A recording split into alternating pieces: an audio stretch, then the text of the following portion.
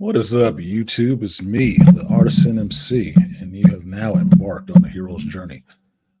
Like, share, subscribe, support the stream if you feel so inclined. I do appreciate you guys coming through because I know it's kind of packed today.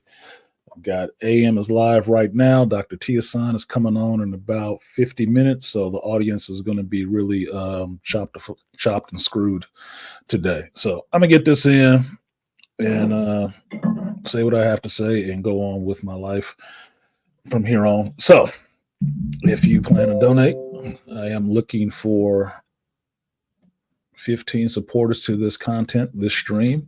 You might as well, because everybody like picking off of it like a salad bar. So, might as well support it. They're not going to. They will not support.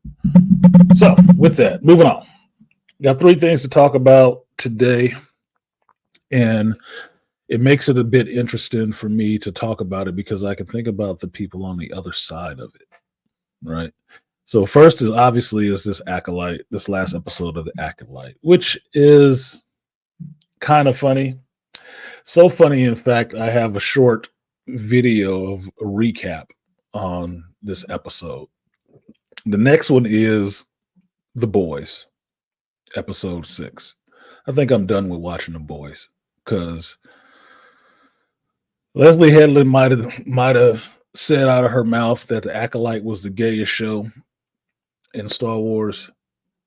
The gayest show is The Boys. This last episode was some of the gayest shit I've seen as of yet, and I don't even think that's from the comics at all. And I'm really wondering. I'm past wondering right now. It's pretty much a full blown understanding that the director who's writing this shit right now is just trying to destroy these characters. So this is going to be the last season, as far as I'm concerned. I'm sure of it. The next one is House of the Dragon, which I'm into. I did like last week's episode. A lot of interesting developments with Daemon and Rhaenyra. So I'll get into that, especially since I'm going to watch that tonight. And just some other things that's been going on in the space and whatnot. So, with that, I'm going to bring up. Let me just say hello to who's in here first before I start getting into anybody's bullshit. Shout out to my Like Me Bang. What's good with my cinephilic brother?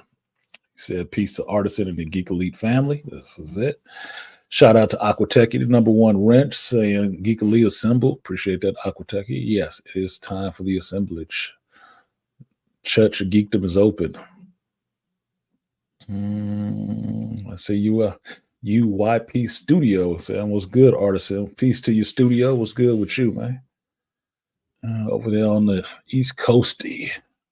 Is it toasty over on the East Coasty? Because it's hot as fuck over here. You had 100-degree weather on a Friday. It's been sweating and losing weight. Thank God. Studio said House of the Dragon has been pretty good. Yeah, House of the Dragon has been pretty good. Boys has been suspect as fuck. Suspect as fuck. And for the amount of sex that these degenerates keep throwing into these shows, it's really becoming troubling. It's really becoming troubling. I'm not squeamish about a lot of things. I'm not. You do what you do. But this last episode of The Boys, and I just watched it this morning, was like, what? That don't even make sense to me for The Boys, right? It might seem like it's a little far or not even cleverly done for them. It's like, oh, here we go. It's been pretty toasty. Yeah, it's been pretty toasty on the East Coasty. Almost as hot as the East Coast. 100 degrees is not unheard of out here, but we should get a breeze. It's just been hot. No one says sub back from Mouse Troll and FL. Mickey's pimp hand is strong. Oh, the Mouse Troll. So you went down to Disney World, huh? Mickey got them gloves on and went in your pockets, huh? He shook you down. So I'm glad I don't have young children anymore. I'm serious. Disney is a gangster, boy. They will get in your shit about them kids, especially if you got little girls. Oh, you getting hit. You getting hit. Which in some ways shouldn't actually be mad about Disney feminizing, some boys brands that they bought, because that's what Disney's always did anyway. It was princesses, right? So now you ain't gonna buy that shit anymore either.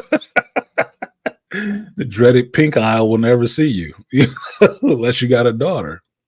Then they're gonna get you. They're gonna get you a daughter or a grown woman who grew up on Disney and need to have new Disney ears every year. Oh shit, we fucked up. That's my mother. My mother is blowing up my phone with this shit. A conversation I don't even understand what we're talking about. Like, you just broke into a conversation that we weren't even having about people. I'm like, do I give a fuck about these old chicks? Huh. I don't get it. Anyway, I'm sorry. I'm just trying to shake the cash. Yeah. Crunchyroll is back. Why is Crunchyroll on my shit still?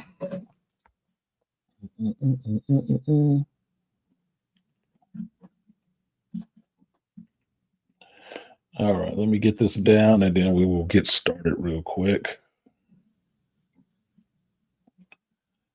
Oh shit, I did that out of order. Let me make sure I get it in the right order. All right. Yeah, I think I got it. All right, so shout out to Aquatechy for supporting the stream. Appreciate you, Aquatechy. First, number one wrench, number one donator for the day. Appreciate that. I will give you, Aquatechy, for your donation. Don't start this shit now. The fuck? Is that my mouse? I think it's my mouse. It is my mouse. Appreciate you, Aquatechy. I will give you. Thank you for supporting the power of many. Power of one, the power of two, the power of many. The power of one, the power of two, the power of many.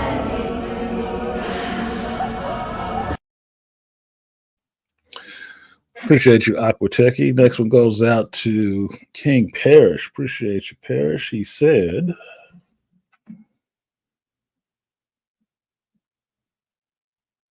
made it off child support. Here's my donation. Congratulations, man. We need to throw you a goddamn party. You made it off of child support? Oh my God, we need to throw a party. I don't have any party sounds. Do I have some party sounds? Let me see. Let me see if I got a party sound for you. I think I might have something. Ding dong, motherfucker. Ding dong.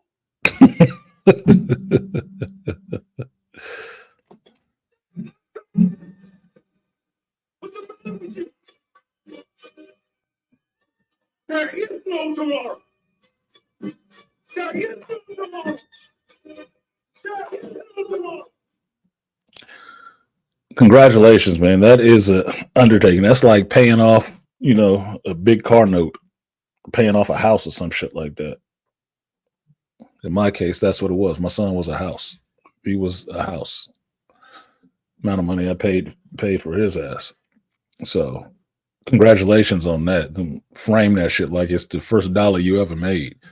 Because I tell you this, the check you get, the next check that you get is going to feel that much more deserving. Going to feel that much more deserving because you had to split that shit for no bullshit. So congratulations, King. I will give you the power of many. Power of one, the power of two, the power of many. The power of one, the power of two, the power of many.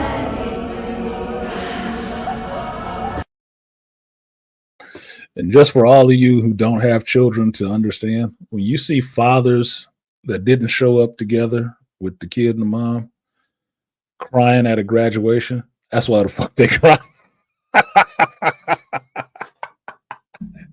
Child support is over. They free. I got freedom. We free. Give us free. That's why they crying. They crying tears of joy. They happy their child is graduating. Yeah, they happy they ain't gotta pay that shit no more. They too. Like I finally paid off that. Like I gave her a loan of my semen. Yeah, hell yeah, like paying off the student loans, like Fannie Mae out my business. Oh my God. What am I gonna do with all this extra money? Oh my God, I don't know what to do. Don't live your fucking life. Thank God. If you feel some kind of way about it, everything you was paying for child support every month, just start throwing it into a separate account and see how much money that is at the end of the year. Because I know once you pay child support for a while, you stop wanting to calculate that shit.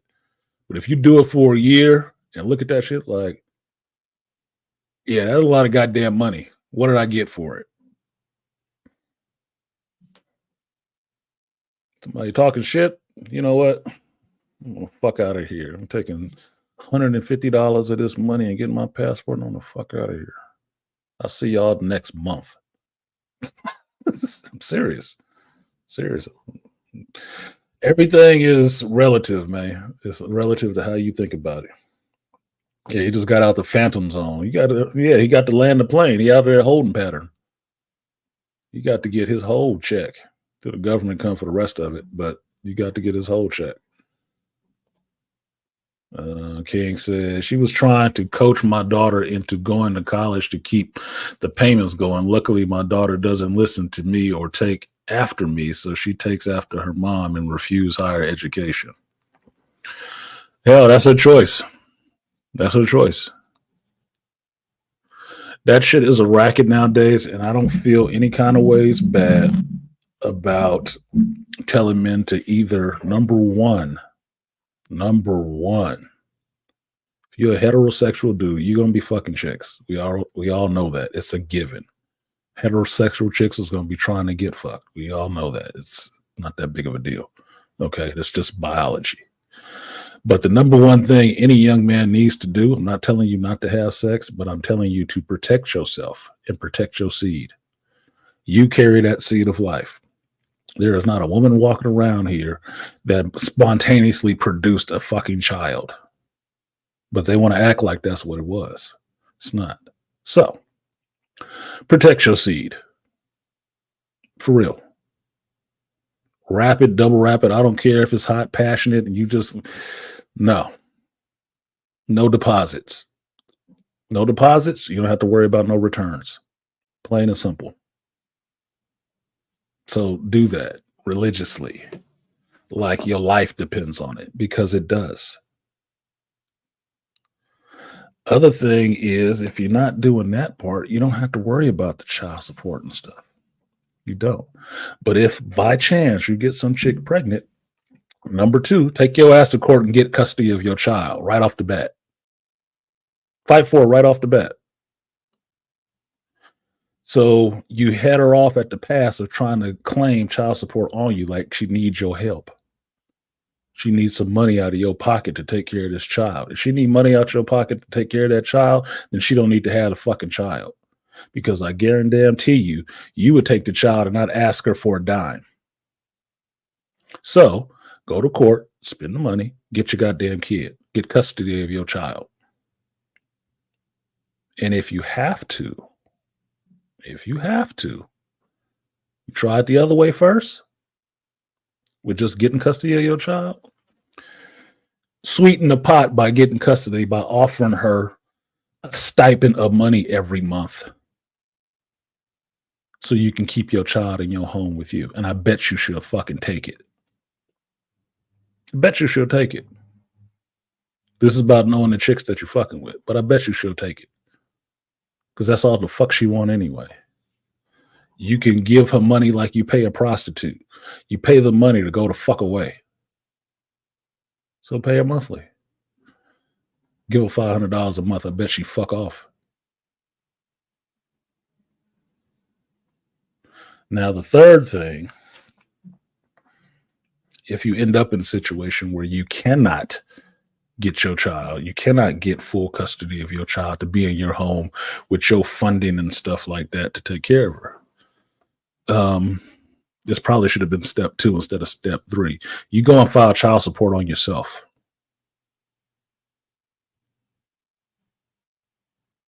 I advise you to do it when you're unemployed.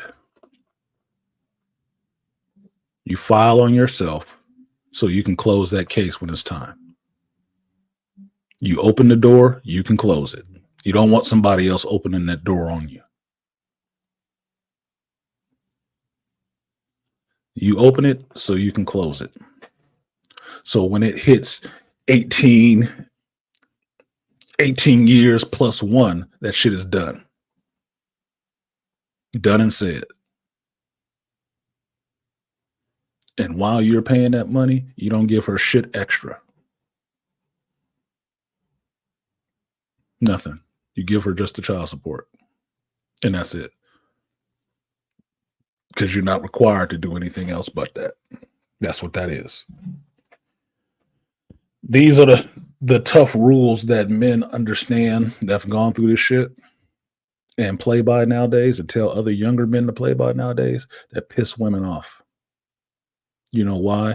It leaves no room for them to get more. They're going to have to, like Ice Cube said back in the 90s, get it out your ass, bitch. Fuck somebody for it. But that just puts the control in your hands so you don't have to keep worrying about this shit forever. I do believe in having children. I do believe in taking care of your children. I don't believe in turning this into an extortion scheme that the government participates in to ruin men's lives for 18 or more. I don't believe in that shit at all. So that's me on that. So congratulations to you, King. Congratulations. Help somebody else get out of that trap too, by never getting into it. So I'm a Gen Xer. I was a crash test dummy for having to learn this shit, because nobody was saying the opposite. I didn't have somebody telling me what I just told everybody else on this goddamn stream. So with that, shout out to Swift for supporting the Church of Geekdom today.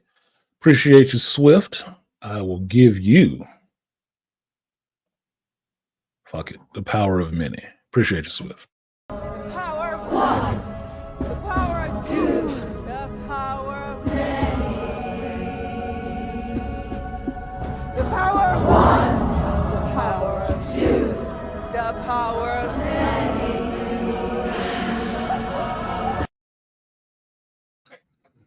All right, so y'all in the chat, this is supposed to be your time to shine.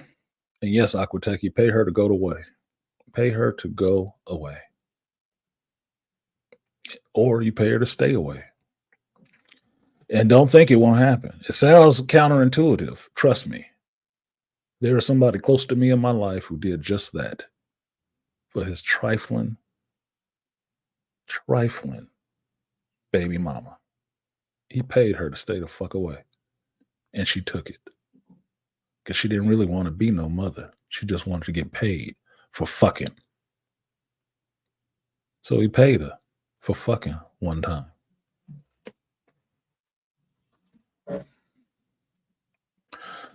What's good, Sportaholic?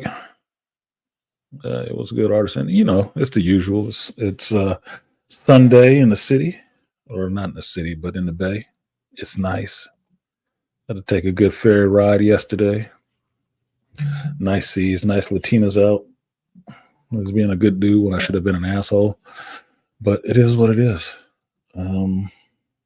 So today, y'all tell me, y'all want to talk about this Acolyte first? You want to talk about the boys first?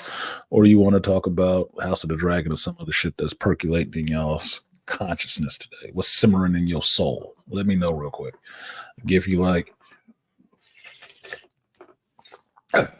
30 seconds for me to enjoy how good that little sip of coffee tasted, and then I'm gonna go into that coffee cup again, and then I'm gonna go in on this shit and get my voices out, get my thoughts out.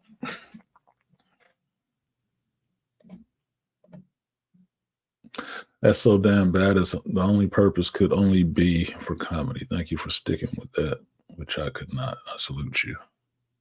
Appreciate you. What are you talking about, though, Longo? Missing the context.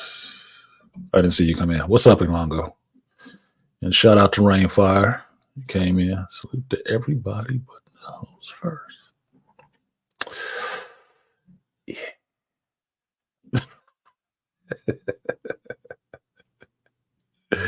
What up, Zajack? I see you in here. Axel F. Can't talk about it because I haven't watched it yet.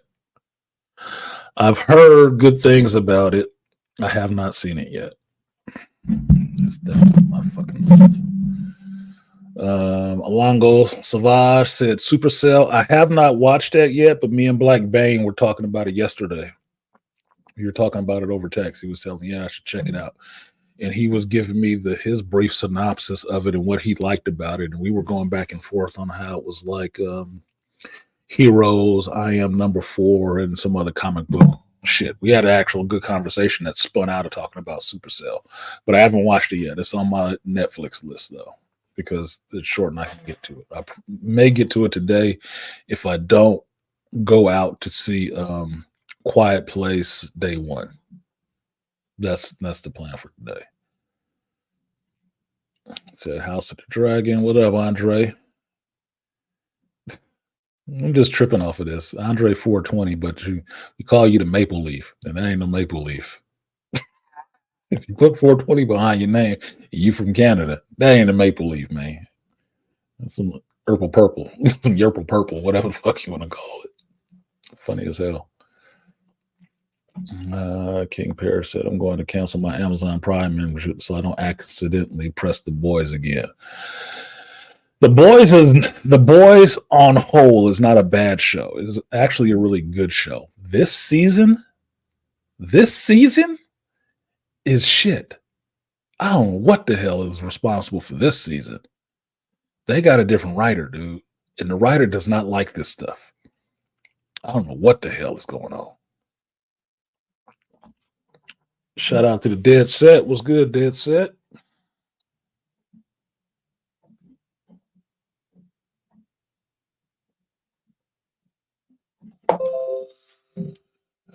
Great. Maggie going live in 30 minutes too. Everybody gonna go live at 12. Really interesting.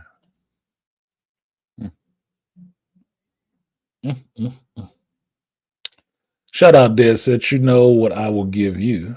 Appreciate you for supporting. Your support goes and becomes the power of many. Appreciate you, Dead Set. Power of one. The power of two. The power of many. The power of one. The power of two. The power of many.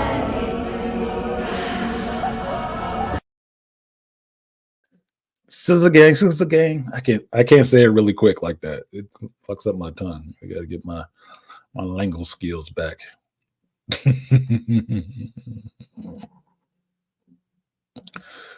of reminds you of Jumper. Yeah, I can't tell. From what Black Bane was telling me, it does strike me a little bit as Heroes, right? And I was explaining the whole archetypes thing with him, that you can have certain archetypes and it's fine, right? It's fine. It doesn't make it like, because you have somebody with super speed or super strength, it doesn't make it a Superman or a Flash show. It doesn't make it that. But you understand that there are archetypes in comic book characters: super strength, super speed, super intelligence, whatever the fuck, right? Somebody can swim in water and breathe shit. Those are archetypes. When you put them in a show with characters who have powers, my immediate understanding is, yes, I see someone with super speed, but that goes with the 15 other characters I know from comic books and everything else that have super speed. It doesn't make this character that just the same as all the rest of them. No, it has an archetype that's similar, but this is where the writer comes in and tells me who that character is that has super speed. That's where writing comes in, because the example I gave him is Flash, Barry Allen, and Pyotr Maximov Quicksilver both have super speed, but they are distinctly two separate characters, because the character is not the speed. The character is the person that has the speed. Okay. So if I went down the line with the speedsters I know of, right? Flash, Quicksilver, Mean Streak, Velocity, Impulse. Um, there's two Impulses, one in DC and one from Marvel. There's a bunch of them. If you've read other comic book companies outside of Marvel and DC, there's always a fucking speedster there. Always. So a character in a show having speed does not make me think immediately of the Flash. I'm just thinking, okay, so they have speed. What's the character about? I didn't even name my own character, Hyperstrike. I didn't name my character. All right. Anyway, I want to see Despicable Me 4 with my daughter, and it's pretty good, actually. You should go see it because your daughter will like it. But I have something funny to tell you about that.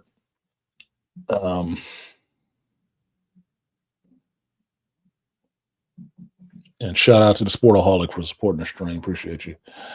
Black Bane said something funny in our conversation Saturday that I laughed my ass off, and I told him I was going to give him credit for because that's what I do. When I hear stuff from people, I want to use something that somebody else said, I always give them credit because I am not trying to take that from them.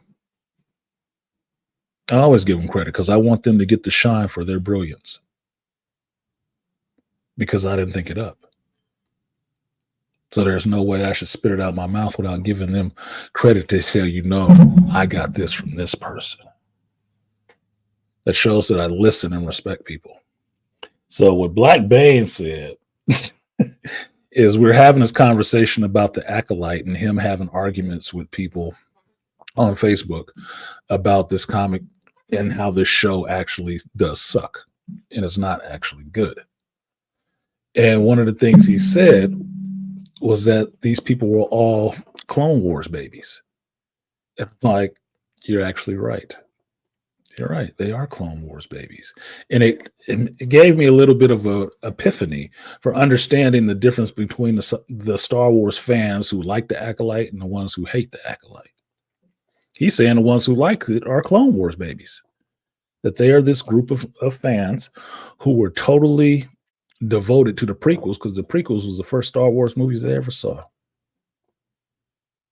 These are the people who cannot get out of the Clone Wars era to tell any fucking story and have no love for the older legacy characters. And I told them that's an apt description because these are the people who are so into making clones every goddamn where. You saw Bad Batch, what was it full of? It's a whole fucking clone saga. You see what's happening in Marvels? Basically, instead of clones, you got other characters from other dimensions and the same version of them from every other dimension you could think of. Basically a clone. And then I mentioned this, Andre, to your thing. I mentioned the Minions. A bunch of dumbass fucking clones. So I told Black Bane, I said, you know what else we used to call clones? Lemmings. Because that's what they are. A bunch of fucking lemmings. All running off the same goddamn cliff. And then the point of the conversation that me and Black Bane were having, believing the Acolyte is good. And I told him, hey, I'm probably one of the most fair people on fucking YouTube when it comes to reviewing these fucking movies and stuff. Why? Because no matter how small the nugget is of something good, I try to draw a silver lining around it. I purposely look for the good points in some of this shit. There ain't none. If so, there's glimmers and it fizzles out the moment you looked at it. It has the lifespan of a gnat's life. It's like, okay, I guess it was a boson particle or something. I don't fucking know. But this shit is objectively not good, even when you're trying to find something good in it. It's brief and fleeting. So, yeah. Shout out to Black Bane for the Clone Wars babies comment, because I will use that and I will give him credit for it. Yeah, exactly. All clones are from Jango Fett. Yeah. Like they turn what was a shortcut for animating and making CG characters into a whole fucking identity. You realize that, right? The Phantom Menace was an improvement over special effects from the original trilogy, but how they got around it is to give it more scope and more grandeur was to repeatedly replicate characters. That's why you can have all the droids. They were all the same droid, just replicated on the screen multiple times. You can have multiple clones of Jango Fett, because then you only have to hire one actor. You don't have to hire a bunch of extras. You hire one actor and clone them bitches out and let him give you 3 or 4 different performances, and then you're good. You got it locked in. You can populate any fucking place with that. You just saw that with the Quantum Mania, where you had Kang at the end. How many different versions of Kang did Jonathan Majors give you that they put in there? It's a fucking CG cheat. That's all it is. But these motherfuckers tried to make an identity out of it, like everything has to be a clone. That's not storytelling, motherfucker. Especially if they're not interesting. The most interesting clones I've seen on TV as of yet recently is Brother Day, Brother Dusk, and Brother Dawn in the Foundation series. Those are the most interesting clones I've seen. Because at the very least, even though they're the same clone existing at the same time, they can still have different personalities and present different at different age groups. And they're working with each other like, man, you a little young-minded. You need to listen to us or whatever, because we are the 2 clones older than you. So we've been there. You need to calm down. That shit is interesting, especially when they start having degradation and they start having variances in their personalities and not the same personality. Those are interesting fucking clones. The rest of this shit is not. So, with that, shout out to Sportaholic for supporting the stream. He said, when your show's writing is complete trash and you can't make any bands, it always makes sense to blame everything on your fans. That's a good. You got bars. You got bars for that one. When your show's writing is completely trash and you can't make any bands, it always makes sense to blame everything on the fans. I didn't say it right, but I was trying to do a little bit too much Melly Mel. Probably from the comedy show I saw last night, because this white boy doing comedy with music and stuff like that was giving me some Melly Mel vibes. He was spitting a little shit, and he looked goofy as shit. So shout out to Sportaholic. I will give you for supporting this stream. Thank you. You are one of the power of many. Power of 1. The power of 2. The power of many. The power of 1. The power of 2. The power of many.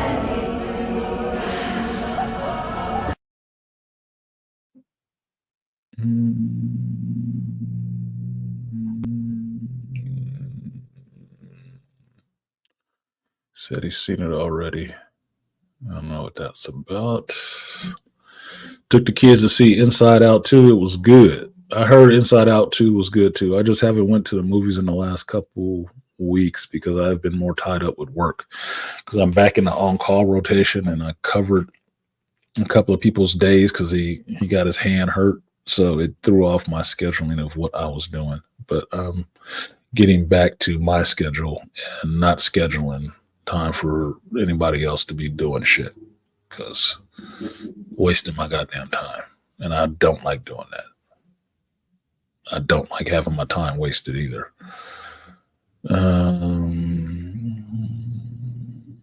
Yeah. Okay, that's cross conversation. My bad. It's not for me. I'm trying to lead a conversation about some other shit in the chat. At least they skipped Spider-Man Clone Saga and went Spider-Verse with their clones to fix it. You're right about that, Rainfire, and I will say this. That version of dimensional travel and dimensional clones, I actually liked in Spider-Verse. I'm actually waiting for that second part of that, excuse me, the third part of that movie franchise to come out. Because that's actually interesting. It at least makes more sense than the rest of this dumb shit. Artisan, the generation of AI heroes and storytelling is based on an old cut and paste model. Yeah, that's all it is. Yeah, it's just cut and paste. I fucking understand it. Don't make it creative. And I'm not for putting a lot of emphasis on that it is. Like, no, it's not. But believe what you want. Artists and the Minions clones have way more personality than most of the clones in pop culture today. I will say that. That's why the Minions make me laugh. And I don't even watch that shit. Can you believe that? I've not watched one. Despicable Me 1 through 4, the Minions. I haven't watched any of that shit. I just look at it as dumb humor. I do. I just look at it as dumb humor. So I don't have any small children, and I'm not watching the shit. I just don't. It's nothing against it. I just don't. It's not for me. Shout out to Andre for supporting the stream. The Marijuana Maple Leaf says,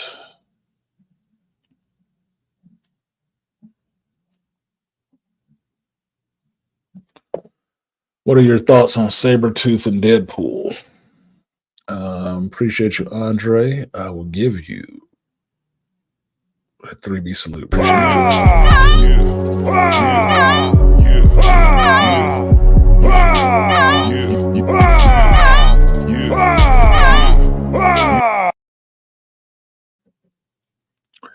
I'm fine with Sabretooth being in the Deadpool movie. It's actually really cool that they brought Tyler Mane back to be in that.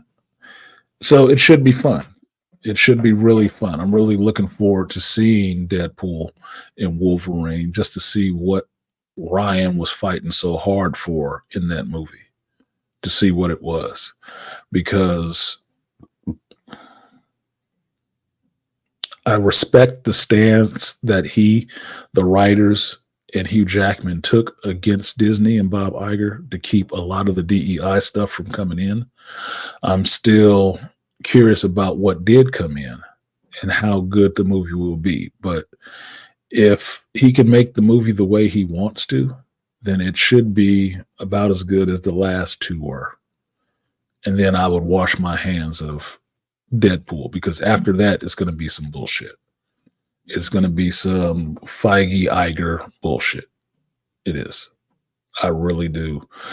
The fact that they finally came out and said that Deadpool and Wolverine was not actually Deadpool 3 made me believe that, okay, that then the bullshit is going to be stuffed into number 3, because that's going to be the one fully under Marvel Disney. That's what it's going to be. So, okay. I will watch and enjoy this one to get to see Hugh and Ryan on screen together, making jokes at all of the expenses, like good cinema should do. And then look for the spooged up cannoli in Deadpool 3. I'll let Marvel ruin it completely, because this will be the one that people want to see. I'm not looking for the third one, the next one. Look that. What up, Noir Truth? The next Spider-Verse movie is going to be lit. Yeah, it should be. I'm looking forward to that. There's still a couple of movies that have not come out this year that I'm really looking forward to. Spider-Verse, it's not even Beyond. This is not Across. I think this one is Beyond the Spider-Verse or something like that. Or I don't know, Journeys Through, whatever the fuck. I'm looking forward to that. No doubt about it. I'm looking forward to that.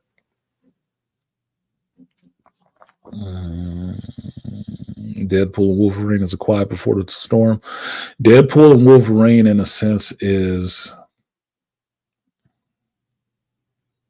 You got your second win when you was fucking, and you might get another little bus, but it ain't gonna be as big as the first one.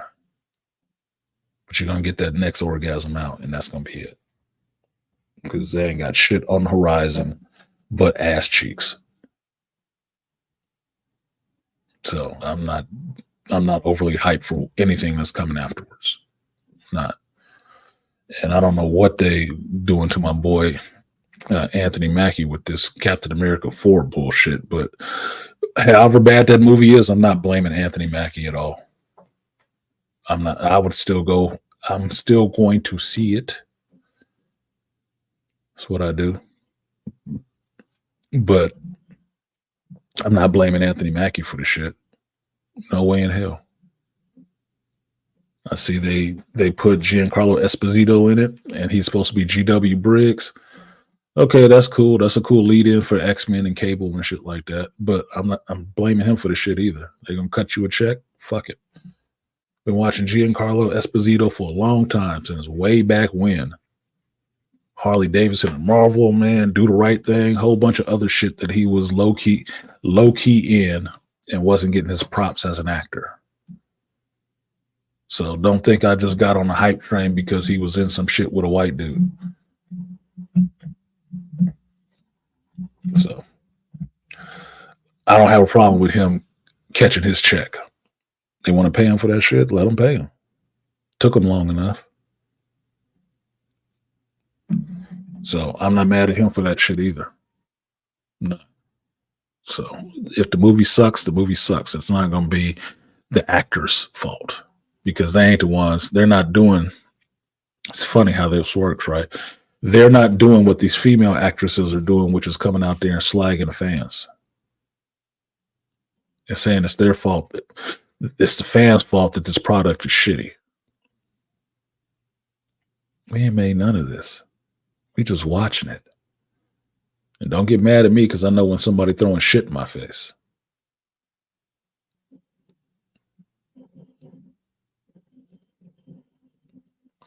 Anthony Mackie lost you when he played in Black Mirror.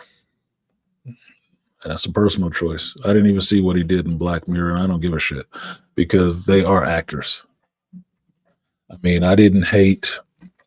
If I remember correctly, he and Yahya Abdul Mateen were in it, and they were doing some video gamer shit, and they were like pretending to be girls or some shit like that. I don't know. It's some gay shit, right? I don't give a fuck about that. It's a story. I'm not attaching that to the actor like it's his fault. It's a story. He acted in it. Perfect example is I like Jake Gyllenhaal. I like Heath Ledger. I like Ang Lee. I've never watched Brokeback Mountain. You know why? Because I'm not into gay cowboys and turning a masculine figure, which is a cowboy, into a gay guy. No, I wasn't into that shit.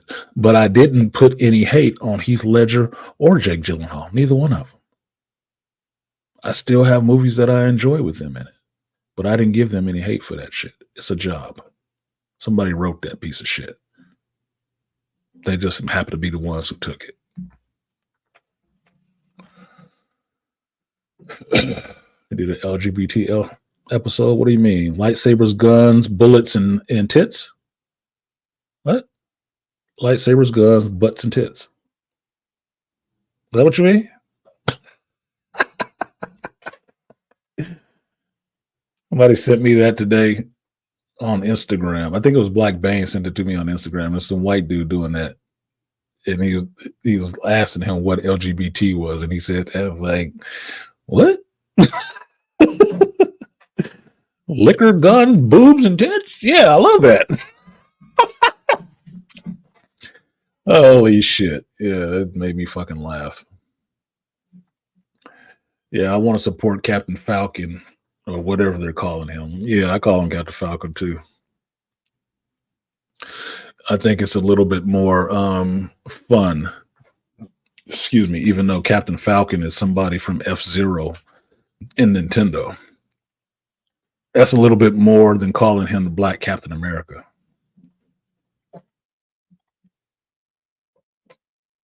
That's a little bit more fun than that.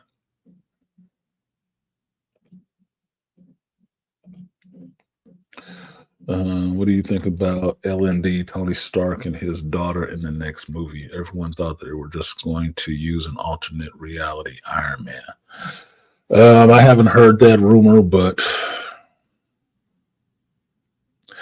understand Marvel is grasping at straws right now to try to make this shit work again and find a way to bring back people who brought them money that people want to see and not ruin the sacrifice that some of these characters made. That means they're grasping at straws instead of just restart. Instead of doing that, which is in their power to do, but they're not doing that. They fucking blown up the whole timeline of events by going fucking around and firing Jonathan Majors for some shit he didn't even do. That's their fault. I'm not looking at Marvel like they got the smartest people in the world there anymore. They don't. I'm not even looking at them like they give a fuck about their own continuity or their own original stories. I don't.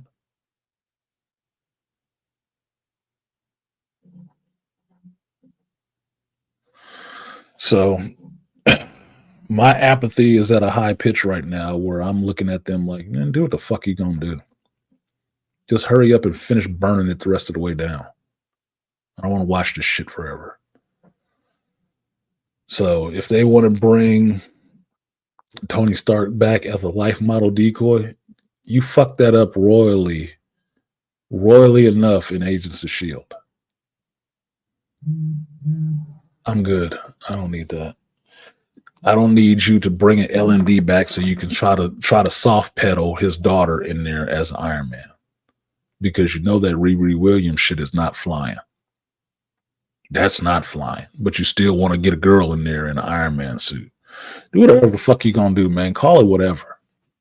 I don't give a shit now. I don't. You fucked it up enough. And either you're gonna stop fucking it up or you're gonna pick up steam. Seems like Marvel wants to pick up steam. So let them go. Let's fucking run on it. Now I do got some points I want to get into, and I got 5 minutes for Dr. T fires up. So some of you guys are gonna peace out of here or have your split attention or whatever you do. But I'm gonna get this shit out, and then I'll drop the link so you guys can come up and give your 2 cents on the shit. So I didn't get a definitive answer of where we want to start, so I'm just going to go with the boys first, and then I'll get to the acolyte, if y'all don't mind. So my thoughts on the boys, since that's the most prescient in my mind right now.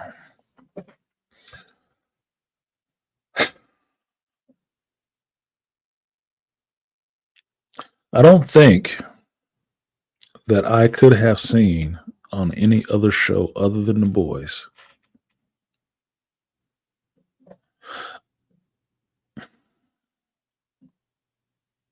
a legit 50 Shades of Grey kind of scene where a main character was having his asshole reached into by another character. Or, let me reverse that, where I could see one of the main characters, I could say, or a supporting character, reaching into another character's asshole to give him a shot. And then in the midst of that endeavor, having shit squirted in his face. And I don't mean shit, having webbing shot in his face. A black man, no less. In watching this episode of The Boys, I saw 3 of the main characters in this. Mother's Milk, Butcher, or not even Butcher. Butcher had his own shit going on. Mother's Milk and Huey and Homelander to an extent fucking degraded right in front of my eyes like it was a goddamn joke. Now, the most offensive one to me was Mother's Milk, where Mother's Milk has a plan to get into Tech Knight's ultra-right conservative party. And he goes to Webweaver. Now, Webweaver is the boys' version of Spider-Man. The difference is that on the small of his back, he has a spider spinner. Right? Okay. So apparently he's also a fucking drug addict and a poof. You know, he's willing to do something strange for some change. Mother's Milk goes to him, I guess, to get his outfit, so he can sneak Huey into Tech Knight's, exclusive party that Webweaver is invited to. He shows up to Webweaver's house with drugs, and Webweaver tells him he wants him to stick it in his ass. And Mother's Milk is against it at first. Well, the whole time he's against it. But eventually, because they need to get this part of the story done, he does it. And so the next scene that you have is this dude bent over a chair in all fours, and Mother's Milk reaching behind him. And he's like, "Oh, that's the wrong hole. That's my web hole." And then you get to see him pulling his fucking hand of this shot needle out of this spinneret hole on this dude's ass, small of his back, right above his ass, and then sticking this thing into the dude's actual asshole. Now, when he pulls this shot out of this dude's asshole, which is, I guess, supposed to knock him out or something like that, the web spinner above his asshole squirts white webbing on his fucking cheek. That part I was done with the episode, I thought. Because I thought, what a fucking insult. Who wrote this shit? This is some really gay shit. And I'm not opposed to people having their gay shit, but this is like some really ridiculous shit right here. To me, that was a disrespect to that character because it was played for a fucking laugh. And of course, Huey walks in and says, "Oh, you want some Perel? Yes, give me some goddamn Perel." Perel?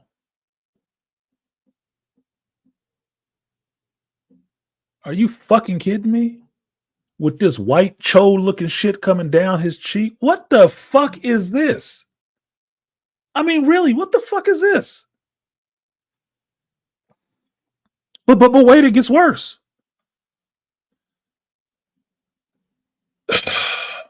So Huey takes the dude's costume, leaves him butt naked laying on the floor with his spinner up out and his ass all out. Takes the costume, doesn't wash it, and puts it on himself. And then wants to talk about how it smells like sweaty ass and bad decisions. Like, are you fucking kidding me? Bruh. What the fuck is this? What is this shit? What is this writing? Now, Huey goes to the party impersonating Webweaver. And apparently, Webweaver was invited to the party because Tech Knight, their Batman-esque character, was auditioning him for a new sidekick. Now, showing him around while he is on comms with Mother's Milk and Starlight and Kimiko. Tech Knight eventually takes him to the secret room with the secret bookshelf book to take him down to the tech cave. Well, down in the tech cave, it is not a Batman-esque cave like you would think. It is a fucking sex dungeon. Complete in that Pulp Fiction kind of way with a gimp tied up in the corner. I'm like, what in the bruh? It's more dildos on display in this shit right now than was in the earlier episodes with the Splinter dude constantly showing his fake ass phallus. I'm like, what the fuck? So apparently, Tech Knight is a misogynist, homosexual misogynist. And what he wants is Web Weaver tied up over this thing in the all fours position so he can get his fucking rocks off.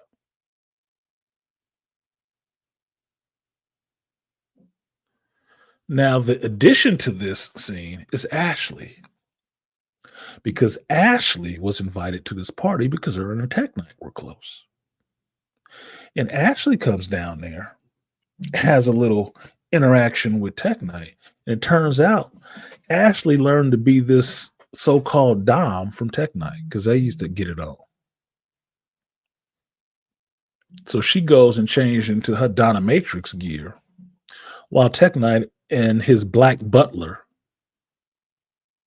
his old man black butler, have tied up Huey in this costume, ass up, face down, in the middle of the room, on some fake ass 50 Shades trifling shit. So while Tech Knight is over a little ways away from Huey, while his ass is all up and he's behind him and he's in his suit, he puts the little choke chain around his neck and is hanging himself, autoerotic asphyxiation in himself to Huey's ass. Ashley gets to come in there and talk all kind of raunchy shit to him, playing with herself. I'm like, what the fuck is this? I'm like, oh my fucking God, dude. I'm a grown up and I'm not squeamish about sex stuff. I'm not. It doesn't make me cringe or be like, ooh, what? Oh, no. No, it doesn't. None of that does it to me. This shit was fucking ridiculous. Absolutely ridiculous. Especially making a David Carradine joke while you sitting there choking yourself in your cave to this woman tickling this dude's feet and licking on the balls of his feet and bare feet and shit and playing with herself. I'm like, what the fuck? Come on, man. What is this show? What does this have to do with anything? Now, the capper to this disgusting debacle was Ashley actually getting off. She came on herself. And Tech Knight excuses her to go change her clothes and go back upstairs to the party. And what does she do? She takes her hands and rubs them on Huey's face because he still has this mask on. And all this, it looks like Slimer just slimed his ass. I'm like, oh my God, what the fuck is this shit? I mean, what?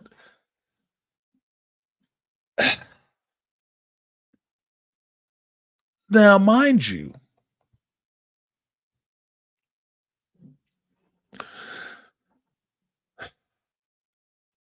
the Gimp is still down there in the cave. The past sidekick that Tech Knight doesn't want anymore, dressed in his red Gimp suit, chained up to a wall.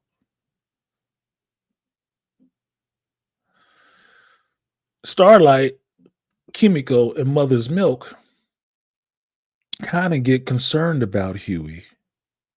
And Starlight forces them to go in to see about what's going on because they lost communication with him. And they get in there and find that this is what's happening to fucking Huey. So they capture Tech Knight, they tie his ass up, and now they want to torture him. And Kumiko is doing her thing, is stabbing him in the leg, and the dude is getting off on the shit because he's a masochist, right? She's getting off on the shit. So they figure out how to get at a masochist, and how the GIMP breaks away from the wall and shows them what to do is to take his laptop, scan his retinal scan, and get into all his bank accounts, and then start giving away millions of dollars of his money. Since he's a billionaire, how do you hurt a billionaire masochist? Oh, I'm going to give your money to Black Lives Matter and a bunch of these other little liberal causes. I'm like, get the fuck out of here. This is fucking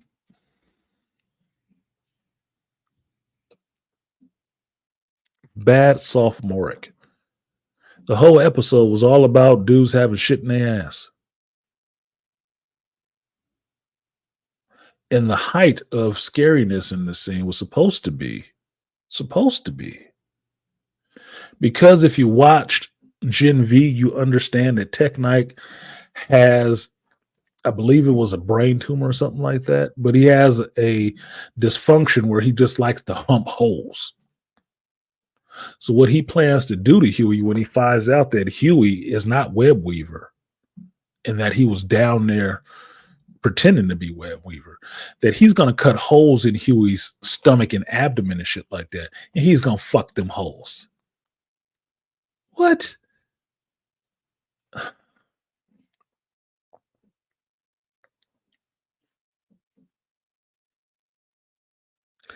This shit was disappointing. Pointless disappointment. And that's when I finally decided I was probably done with this show. I wasn't sure about it, that I was done with it earlier this week when I realized it was the day for the new Boys episode to come out, and I didn't rush to watch it. But watching this morning, yeah, I'm done with this series. Catch me when y'all have y'all's, series finale. When this shit is over too. And I was really looking to see who wrote this piece of shit.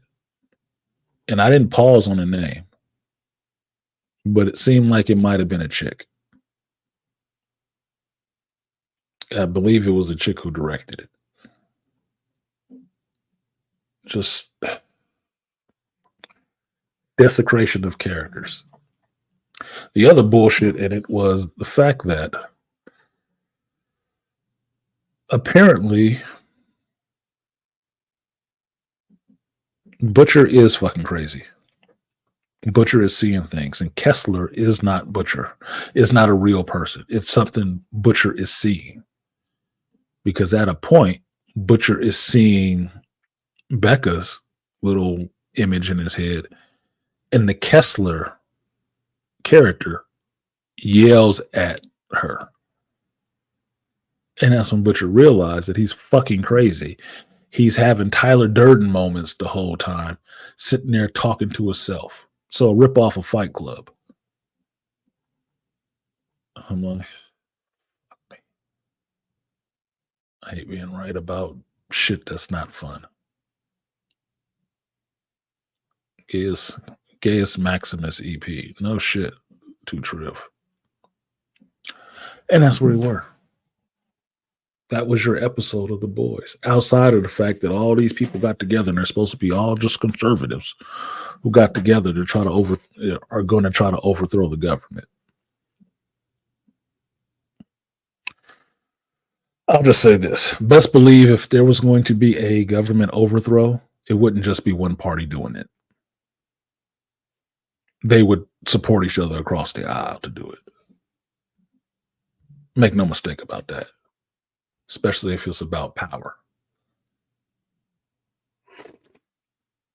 The only people they don't like sharing power with is the people. Their actual bosses. So I think I'm done with this show.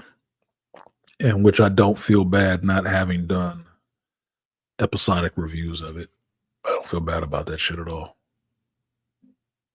Because an episodic review would have just been me having to relive it every time I watch the show. And every time I have to sit down there and cut a video. to explain that little piece. It would have sucked for me. It would have sucked the joy out of me, just like you could see the joy sucked out of me talking about this shit. Look, I'm not gay. I might be a lesbian. I'm not gay. I understand that people are gay. I have family. I have friends. It's not that big of a deal to me. But the way these writers, directors, and producers are trying to force that into everybody's face is a bit gross. And it's a bit disingenuous to legitimately gay people's plight with being accepted. You do a disservice to them by doing shit like this. You don't do them a service. It's times like this I still wish I had the store so I could talk to my gay male customers and ask them, what do you think about this show? What do you think about what they're doing in this show? So I could tell you from their mouths what they say. If they're even watching this shit and what they don't like about it. So it doesn't sound like it's just me saying it. I would bring them on so you could talk to them. And they can tell you themselves from their own mouth. Because make no mistake about it, I'm all for people doing that. I'm not for somebody sitting up there being some entitled ass white person saying they're the voice of all the rest of these people that don't get to speak. No, you're not.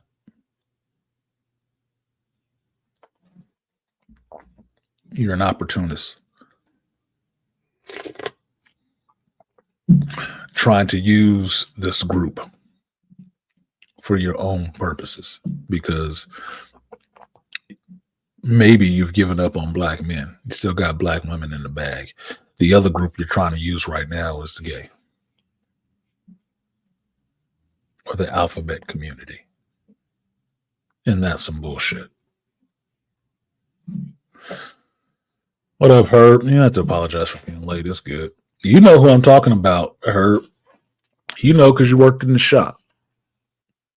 Put it in here. How many gay male customers did we have? How many of them? You know them just like I know them. From what you know of them and conversations that we've had with them, did it seem like they would like any of this shit? They'd be offended. They would be offended.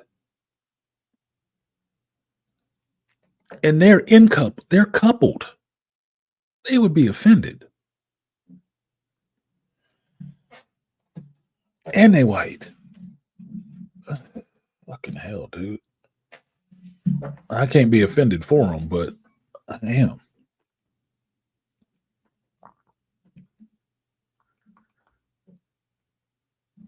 Just dumb shit. Absolutely dumb shit. Stop blowing up my phone with a group conversation that I'm not a part of.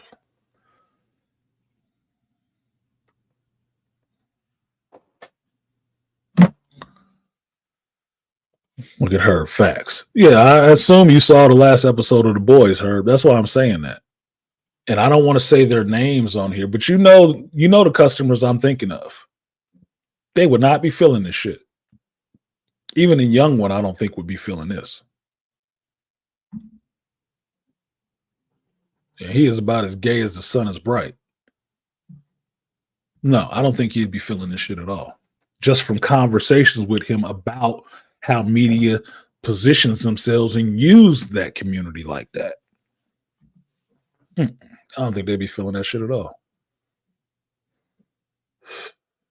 Anyway, that's my spiel on The Boys. I'm fucking sick of this show right now. This season is not good. In the 6 episodes, I have seen nothing but questions. I've come away from every episode scratching my head like, the fuck is going on with this direction? What's going on with this writing?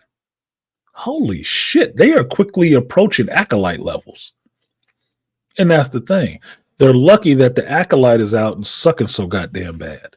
because it's sucking all the air out the room for people to be focused and talking about what's going on with the boys.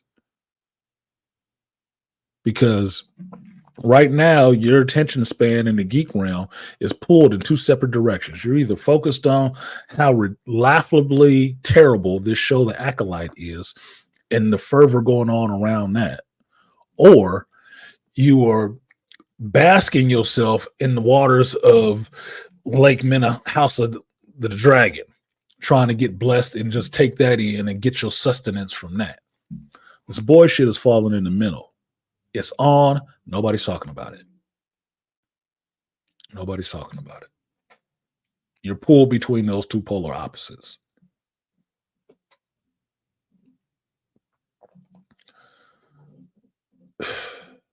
It's worse than that, Noir. This episode, Deep is trying to give Black Noir advice on what he should be doing playing Black Noir.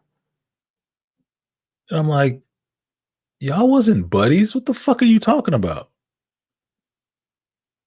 They don't even know what they're doing with the Deep, let alone Black Noir.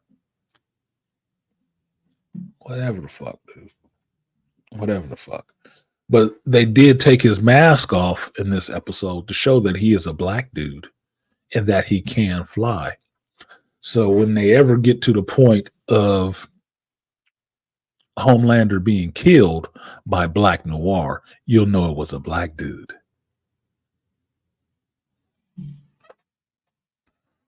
Just like they just shot this black chick in the head. A black man shooting a black woman in the head.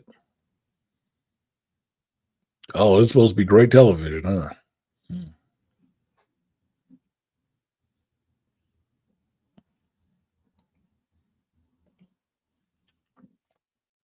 It's a straight female viewers who have fantasies about all this fluid exchange and butt stuff. And Futanari BS has pushed this. I don't even think it's that. I don't. I do not. I'm a little versed to how I'm putting it in female fantasies. I don't think the fluid thing is one of theirs. That's a guy's thing. And more aptly, I think it's a homosexual guy thing. If you've ever seen hentai, even if it's in manga version, right, not the movie version, always is a lot of fluids around, right? It's how you entice a woman is not the same way you entice a man. Because a woman does get wet. Yes, she does get wet. That might be hot to her to get wet. But fluids all over the place ain't her thing. Even if you might run into one who just want, the whole Gia's pancake on her face.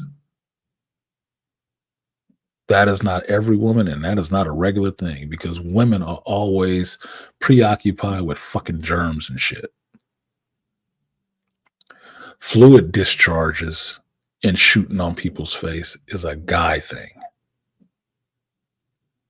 And in homosexual relationships, it's a main thing.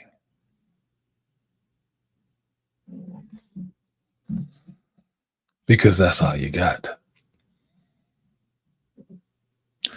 Juices squirting out of a butt is a homosexual thing. Because where else are they going to shoot from?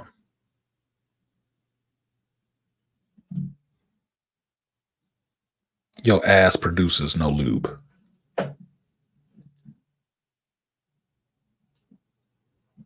So I wouldn't put that on women, because it's not a woman who wrote that episode.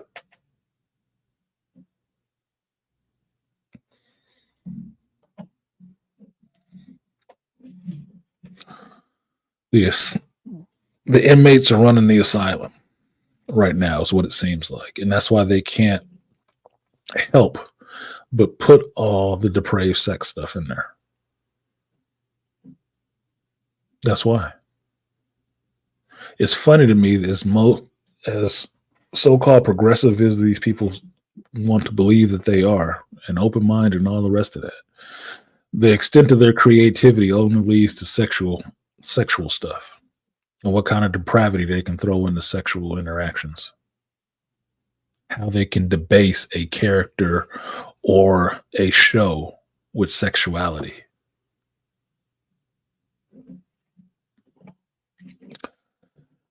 As a perfect example of this,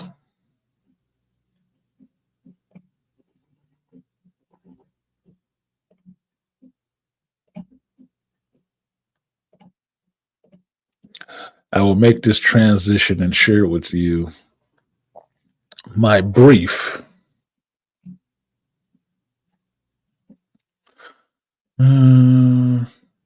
my brief understanding or explanation of what happened in the last episode of The Acolyte. How does it feel?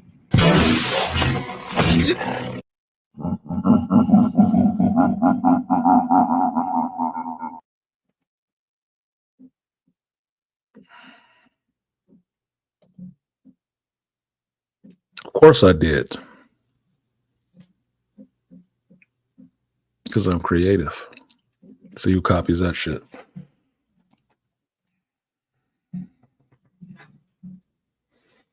That's what I got to deal with. I said it before, and I know I said it a couple years ago, that these people's creativity is limited to how they have sex because that's the only thing they have to share with people. Nothing else. They don't have anything deep. They don't have any introspective thoughts on life or stories that they want to tell other than, look how I have sex. And sex is the most interesting thing in their fucking life. That's the only story that they have to tell because that's their whole identity. Look, I joke about being a lesbian, right? Why do I joke about being a lesbian? Because in some ways I think it's absolutely ridiculous. Because why does anybody care? I don't have to proclaim that I'm a heterosexual man to anybody. And nobody actually gives a shit except for the women I choose to actually have sex with. It's just what you do. That's not the identity. My identity is that not I'm a heterosexual man. My identity is that I am Artisan or Antonio. And this is how I see the world. And this is how I approach the world. And how I approach the world is not with my dick out, making everybody accept the fact that I got a dick. No, that's not how I progress through the world.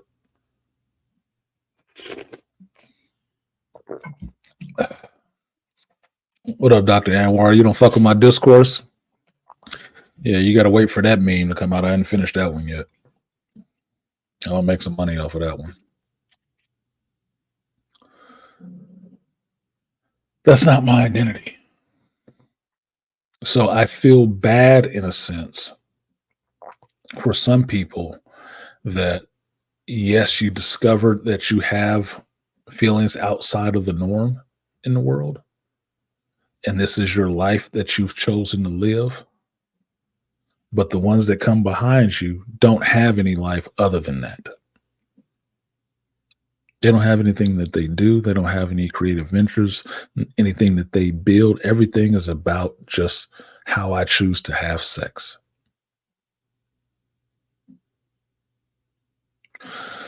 I'm into architecture, right?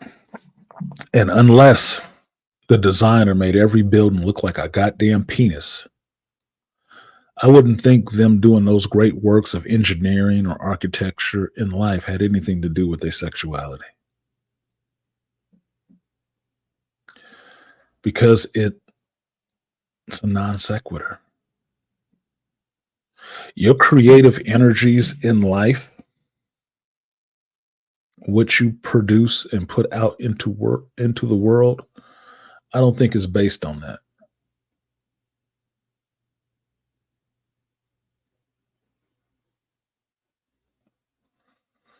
Can it inform your work?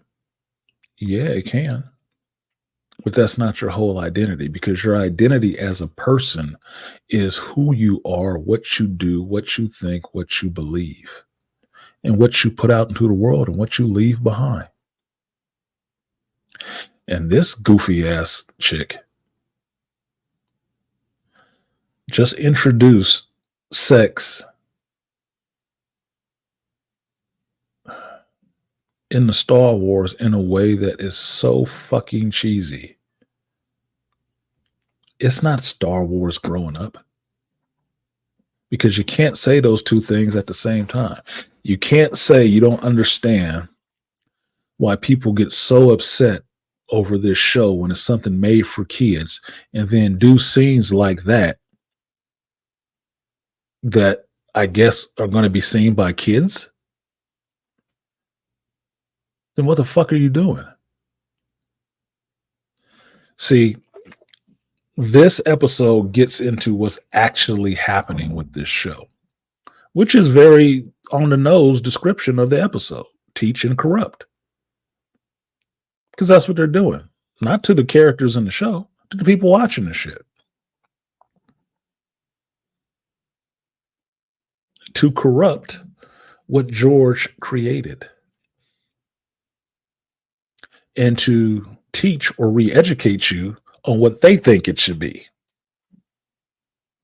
Because I don't understand how this non-talent, shit writing person got in charge of this much money in this production to turn around and sexualize the show. That was her go-to. And I thought it was really funny that, you know what, the last shit show I saw from Disney under the Marvel banner was She-Hulk. And what did that chick have to offer? What does she have to offer?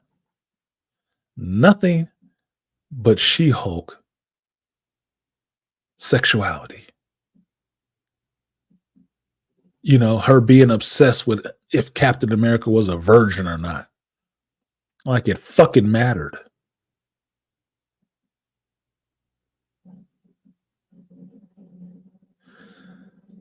To have She-Hulk with Megan Thee Stallion twerking in a law office. Because that's the biggest thing. To have Daredevil doing the walk of shame, carrying his fucking shoes like a chick who put on her high heel fuck me pumps and can't wear them the whole night because they hurt her feet. That's what these people have to offer. Fucking bozos. Anybody who read She-Hulk comics knows She-Hulk is a fucking horn dog. She looks like a woman any man would want, and the woman she always wanted herself to be. So She-Hulk fucking is not new to any of us who actually read comic books. But you turned it into something that was like, oh my fucking God, this is so LA cringeworthy. The unpicked girl jealousy and the unpicked girl's fantasy of what life like that was really like. And then we get over to this shit. I'm seeing more bare-chested men in this shit, and I'm really trying to understand this because I thought the creator and the writer of this show was a fucking lesbian. What does she care about half-naked men? What does she care about that shit? That's not something she's supposed to desire, right? Or maybe she does desire it. And the reason she's sticking that in the show is because that's what she really actually wants. But because she is so unattractive to men, and the shit that comes out of her mouth might be so vile, she couldn't catch a dude. So she settled on women because that's what the options were left to her. Which is why nowadays I don't buy younger lesbians. I really don't. I accept that they exist. I just don't really buy them. Especially if they got kids already and shit. No. You're an opportunist looking for somebody to have to pay attention to you. Because at the end of the day, somebody got to lick your shit. And you don't care whose tongue it is, just as long as somebody do it.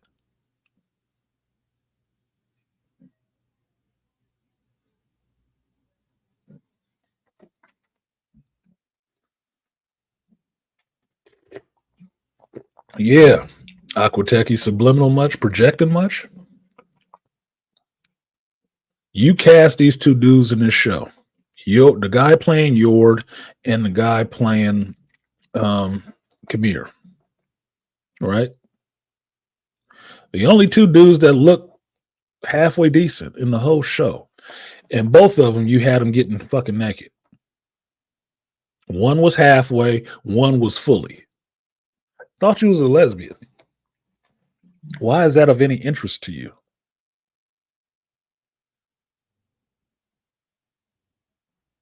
Because I ain't seen one chick in this bitch be topless or half naked, which I would expect. Because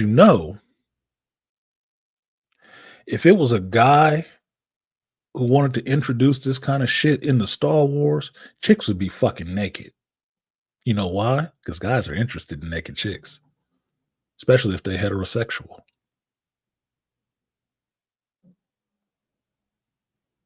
But a supposed lesbian introducing half naked or fully naked men in the Star Wars makes me wonder, you must not really be a lesbian. You just couldn't find the guy you wanted. Because you cast these motherfuckers. That means you picked them to your preferences, your taste. And you wrote this shit. Maybe that's how you wanted it to happen.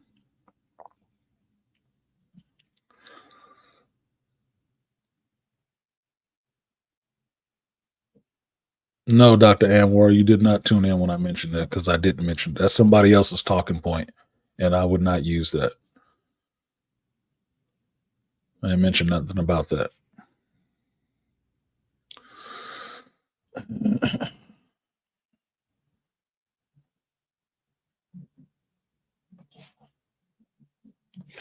Shout out to Rainfire Design for supporting the stream. I said they're trying to reinvent the wheel because I don't want to know about anything before them. Not bathing and free love is new. They should watch hippie documentaries or The Libertine. They could, but you know how modern day people are. Millennials are. They don't value anything from the past. They don't. That's why they try to destroy all of it. Because you can't call them mediocre if you don't have anything better to compare it to. That's why they support this show and say it's good. So appreciate you, Rainfire, for supporting the stream. I am the power of one. You are the power of two. And with your donation, we are The power of one. The power of two. The power of many. The power of one. The power of two. The power of many.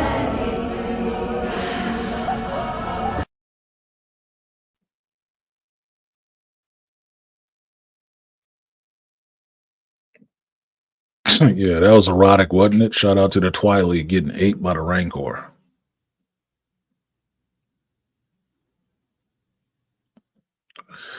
Now, here's my thing on this show, because this is the one scene in the whole episode that makes any of it questionable, right? This is how this shit plays to me. Outside of the fact that she picked this dude, she wrote this scene. This is what she wanted. You've heard other commenters in the geek sphere talk about this, that you write from what you know. That's a common writing tip, right? You write from what you know. And because this is so much detailed and this gets so much breadth and time about this character of Chimere possibly trying to corrupt Osha into joining him. Yes, it makes me think of Leslie Hedlund and her time with Harvey Weinstein. And it makes me think this either happened to her or this is what Weinstein did to some of them women. And it makes it really questionable to me because the whole idea is that it's a corruption, an enticing, a sexual enticing to corrupt this individual.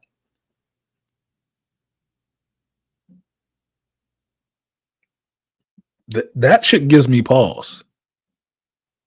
It gives me a little bit of pause. And it's like,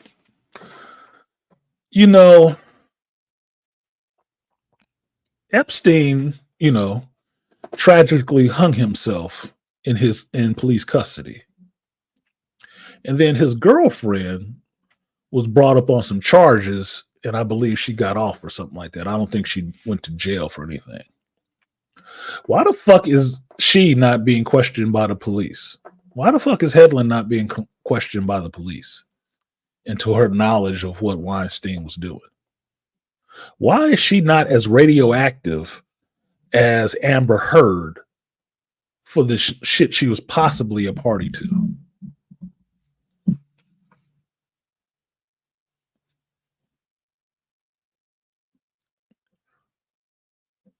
I mean, I'm fucking curious.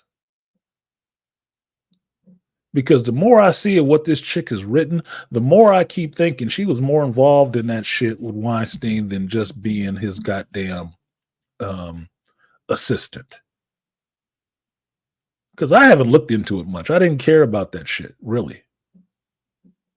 I just thought any chick that was fucking Weinstein to get a role and built their career off of that shit and never told another female actress waiting to go into his office what was happening, she didn't give a fuck. Because it was about the power of her and not the power of many. It was only about the power of many when, they was aging out. And it's time to tear him down because he don't want to give many other roles. And they have now become the old cow and not the fresh milk. Now they pissed off. But finding out that he had a woman there scheduling these fucking meetings and shit like that, what does she know? And did anybody question her? But I watch a scene like this, that's all I'm thinking. That's all I'm thinking about. It's like, is this a Weinstein tape? Is that what he was doing?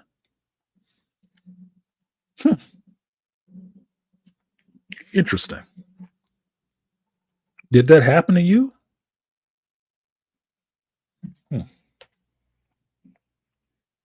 Interesting. Now, yeah, she had the character of Osha getting a good look at Chimere's Shoto blade, his littlest lightsaber. So you didn't edit that part out. You left it in there. So the indication is, yeah, he got a swinging dick. You left that in there for what? I thought dicks were gross to lesbians. Oh, God, no. I think you need to stop lying to yourself. Or just come out and say you bisexual or some shit like that. Or trisexual. You'll try anything sexual. Aside from what works at the minute.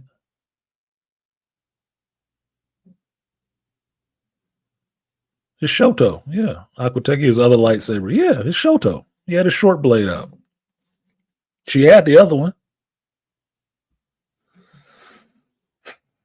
It ain't the one that got the poke Jackie, but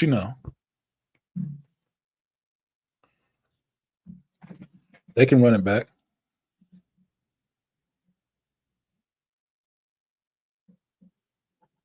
Yeah, even if you're a villain, you're a victim. Yeah, Aquateki. In some ways, it does seem like that. This episode seemed like that. Like you telling. And I don't give a shit that you telling in this situation. on what that fuck nut did, because trust me, he had to be offering somebody some kind of fucking role for them to be fucking that fucking damn troll. I'm serious. I'm sorry.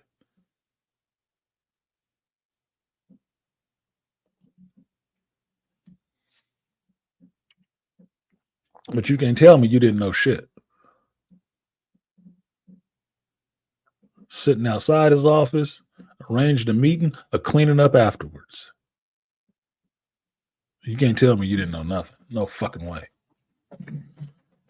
And writing this episode don't seem like it, because all I saw was a fat dude getting out of a hot tub, butt naked, imposing himself on a chick.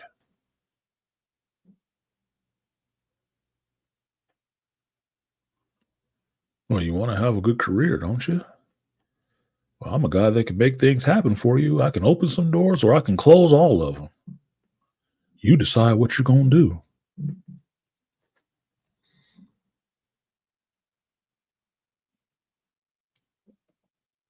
Yeah, no shit, Rainfire.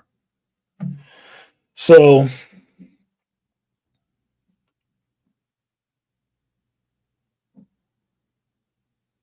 the other thing that I noticed in this episode, which is rife with sexual overtones the whole time,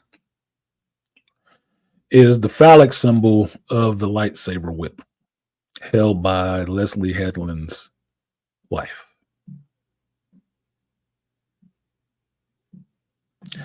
I've always said this about modern lesbian relationships. I don't say about older lesbian relationships, and I make the cutoff of people who have been together like 20-something years, and they grew up in a time where that shit wasn't cool. They had to move away from their home and be with the person that they loved, and they had this one relationship this whole fucking time.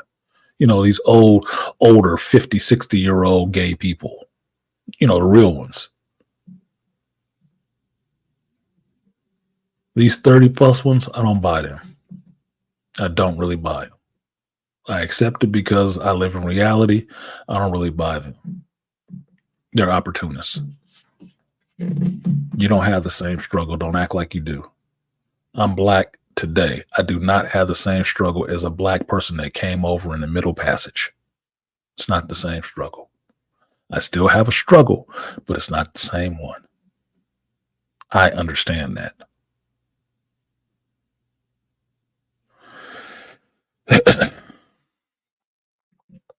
The modern ones, they don't get that. They want to say, no, we still have to live in the closet. No, you don't. Quit it.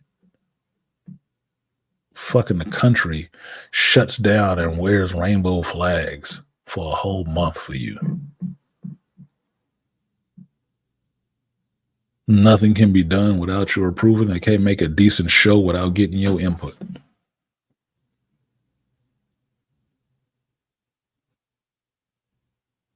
So, no. It's not. Yeah, Aquatechie, the older ones kept it classy. Yeah, they did. Because they had personality. That's why I have family and friends like that. Because they had personality. My friend from junior high, I knew he was gay the whole time. Right? When he finally grew up and in his way came out to me, it wasn't no big deal. I don't give a shit.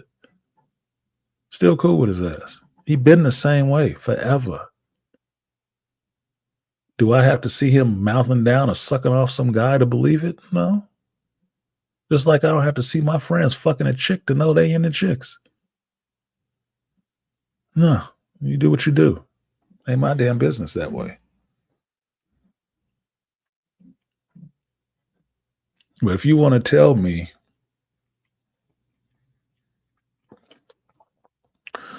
you are this way, but I know you've been fawning over dudes, okay, you might be having your terms mixed up, because as I understand it, that ain't how you get down. So you ain't interested one way or the other. It's not something you focus on like that. Now,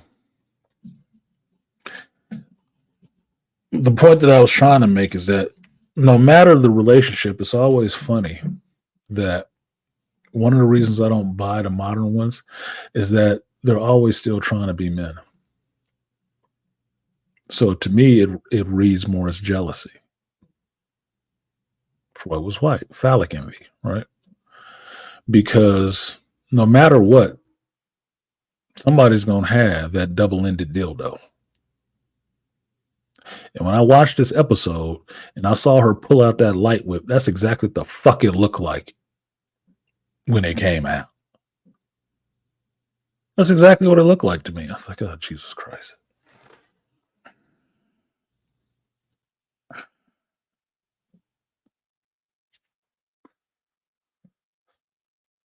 I can't with this shit.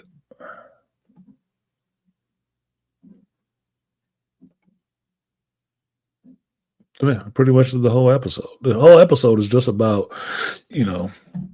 sex tropes. Because if you don't have, and this is just a Sportaholics comment, if you don't have May looking like she want to fuck Chimere, and Chimere being alluring, trying to show her a little bit of his body and his tramp stamps and stuff like that, like he trying to lure her into bed and give her the false. You got Soul on the ship with May acting like he about to confess to being a pedo.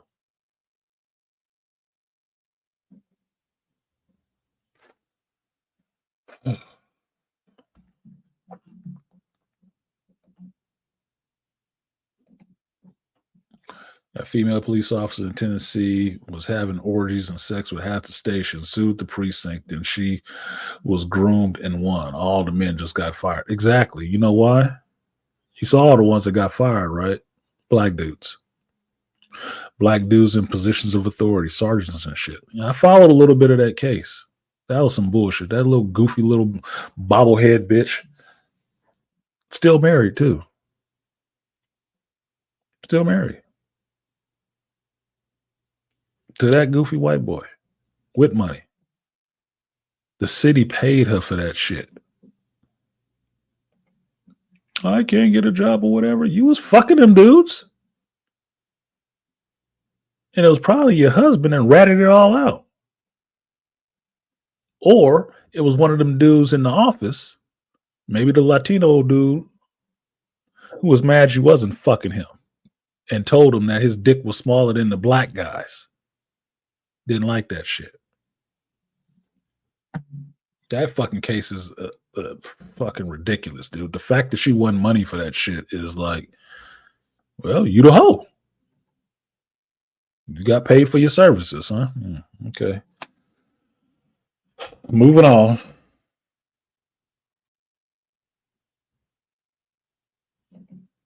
Yeah, the flip-flop community.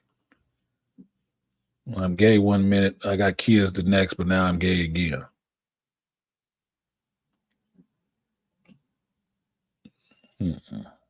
Have it any which way but loose. Is it me or the lightsaber hilts usually thick in this series? Yeah, the reason I heard for why the lightsaber hilts are so thick is because they're using a different battery pack for the LED blades. And because they're using a different battery pack, it made the hilts a little bit bigger. Because they wanted to have that heft. Basically, it's technology related, is what they're saying.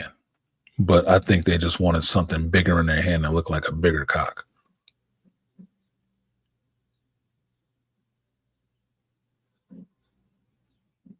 Just saying.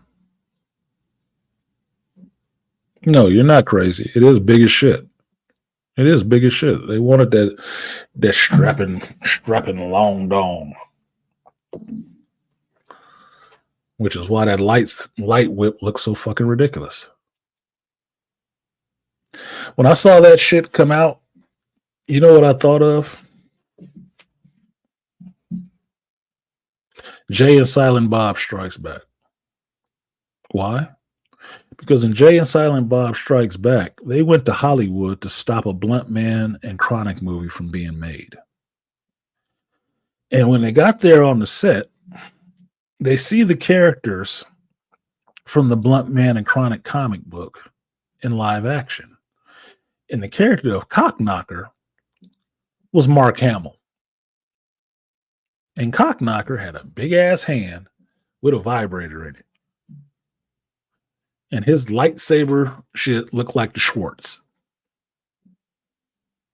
So when he got his hand cut off and it hit the ground, he did that little floppy penis shit and disappeared. That's what it looked like to me when she pulled out that goddamn light whip. It gave me the same visual. I said, this is comical, dude.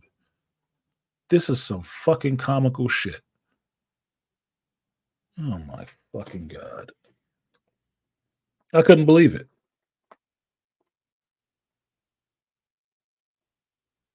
And I had the nerve to make the motherfucker purple. Like, do you not understand Star Wars lore at all to understand that purple, magenta is a uncommon fucking lightsaber color? Within the EU or the movies, there's only one character apiece that has it. 2 at the most. Mara Jade Skywalker or Mace Windu. That's it. How the fuck do you got this goofy bitch with a purple lightsaber whip? Even if you want to follow Dave Filoni's goofy ass idea about kyber crystals having to be made bleed and shit like that, what does purple mean? It means you're using the dark side and the light side.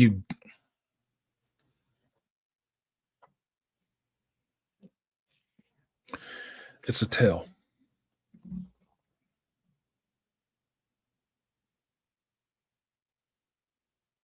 Now, yeah, Akoteki, yeah, excuse me. Master Windu would like a word with you in the future.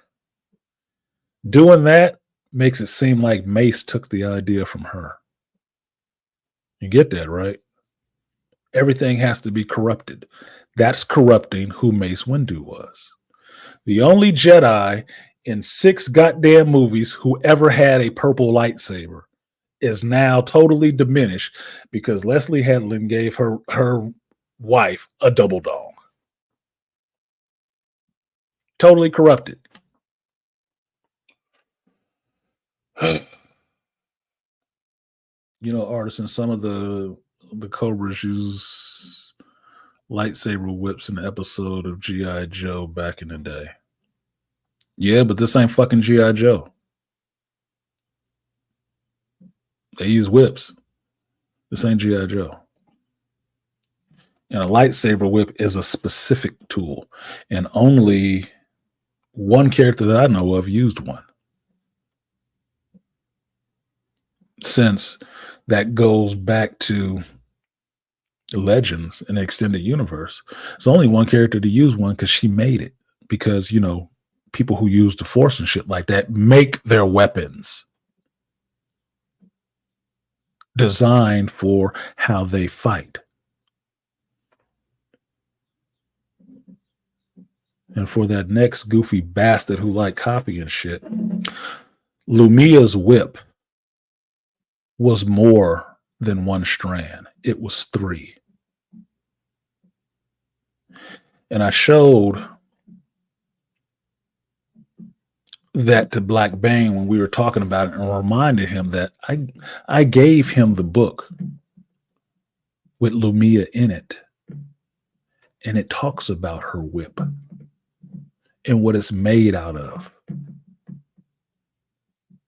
Maybe you should go back and read the shit.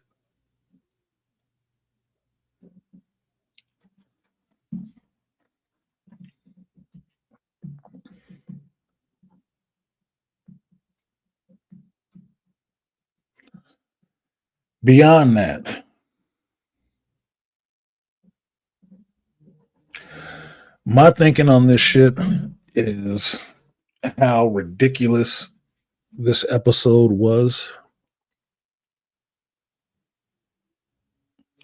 is that I've said this for a while that these people want your children. They want to teach and corrupt your children. And that is not a position anybody needs to do if they have the numbers to validate their existence.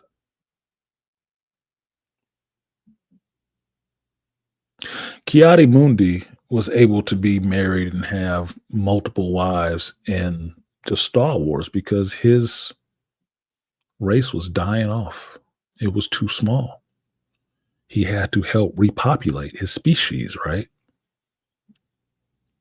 Okay. So why are all you goofies running under this banner into all this media trying to proselytize to other people's children your lifestyle? Because you don't have enough numbers for replacement.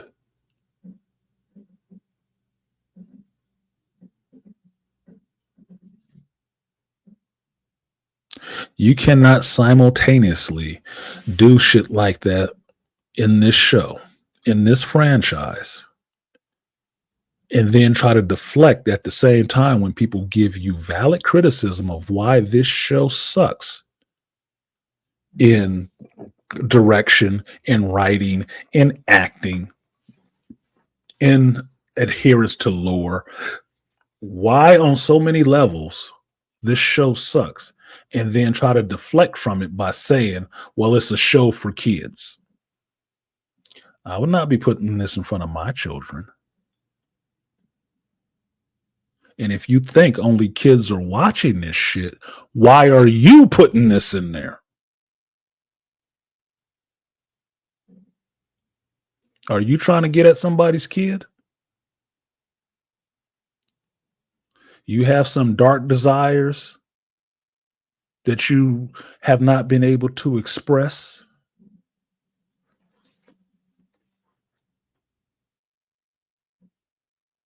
Are these your new fans that you think you're making? Your acolytes? The corrupting of the innocents? I've said this for a while. This is not a new thought for me. Because the end result of any of this shit is like, well, you're not convincing anybody older to do any kind of lifestyle that they ain't already living. So what are you doing this shit for? Kids. You know, the one thing that y'all don't necessarily want to have. Or you can't. Doing it your way. So why do you need to try to seduce everybody else's kids into coming on your side of the fence?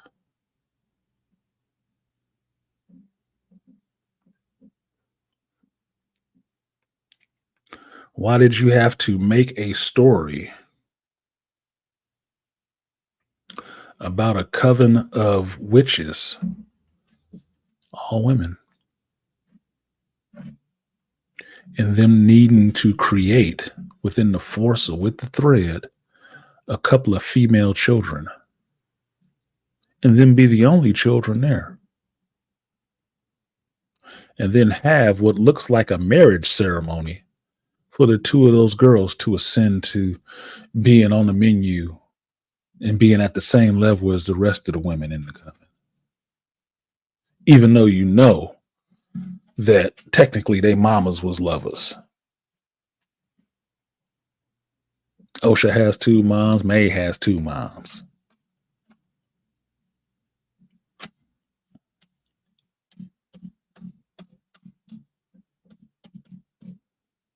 So you want to fuck with kids is what you're telling me. Because that's all over this season, this series. It's all over it. The corruption of children. And in this episode, you got the corruption of a young adult by an older man.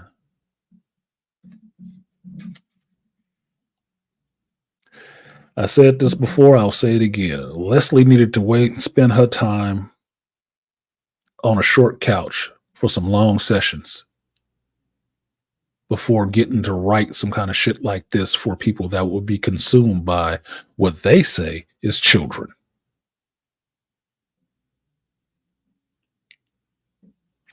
If you don't have any kids, maybe you should stop trying to tell people what their kids need to be learning.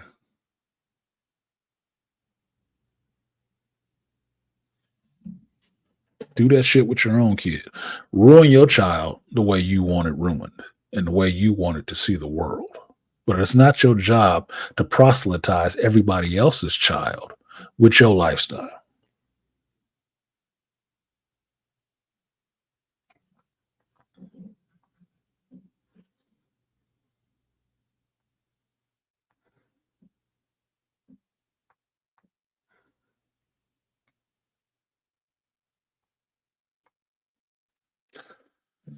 Shout out to Two Triv for supporting the stream.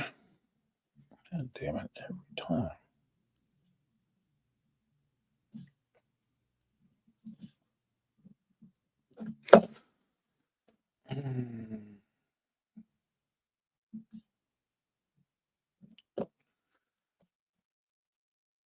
Shout out to Two Triv for supporting the stream. I will give you a 3B salute. Appreciate you, Two Triv. I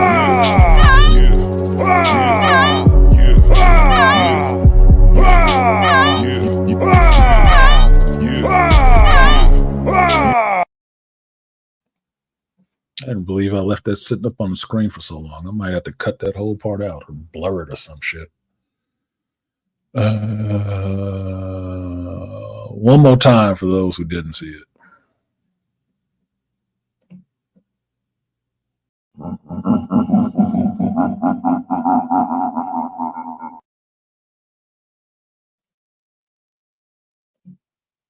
Empowered, ain't she?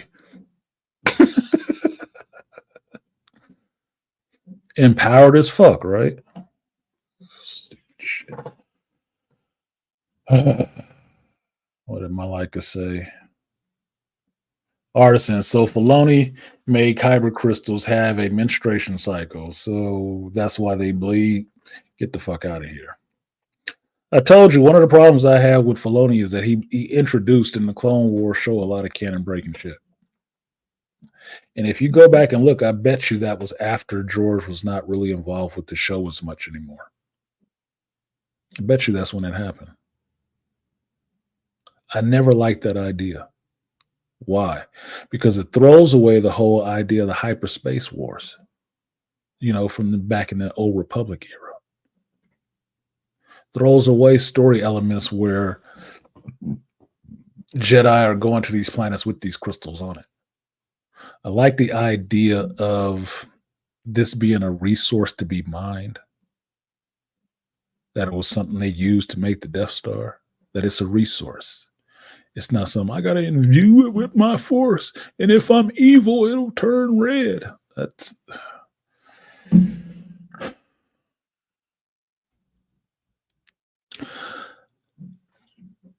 I would be more inclined to like the idea of a kyber crystal of whatever color it is being like it happened in Jedi Visions or Star Wars Visions, where their intentions when using the blade turn the color of the blade. Otherwise, it was just clear. I'd be more apt to take that than Filoni's idea of you have to make it bleed. That makes the damn thing sentient. Like, what the fuck are you doing? Breaking the hymen on the kyber crystal? No, that's your bleeding ass, Dave. Pussyhead. Fucking stupid. I never liked that shit. I never have. Never have. Like a parasite, they rely on the host, other people's children to reproduce. Exactly, Aquateki. That's what makes this shit so insidious to me, and that's where I stand on not liking a lot of this shit. Who are you making this for? And who are you trying to get at? If you are the power of many, you don't need no children. And just admit that shit. because that's your choice that you made in life. Right? So why do you keep making material to try to proselytize to children? Because make no mistake about it, all this High Republic shit, they didn't just make comic books for teens. They made younger books for kids. It went all the way down the spectrum. That's their young fans or their new fans. That's who they are. They're trying to make them by corrupting them early.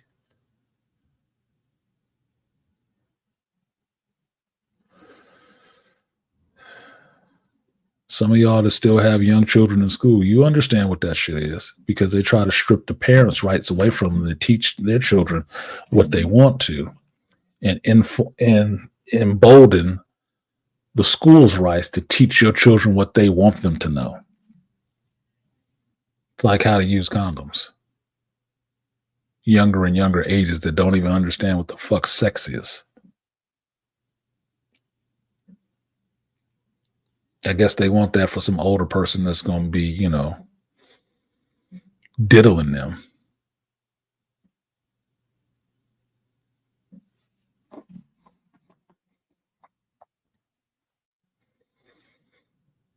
King Pear said, even my lesbian neighbor don't like this show. Really?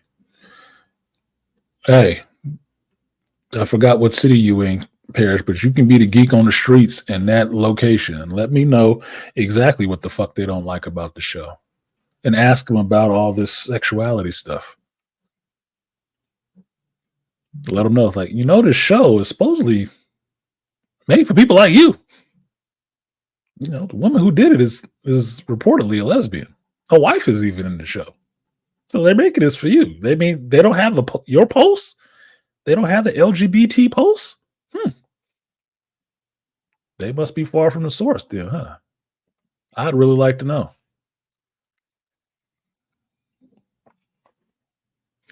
Right, as far as that King Parish, I don't eat at Asian restaurants with no Asian customers.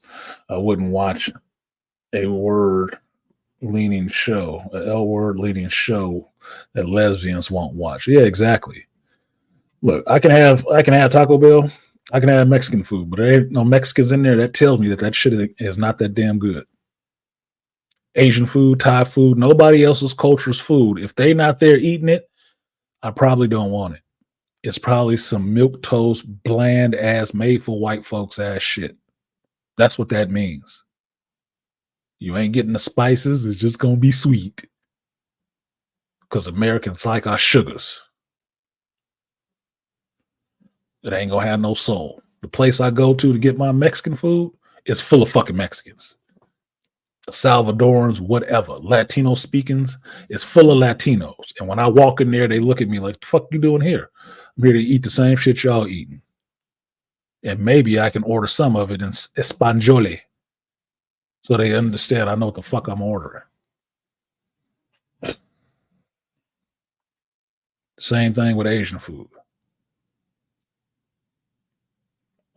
Yeah, Kyra mood crystals. Mood stones. Fucking stupid shit. So they're saying kids need to see grown men schlongs. Apparently. Look, have you gotten anything from this show between Soul and Osha that doesn't seem like Soul picked some little girl that he wanted and was going to groom her for a couple of years? Have you seen anything from this show that doesn't read like that? Like he wasn't just some pedo on a mission. Just take a little girl. And it makes me wonder, it's like, are you writing all of this shit, right? So was this Harvey with you? I mean, really, if we didn't know that part of your history at all, would we still be able to point that out? It would still look weird. So if y'all so close and so long, you must have been his acolyte. And is this what he did with you? He kind of picked you out? Because on some of them older pictures, you look like you're trying to be kind of femme. You don't look like you're being kind of femme now. But back then you did. I know Hollywood changes people and they get into all kind of weird shit. Cat Williams has talked about it many a time. But you know that's where depravity circulates because there's a lot of money there. So I wouldn't be surprised or shocked. Just be upfront. You ain't gonna be the last story that came out of Hollywood to found out some Hollywood producer had you pimped the fuck out. You won't. You ain't the first one. Probably wouldn't be the last. If it's any truth to how the rumors of how KK get down, that's why your ass there.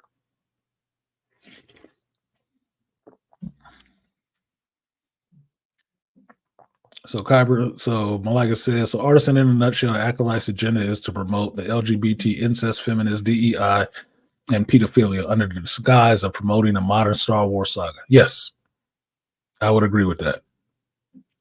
Because the whole show has those overtones in it. And that shit with Soul has been bothering me since episode 3 when they showed up to that planet and he was out there down in the little girl's face and giving her a fucking weapon to hold. Here, hold this. You want to hold the lightsaber? The fuck are you doing? Offering her candy?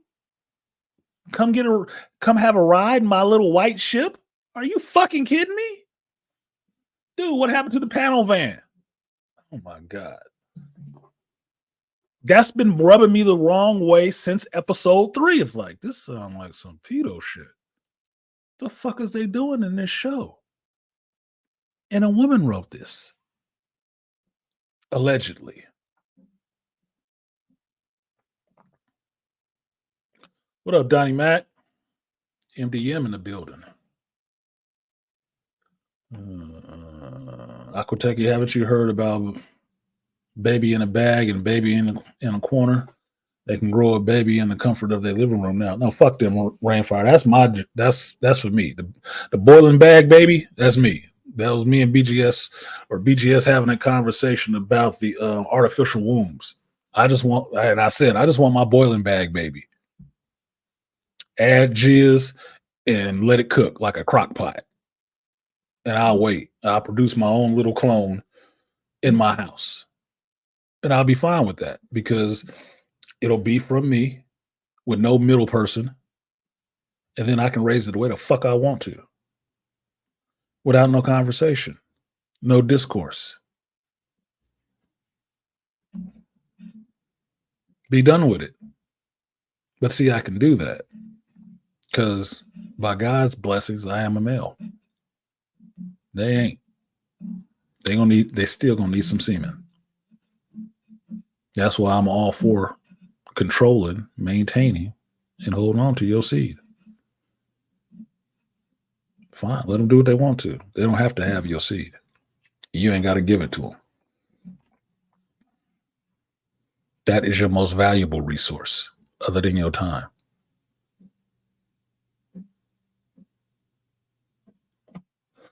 Let me drop this link real quick for you guys.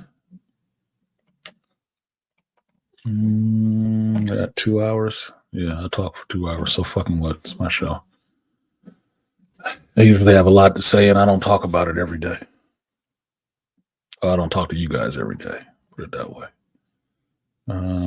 They say the show portrays them in a bad light. They're not overly horny, and they say they don't even watch lesbian or gay shows. But I bet you Disney would tell me I'm lying about what I've heard.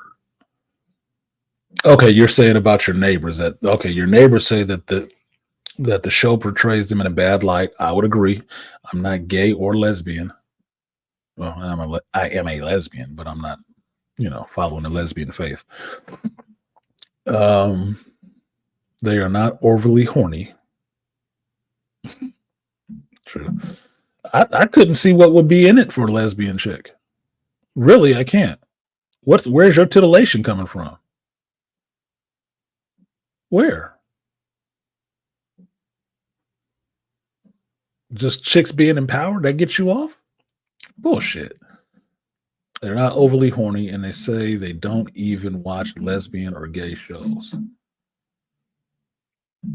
Watching like, I'm an adult. I've seen lesbian porn. They get into some shit, right? But how, if you analyze it, how they set up a scene to tantalize women is not the way they set up a scene to tantalize men. It's not the same shit. It's not the same triggers. Read a romance novel. That shit is not titillating the dudes, but it is titillating the women. I know this because I've written some erotic stuff. You research. You research like this motherfucker didn't do with the Star Wars shit. You research and you understand how you get to talking to a woman and tantalizing her, hetero or lesbian, is not the same way. Stupid. They don't even watch lesbian or gay shows. Probably not. It's probably mostly about sex. Just saying. I assume that because I don't watch a lot of lesbian shows. But I bet you Disney would tell me I'm lying about what I heard. Well, they'll tell you don't know what you're talking about. You're ill-informed because you didn't take the word of the one lesbian they have on staff doing this show. You didn't follow your corporate master's design, and they talking points, which is most of the problem that they have with all this discourse, which is not really discourse. It's really just a laughing fit that most of the reviewers are having about this show. It's objectively bad. They don't like it. They don't understand where the money went to make this show, which I've been saying forever. And they just think it's hilarious. The people who are really up in arms and upset and really trying to defend it like it's something serious are the people who want you to believe a line of bullshit. No, you have to believe what we say. You have to listen to us. No, the fuck I don't. It's the beauty of having, a free mind and a free voice to talk. I don't have to, repeat what somebody has just spoon fed me. No, I don't want that shit. Get it out of my face.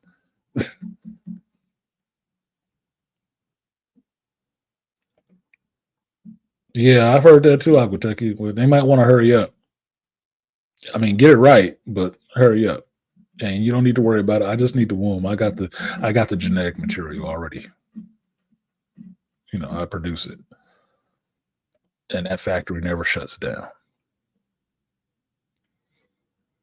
The cloning plant does. Rainfighters I read that.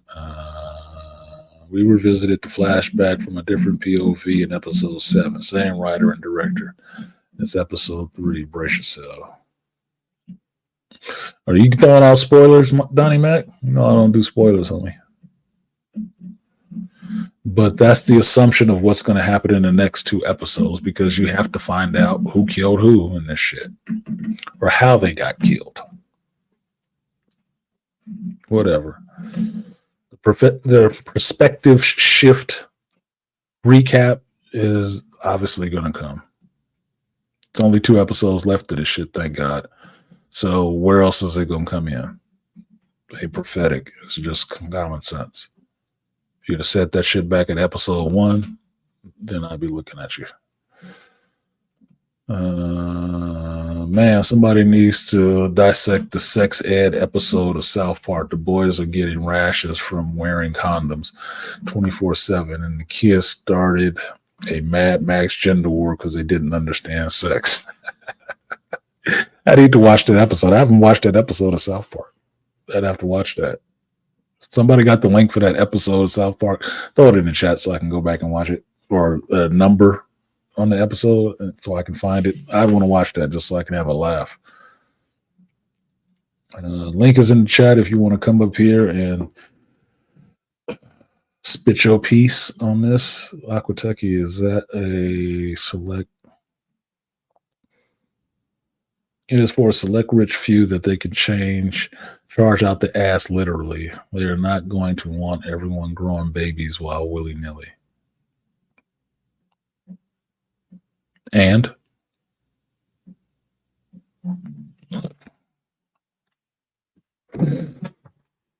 I'm all for fuck them personally. That's the only other way I'm having another child. That's the only way I'm having another kid. If I can have it to myself to raise it without anybody's interference, that's it.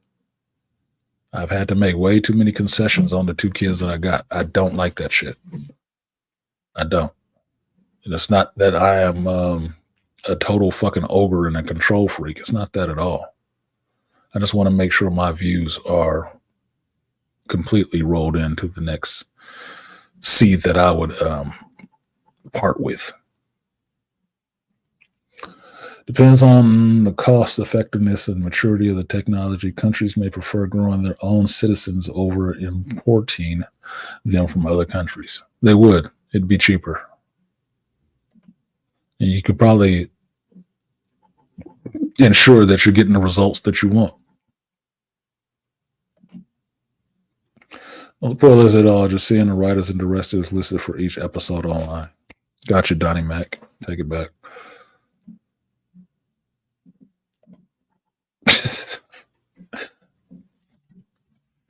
Shout out to Dr. Anwar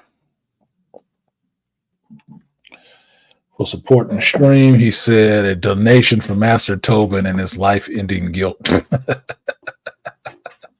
Yeah, what did he have to feel guilty about? A bunch of force thread users being, cut up, broke up their knitting circle. Okay, whatever. Think it was something more. So the question would be, since we know Leslie's story, so to speak, and we know that you write from what you know, who does she feel in her life needed to kill themselves for what they knew and what they were a part of? Was that a part of herself? Was that a part of herself that needed to kill herself for guilt? Or was it somebody else? Just saying. Shout out to Joe Herb for supporting the stream. Came through dragging his nuts.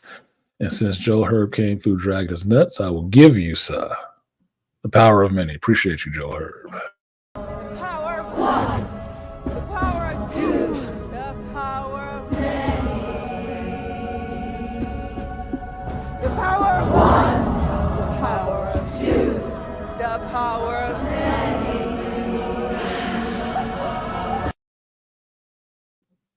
The power of 20. Appreciate you, Joe Herb. And shout out to Dr. Anwar for the Master Tobin Relief Fund. For the guilt. Shout out to Dr. Anwar. I will give you as well. Power of many. Appreciate you. The power of one. The power of two. The power of many. The power of one. The power of two. The power of many.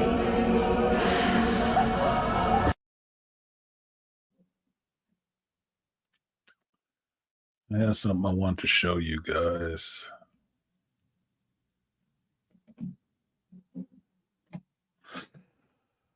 Not it.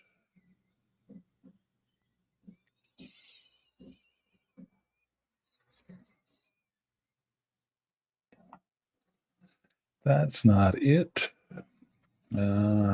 Documents.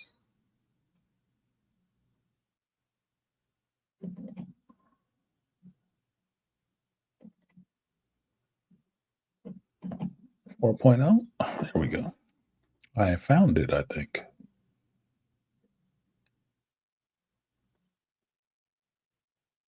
Oh, there you go.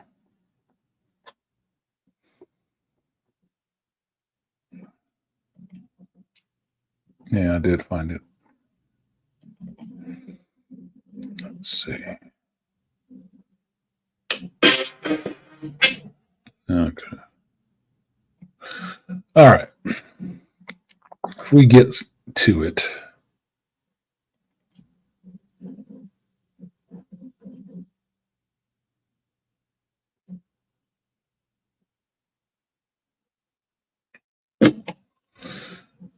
if we get to it, I have some treats for you guys. Got some treats for you guys that I put up. Okay. Nobody wants to come up? Oh, that's awesome. So, I go over all my points on this shit.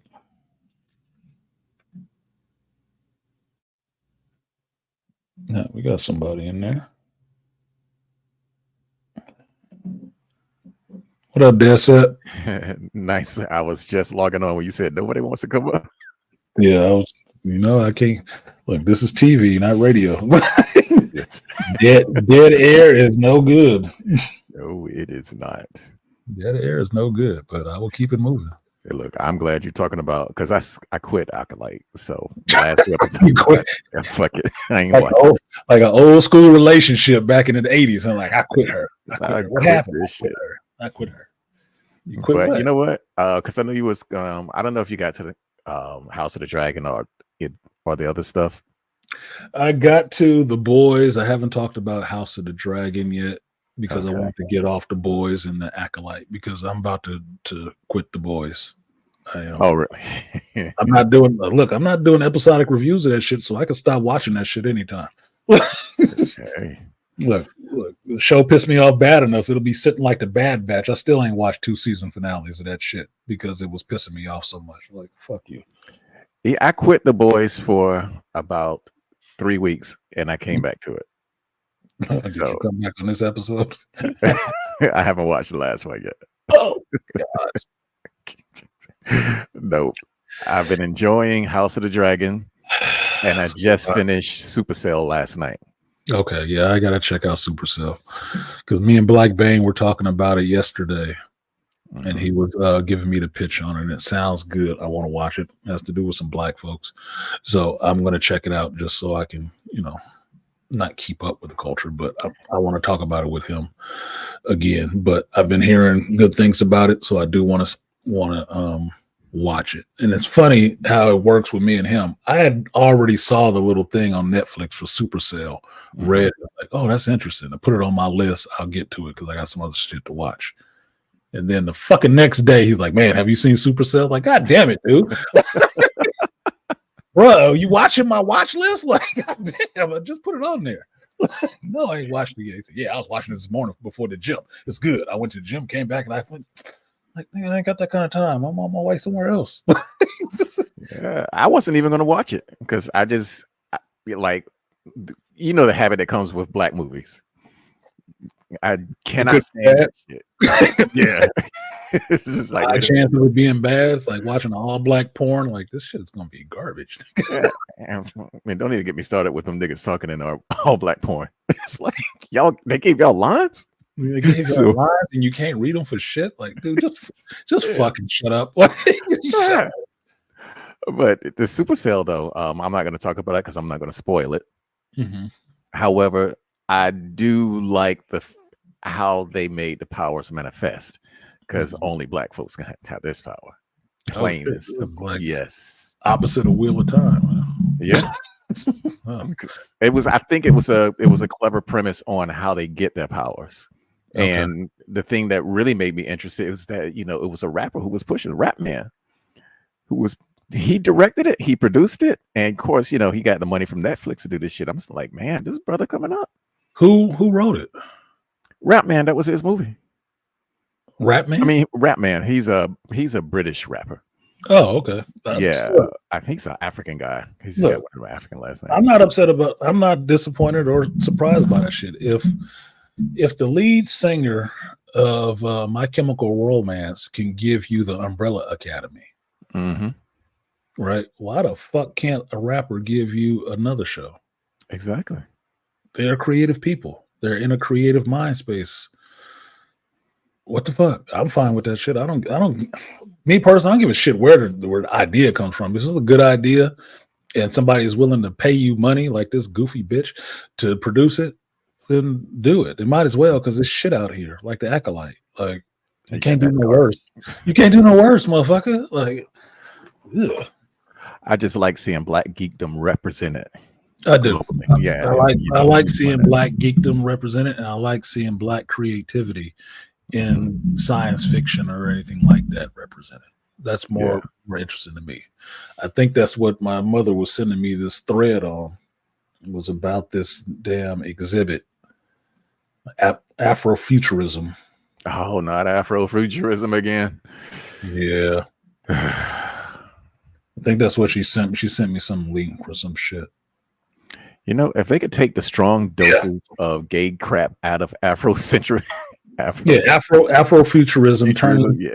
turning pain into possibility. Correspondence Nancy Gleason's visit the exhibition in Washington, D.C. and New York. So I guess I'm assuming from this that because she sent it to, me and my brother, I'm assuming it must be coming here to San Francisco where she's raving about it. I told y'all I love my mother to death. Y'all know that. I want to split a motherfucker's head about my mother, but I got my issues with her. She is a gynocratic liberal. It is what the fuck it is. Like it is what it is. I know who she is. I don't have a problem with that shit. It's just her. I don't live with her anymore. Right. Amen. So if she's raving about this shit, I understand why she's raving about it and what it's about. In a sense, I will still check it out, but I know that from who recommended it to me. Right? Like I know it might be some of that shit in there who recommended it to me. She's not one I've asked about the acolyte. Asked her about that shit. Anything that my mom recommends, I ain't watching that shit. Because she's a gynocratic liberal, but she's a Jehovah's Witness on top of that. That shit ain't working for her. Yeah, that's my son's mother. Wow. Yeah, how'd she get pregnant, right? Hey, all I'm gonna say is some Jehovah's Witnesses girls be putting it down. Yes, they do. Yeah, they put it around too. Yes, they do, man. Because earliest days. Thing. Yeah. It was like, she like you? I was like, who? Because I wasn't like, I had long came out of practice when I was like in my late teens. But I was living with my cousin before I joined the army, and she was a Jehovah's Witness, and her friends used to bring their daughters around. And as soon as they came around, oh, who is he? I don't see him at the Kingdom Hall. Oh, he don't go. Yeah. Yeah, I don't go to look. I didn't know nothing about no Jehovah Witness and no Kingdom Hall until she was talking about she might be pregnant. I'm like, nigga, what? I'm all for people having their faith, but you got to be, devoted to your fucking faith. You can't be lapsing. If you this, what the hell you doing? Fucking around with me? Was that the case when finger banging you in the library? Oh no! Wait a minute. Man, look, the Catholic school girl, that fetish is still strong. Of course. I'm not blaming it on Catholic school, but look, there's a way that I think about religion for children. Right. And it's because I went through it myself. You can raise them with faith. But until they actually make that commitment to themselves, that shit is penciled in. That's not what it is. If you understood it that way and understood you can't make a child be necessarily anything right off the bat, that's brainwashing them. Until they choose it for themselves, that's not really what their faith is. It's not. Because I was at a comedy show last night, and the biggest jokes they had was about some woman being a lapsed Catholic. And the dude up there telling the raunchy jokes was a lapsed Catholic of like, too many of y'all. That's a joke in and of itself. Like he said, I was a Catholic. My mother hates this joke. I was a Catholic for 13 years and I related to like I was being in prison. I talk about it like I had pen time. I was like, yeah, that's exactly how you talk about it. I did 13 years and I got free. Yeah, that shit takes. I will say it takes an extreme amount of devotion because a lot of that shit requires extreme discipline. It does, which children don't have. My thing with the Jehovah Witnesses, I don't shit on people having it. Like Prince was a Jehovah Witness at the end, right? Larry Graham was a Jehovah Witness. Whatever, you find your faith, you find your faith. Just like you find your tribe, you'll find the faith that works for you. I'm fine with that. I don't have a problem with it. But my thinking is for Jehovah Witnesses, and especially children, you can't teach them that they have to give up all these things, this worldly stuff, if they don't have any experience with any of this worldly stuff anyway. They don't even know what the fuck they're giving up. No, so to me, the religion seems like it's only something for adults. You have to know what's fucked up in life before you can actually understand. I'm gonna stay away from this stuff and be completely devoted to this to move forward. Look, I'm gonna tell you to it the way my grandmother told me.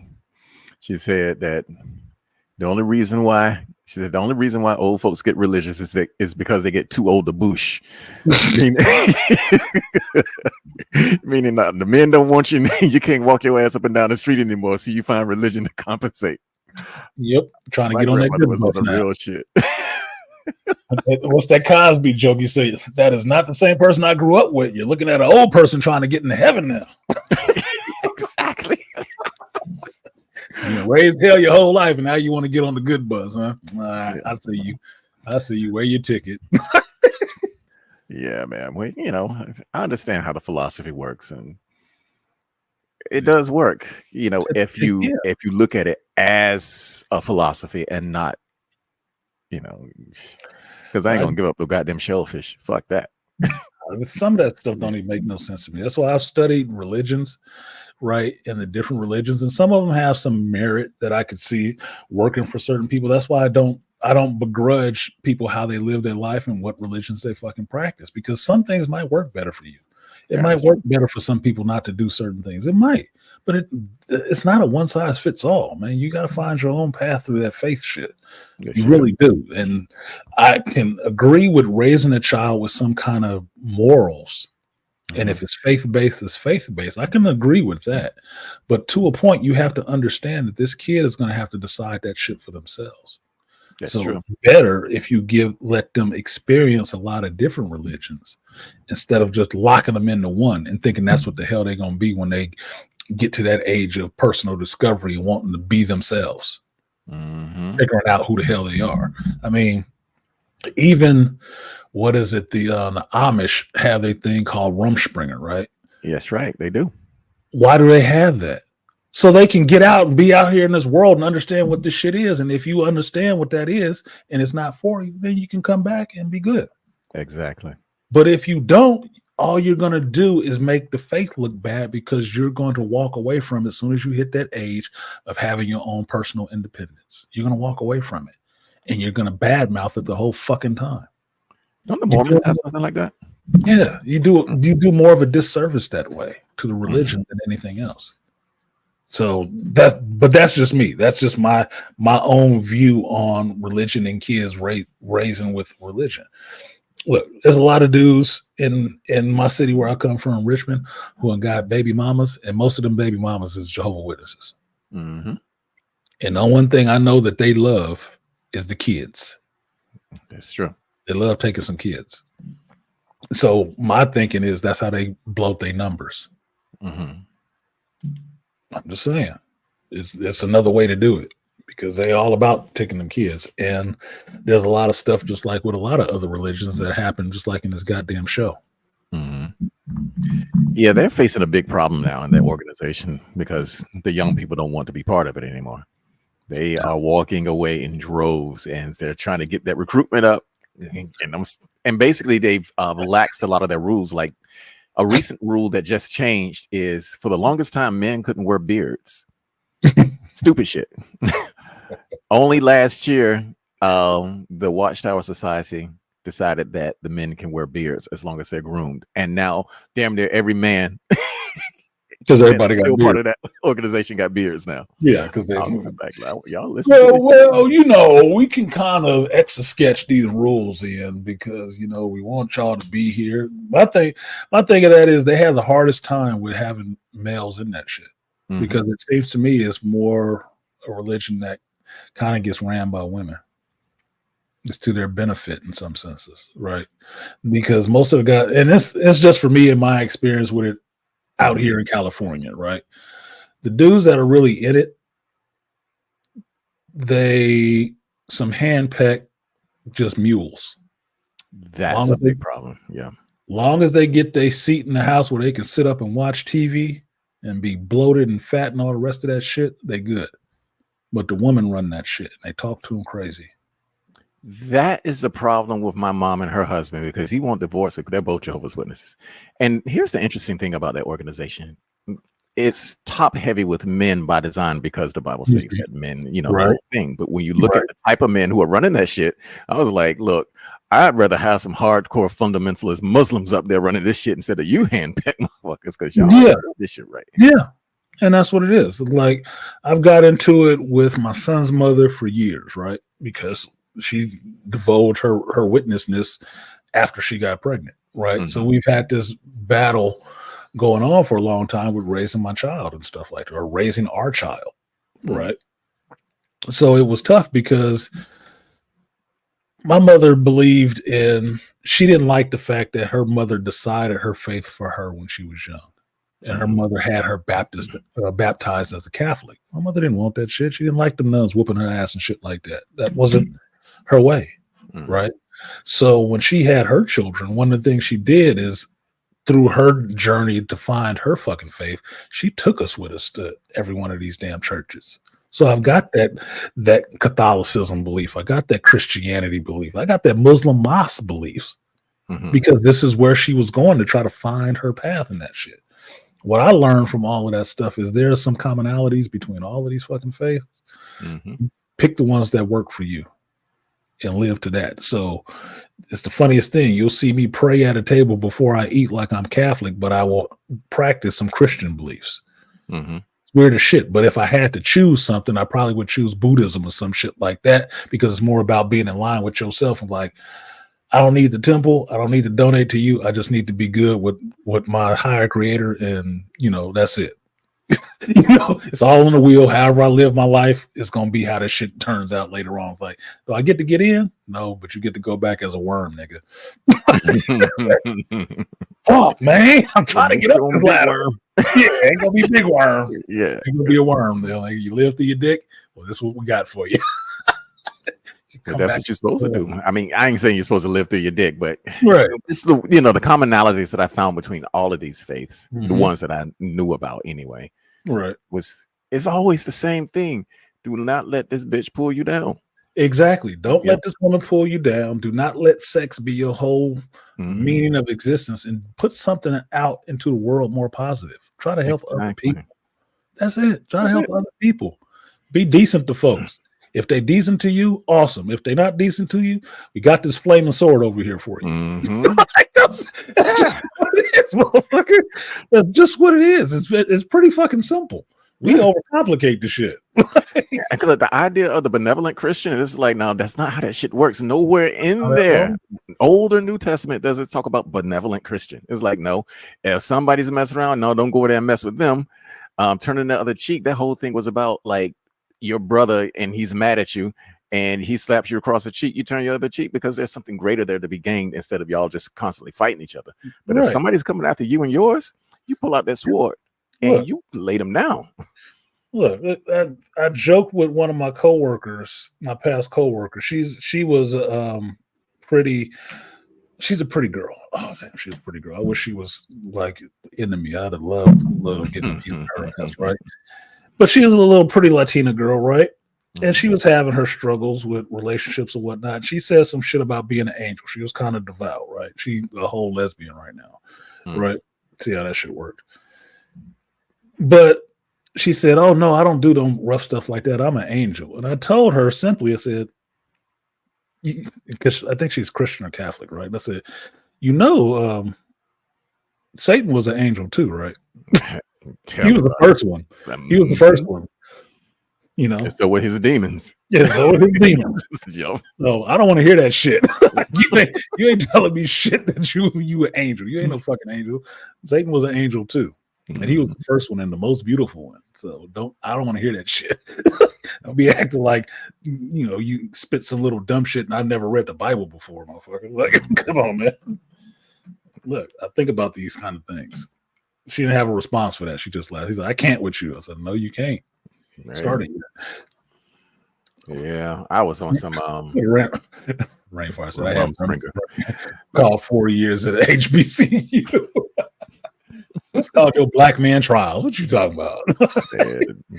Rump Springer and Rump Shaker go hand in hand, man. Yeah, that was Rump Shaker. Yes, right. That was Rump Shaker. You didn't hear the original song for this intro for today's show. What was that? I was probably in my Uber. I didn't play it. I didn't play it. I picked another song to start the show off with, but this was the original opening for today's show. Hold on. Let's see if I can bring it up here and not show you. I don't want to spoil the fun. Let me not spoil the fun. Let's do that, and let's do just that. Let's see if that works. Nope, it didn't just work. Let's do it that way. There we go. Okay. So y'all hear it, but I won't, show it on the screen. Mm-hmm. This was the original.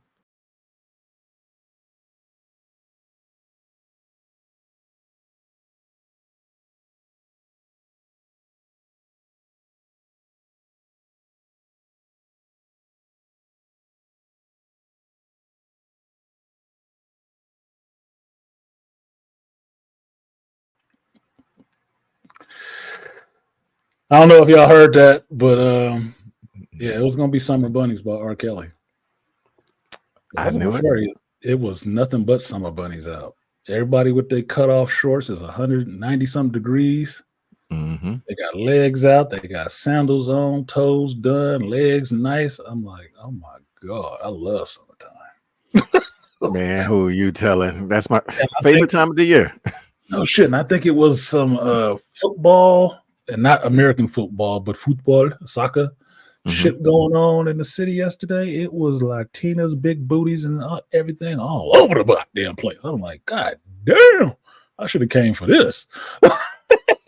What was I missing? Every time I go into DC, they getting on and off the train. They lingering around the station, going to and forth, and I'm sitting back like, yo, you bitches gonna get me in trouble over here, man. I was going to meet a chick, and I was looking like I'm gonna get in trouble because this little Asian chick right here looked like she followed me up the street in San Francisco. Little cut off shorts, little booty hanging out from under there. Like, where you going? Where are you going? You going up towards Broadway? Oh shit! You hungry? we can have some lunch. I'm free. That's the thing I love about them little shorties. They walk past you. You know when they're interested in you, they walk past you. They got their arms crossed, but they get a little bit too close to you when they walk past. And then it's just a little short body. It's just, I was like, I can see the top of your goddamn head. I can see the top of your head, and that's okay because at least I know which way it's pointing. Yeah, I like that shit though because, again, I like petite women. So I like women in general. Petite women are their own little type of fun, right? But I like women who are feminine. Oh yeah, who embrace that femininity. Like walking around with the cutoff shorts. Yeah, it's a little enticing, but she got a little cheek. She ain't got no big ass booty like the Latina I saw a little bit earlier. But her shit was cute. Her legs were nice. I like a good pair of legs. Yeah, this bitch walking. She got the little cutoff shorts on, the legs out, and the little Adidas, the little white Adidas. I'm like, damn, cute. She can get it, boy. It's tricky. It's tricky. Like, come on, man. It's summertime. You gotta love that shit. And I'm remembering being in the city because I forget this shit because I'm not hanging out in San Francisco all the time now. I'm older. I'm usually the opposite damn direction with all the bloated, housewives and shit. But San Francisco is full of fucking women. I mean, I'm sitting down eating a hamburger, watching this chick across the street at a taco truck outside of a club, and she got on these white pants. This is like a little, she's probably a slut, but I'm just assuming this is a white chick. Sandy hair, these flowing white pants on, big ass booty. Dude, I'm like 100 yards away, I can see this ass clearly. I'm like, God damn. She out there just with her ass to traffic, talking to her girlfriends, and then the Latin dude that was trying to hit on her. I'm like, she out here trying to catch. I see her tramp stamp way over here. I'm eating my burger like,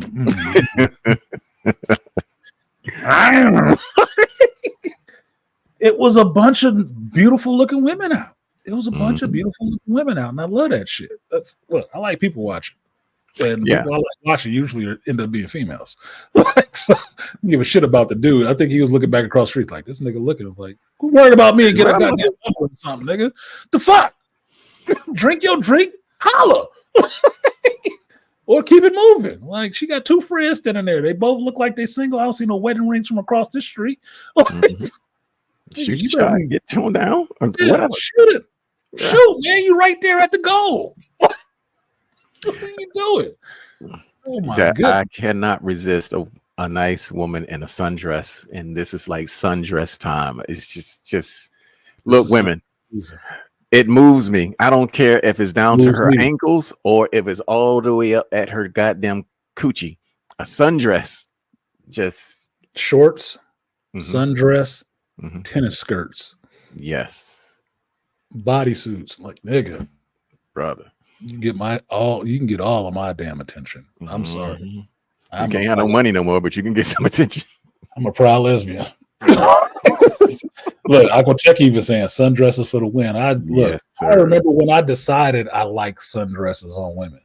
Me and my homeboy Sleep, we went out to, I think it was Santa Cruz. We in our 20s. And drove all the way to Santa Cruz. That's like an hour and a half away. Went to Santa Cruz and we out there hollering at chicks. And this chick walked by with this. Look, I still remember it. I'm having flashbacks.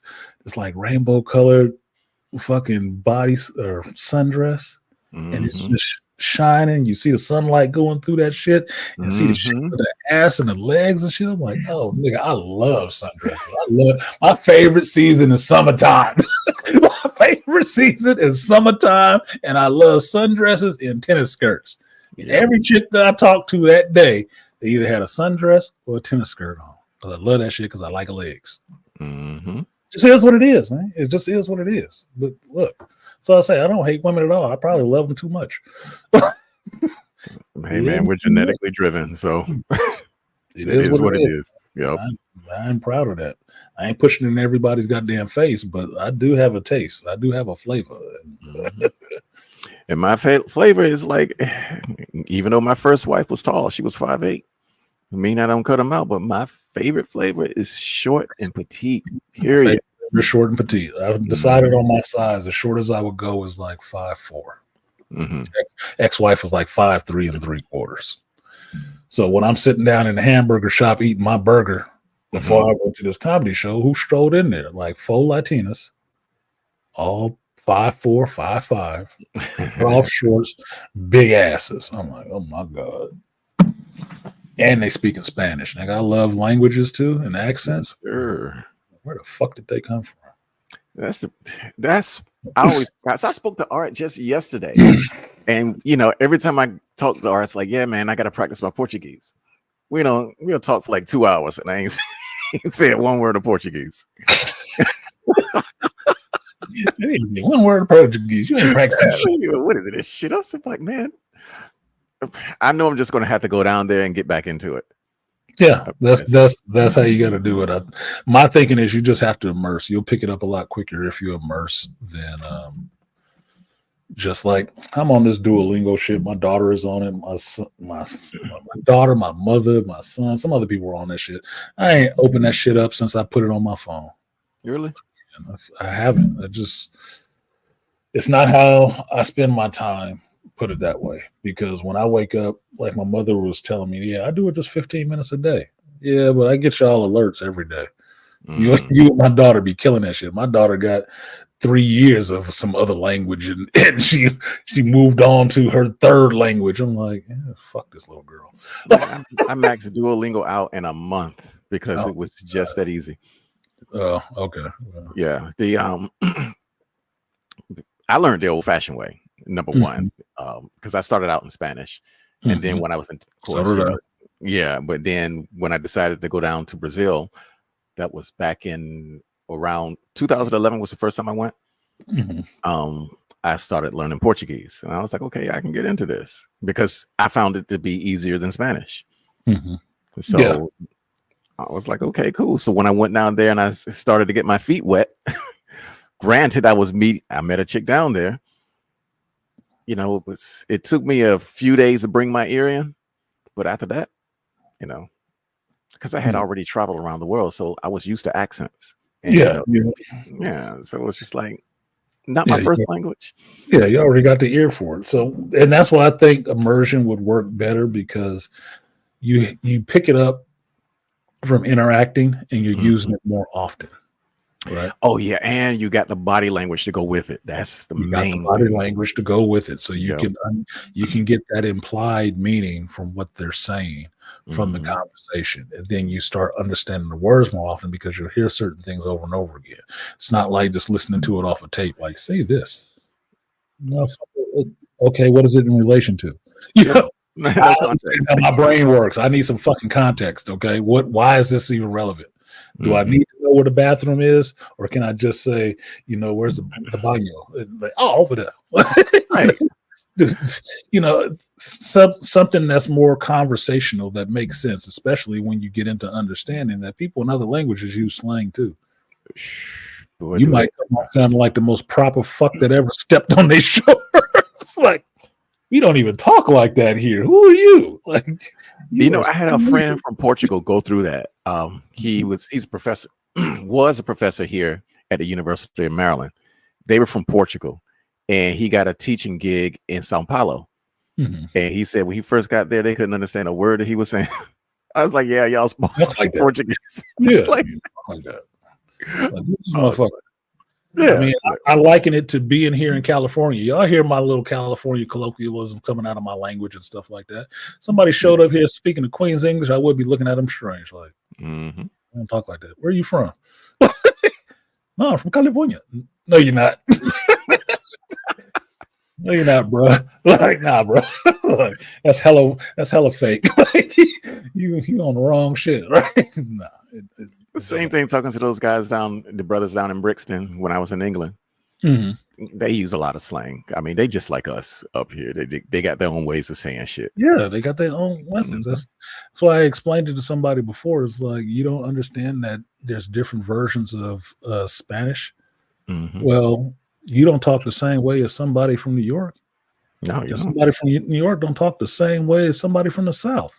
Yeah, we all speak in English, but Mhm. use different words. Well, it's the same way when you learn how to speak just, classic Spanish from Spain and go to Mexico and start talking to people. They're gonna look at you like, where are you from? Who taught you? Yeah. It's gonna be kind of strange to them. Like, And the Portuguese don't even call it Spanish. They call it Castile. yeah, Castile. Yeah. And I was like, oh, you speak Castile? And I was like, what the fuck you talking about? You Castile? don't know. That wasn't in my Castilians? class. That wasn't in my class. Like, what are you talking about? Yeah, Yeah. real stuff. Get you real stuff. What Andre say? I went to Catholic elementary and high school. They had a course called World Religions and told you a bit about everything. I went to Catholic junior high school. I did 2 years of Catholic training. And before that, I went to Christian school for about 2 years or so. My mother liked moving around. So I get you, but no, you got to. I didn't get a real good grasp of all other religions outside of my personal experience till I went to college and we had to do comparative religions. We had to actually start going into these religions and the timeline of which religion started when and how these certain things popped up. Because trust me, when I got to Mormonism and Joseph Smith and all that shit and the origins of that shit was hilarious. Because well, at this point, this is the same way every religion starts. Like, what the fuck? I was like, so what's the cutoff line? Is it the cutoff line between a cult and a religion the same thing as the cutoff line between a town and a city? Mhm. You get enough bodies, and then you can be a religion. You can get your full status. Like, this shit all sound ridiculous.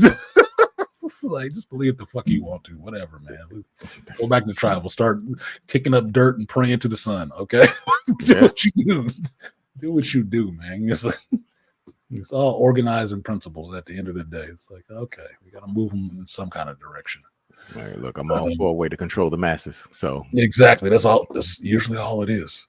Sundresses for the win, absolutely. Sundresses for the win. Sundresses and shorts, and somebody that wants me to get in between any one of them. That's the win. Sweatier the better. And see, and hence back to my point, you guys, about men get into juices. Women don't. Women don't. Because I want to smell you, not that perfume you wearing. I want to know what your ass smell like. That's where your pheromones are.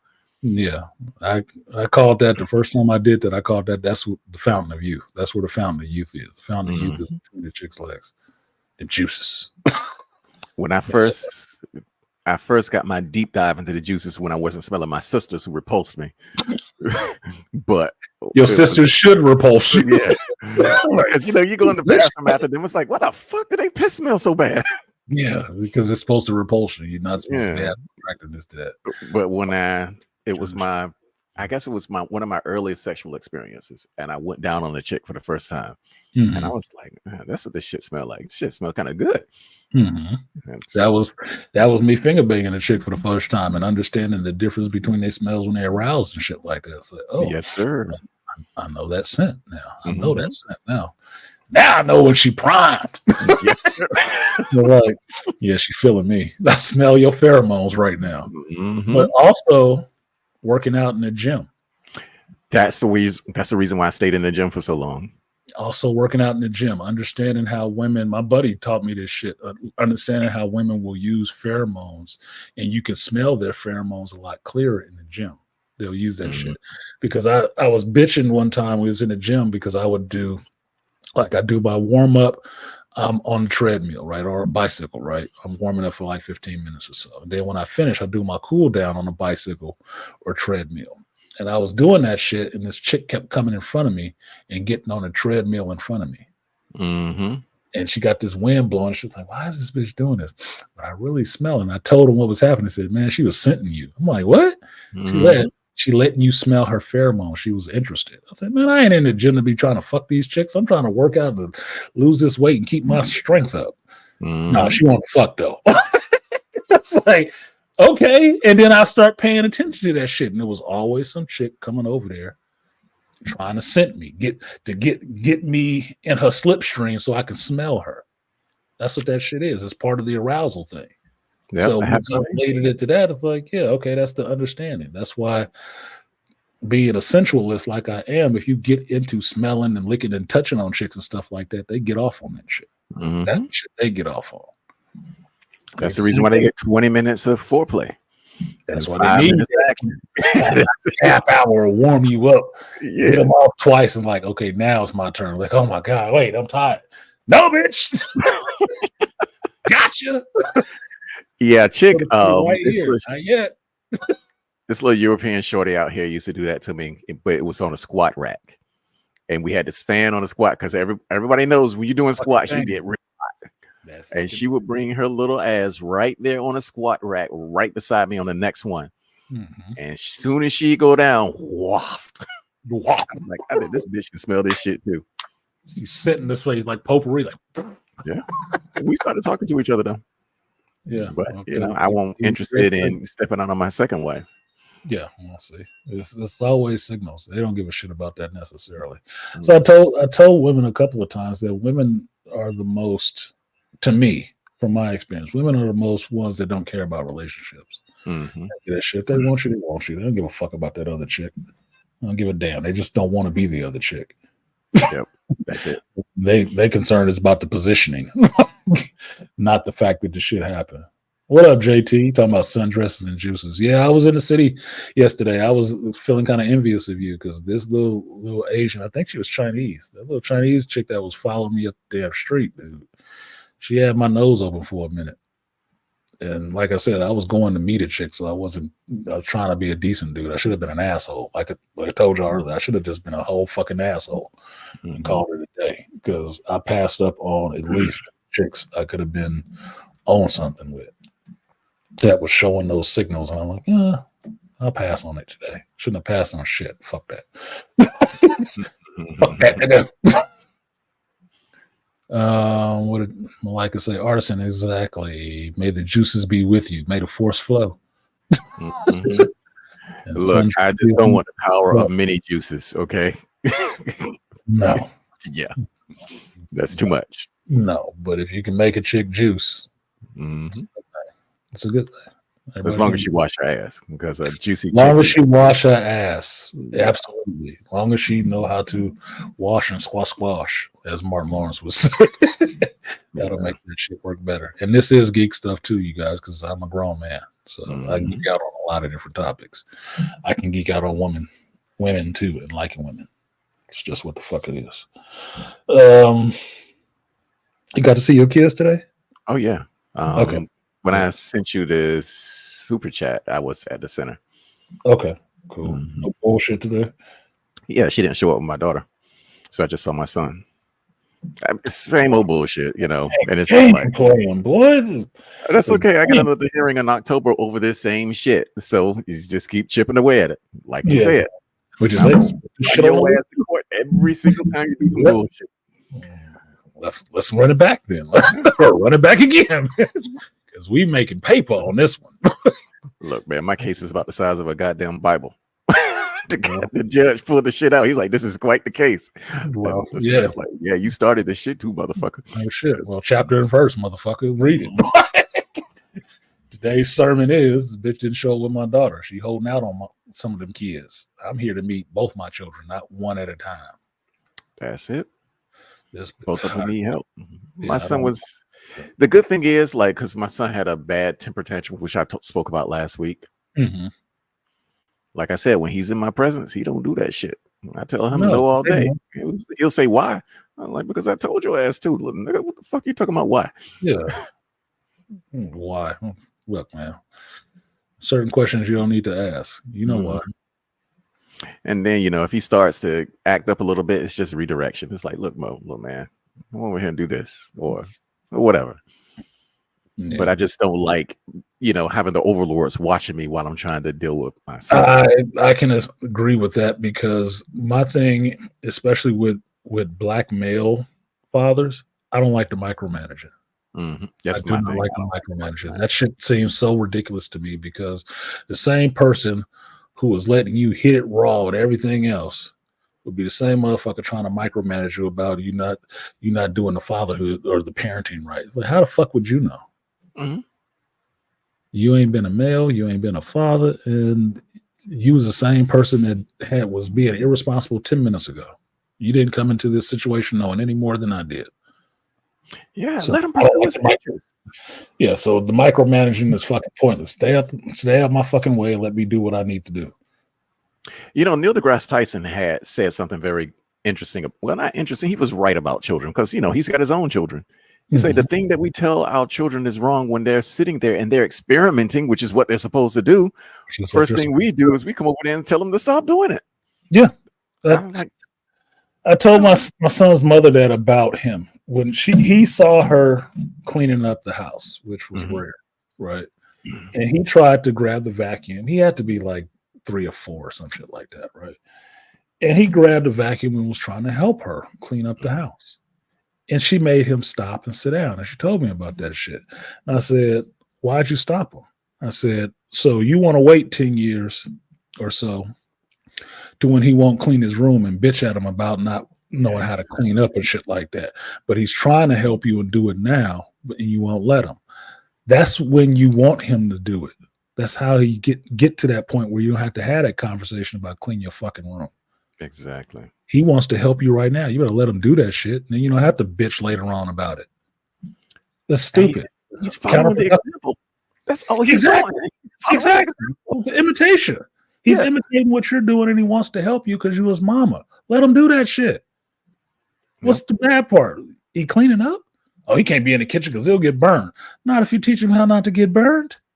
My son a whole fucking chef now because you let him be in the kitchen. I let him be in the kitchen. You want to be in the kitchen, see what's going on? Hey, man, this is what we do. This is how we do it. He a whole fucking chef. Wow. But letting him do shit like that. He found Not out what making him sit his ass down and then bitching when he's 20 years old. He don't know how to do shit. He don't know how to change a tire. Probably because you made his ass sit in the car while somebody else changed the tire. Instead of letting him see how this man was doing this shit. Which is what our dads did. Because my dad, when it came time to work on the car, he was out there hammering that wrench, boy. No, not that one, the other one. Yeah, what's the wrench? That motherfucker, that thing right there. Oh, this is a wrench? Yeah, that's a wrench. Yeah, working with my dad outside on the car did more for me learning fractions than anything else, because that's what I learned. Half-inch, quarter-inch, all that shit. That's when you learn fractions. I get this shit all the time when I'm working and I'm in somebody's house and they have young children, and young children are always amazed by whatever the fuck I'm doing. Mm-hmm. Now, I don't have a problem with them watching me. I don't like the adults watching me. Yeah. I don't have a problem with the kids watching, but what they will do is always try to tell the kids, no, come away, let them work, let that man work and whatever. I said, yeah, I don't follow that shit when you grown-ups. Mm-hmm. I want to be over my shoulder like you the overseer. Go sit the fuck down. I don't need your help. You call me. But the kid, I don't have a problem with a kid watching because that's how I learned.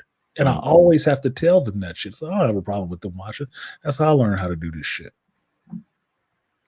You learn by watching, and they're curious. If they have that aptitude for it, let them fucking do it. Yep. Just stay out the way so you don't get hurt, and you can watch what the fuck I'm doing. I don't have a problem with that. Them adults, fuck y'all. I don't like adults. Kids are okay. I don't like adults. They always think they know it all. Fuck it. Yeah. Well, that was some shit they ain't never actually fucking did in their life. Oh, I didn't think it looked right. The fuck would you know about it? Mm-hmm. What would you know about it? Yeah. I think it should have been this way. Well, your thoughts ain't how the whole trade was built, is it? Fuck face? Like, shut up. You see, that's how my daughter was learning math before all of this shit went down. She saw me animating, and it was just turned out, Daddy, what's that? What are you doing? What do those numbers mean? I was like, well, baby, this is what this number does. It makes this curve, and this does this shape, and this does this. And if I do this and that, and the third, she was on her way. She would have been at. Boy, don't get me started with where my daughter would have been right now. Your daughter would have been way ahead, STEM wise. STEM wise, she'd have been way ahead. Mathematics, just hanging out with you. Just hanging out with you. That's where they get the love for that kind of shit. My daughter wanted to get into psychology because she saw me go through it and working and getting my degree and shit like that. You know what the rest of the people in the family told her? Not to go into psychology. I'm like, what the fuck? Why the fuck not? Oh, you can't really do anything with it. I said, it says the people who ain't got a degree in shit. Like Angry Man says, professional chair sitters. Yep. God damn. But they okay with you doing they dumb shit. Okay, whatever the fuck, man. Whatever. And then get mad when you when it's time for the kid to graduate high school. What you gonna do? You ain't doing nothing. Yeah, like, graduate from college now. What can you do? You got a language degree. Well, she don't want to work for the State Department. She don't want to work for the government. Mm-hmm. So what's she doing now? She's slinging coffee. I ain't mad at her. That's my daughter. I love her to death. She made her choices. She happy with what she's doing. I'm fine with that. That ain't the vision I had, though. Right. Not the vision I had. But whatever you're gonna do, play it all the way out, baby girl. Whatever you're gonna do, play it all the way out. I understand that that's the thing that parents wrestle with, because I'm wrestling with it because I got my vision of what I want my kids to be. But then again, I'm a realist. It's like I can't control that shit. That's where I'm at. I know what I would have wanted for my daughter. Like conversation I had with my daughter after she graduated. We're at her department head's house, and her department head, because my daughter's degree is so specific, she's trying to convince this girl to go to grad school. I'm trying to convince her to go to grad school. So me and the department head is together. It's like, oh no, I told her she should go to grad school. I'm the one giving her shit about it. We are in total agreement right here. The only person that ain't on that shit is her mama and her, because she's already further than her mama. Grad school would just put her that much further ahead of her. So right now, me and my daughter and my son are all on the same plane. You know where their mama's at? Below us, education wise. So no, you think they was pushing them to go further? Hell no, that would be outside of mama's reach. Her vision, she can't see that far off. No, just stay here close to me. Okay, we'll do that shit. See where it gets you. But it's your life. I'm not living your life. You're living your life. But I would say, for me, if you're asking me to do it, I'm telling you, you should probably do this and go all the way out, because it's too specialized. This would actually give you more in that field, and you don't know where that road leads, because ain't nobody in this family been down it. But you want to listen to those people that ain't walked the road you're on tell you it ain't going nowhere. You're gonna learn. Life will teach you that shit. How many times have I heard that it ain't going nowhere? What you doing ain't going nowhere? I was like, okay, we'll see. Mm-hmm. Because sometimes it's not even like, it's like when I was doing logistics, started out in the seat in the driver's seat. Mm-hmm. Then I moved sideways because everybody kept on saying, "Hey, man, you ain't gonna wear in this driver's seat." And I was like, "That's not the point. This is just to get me inside the organization." So you made the lateral. Yeah, make the lateral move and then start moving up. Mm-hmm. That's basically what I did. So when I talk about, which is one of the reasons why I don't like talking to truckers, because they fucking dumb as shit. Dumbest motherfucker on the planet are truckers. And I don't mean any, because you got some smart truckers out there. Because I know, like, if I spoke to Grinch and, in a management position, he and I, we would be able to chop it up because Grinch is a smart dude. Grinch is a smart dude. He did numbers and stuff like that before too. So that the trucking part wasn't his first stop. Exactly. It was just like, man, I just ended up in Fort Worth, having dropped my teaching job in Washington D.C. because my wife moved to Fort Worth. Mm-hmm. And it was just like, well, shit, she wanted to go back to school. And I'm just like, well, fuck. Over there, and since I wasn't in Austin, the 3D work that I was doing at the time, when it was like, this is like 2004, was 2004, shit wasn't that big. And we just started getting curriculums in the colleges and universities dealing with 3D. So I was in Washington, D.C. A company wanted me to teach this shit. And I was like, cool, I'm good with that. Just before I started, my wife said, I'm going to stay here in Fort Worth. And my mom was like, well, you got to go and be with your wife. And this, my wife was beautiful. So when I was trying to keep her too. So you're like, I want to keep this my ass over there. And you guess what? She picked me up from the airport in DFW. She was out there in a flowery red sundress. Oh my God. In the summer. She wanted you to stay. I'm sorry. I like easy access. I like easy access clothing. That's what a sundress will tell you. Like, you know what? You really trying to get fucked on today. Yeah. I'm gonna give you what you're looking for, girl. You want to know what I'm talking about? It's some dumb motherfuckers out there. It's just like, I don't even want you motherfuckers voting. On voting day, just be delivering freight. Okay. Look, Black Bane is a trucker, right? Black Bane is a trucker. He that's what he does, right? And he's not stupid. He's not stupid, but I know he know a lot of dumb motherfuckers. I know he do. But this, I would say, is not even being a trucker. There's a lot of dumb motherfuckers all over the place. So it's just it's par for the course. They got to fall somewhere, man. Got to fall somewhere. Yeah, they do fall. They just fall especially heavy in that industry, and I know why. Because you get a lot of convicts. It's just one of those. It's one. The state has to find something to do with these people, and then there's a need in the industry. It's the same thing in the carpentry trade. Oh, is it? Yes. God Look, damn. man, if I'm coming in, well, I'll put it this way. When I was working in the trade, one of my last union jobs, right? So I'm in my 30s. Mm-hmm. And my responsibilities is I'm reading the blueprints, I'm doing the layout and doing this math and stuff like that, the calculation for the concrete and all the rest of the shit. All the smart guy office shit. But I'm only getting paid journeyman wages for that shit. Mm-hmm. Why am I the one doing all this and laying out these circular stairs and concrete stairs and all this shit? Why am I the one doing all that shit? Well, outside of the fact that I could do that shit, I'm the only one who can read these goddamn blueprints because the motherfucking foreman was ignorant as shit. He couldn't fucking read. He couldn't read. Are you serious? He couldn't read. They put his ass in charge because he hurt his wrist doing something stupid. So they made him the foreman of the crew. But he can't do the work worth a fuck, and he can't read the goddamn blueprints. That must have frustrated doing it.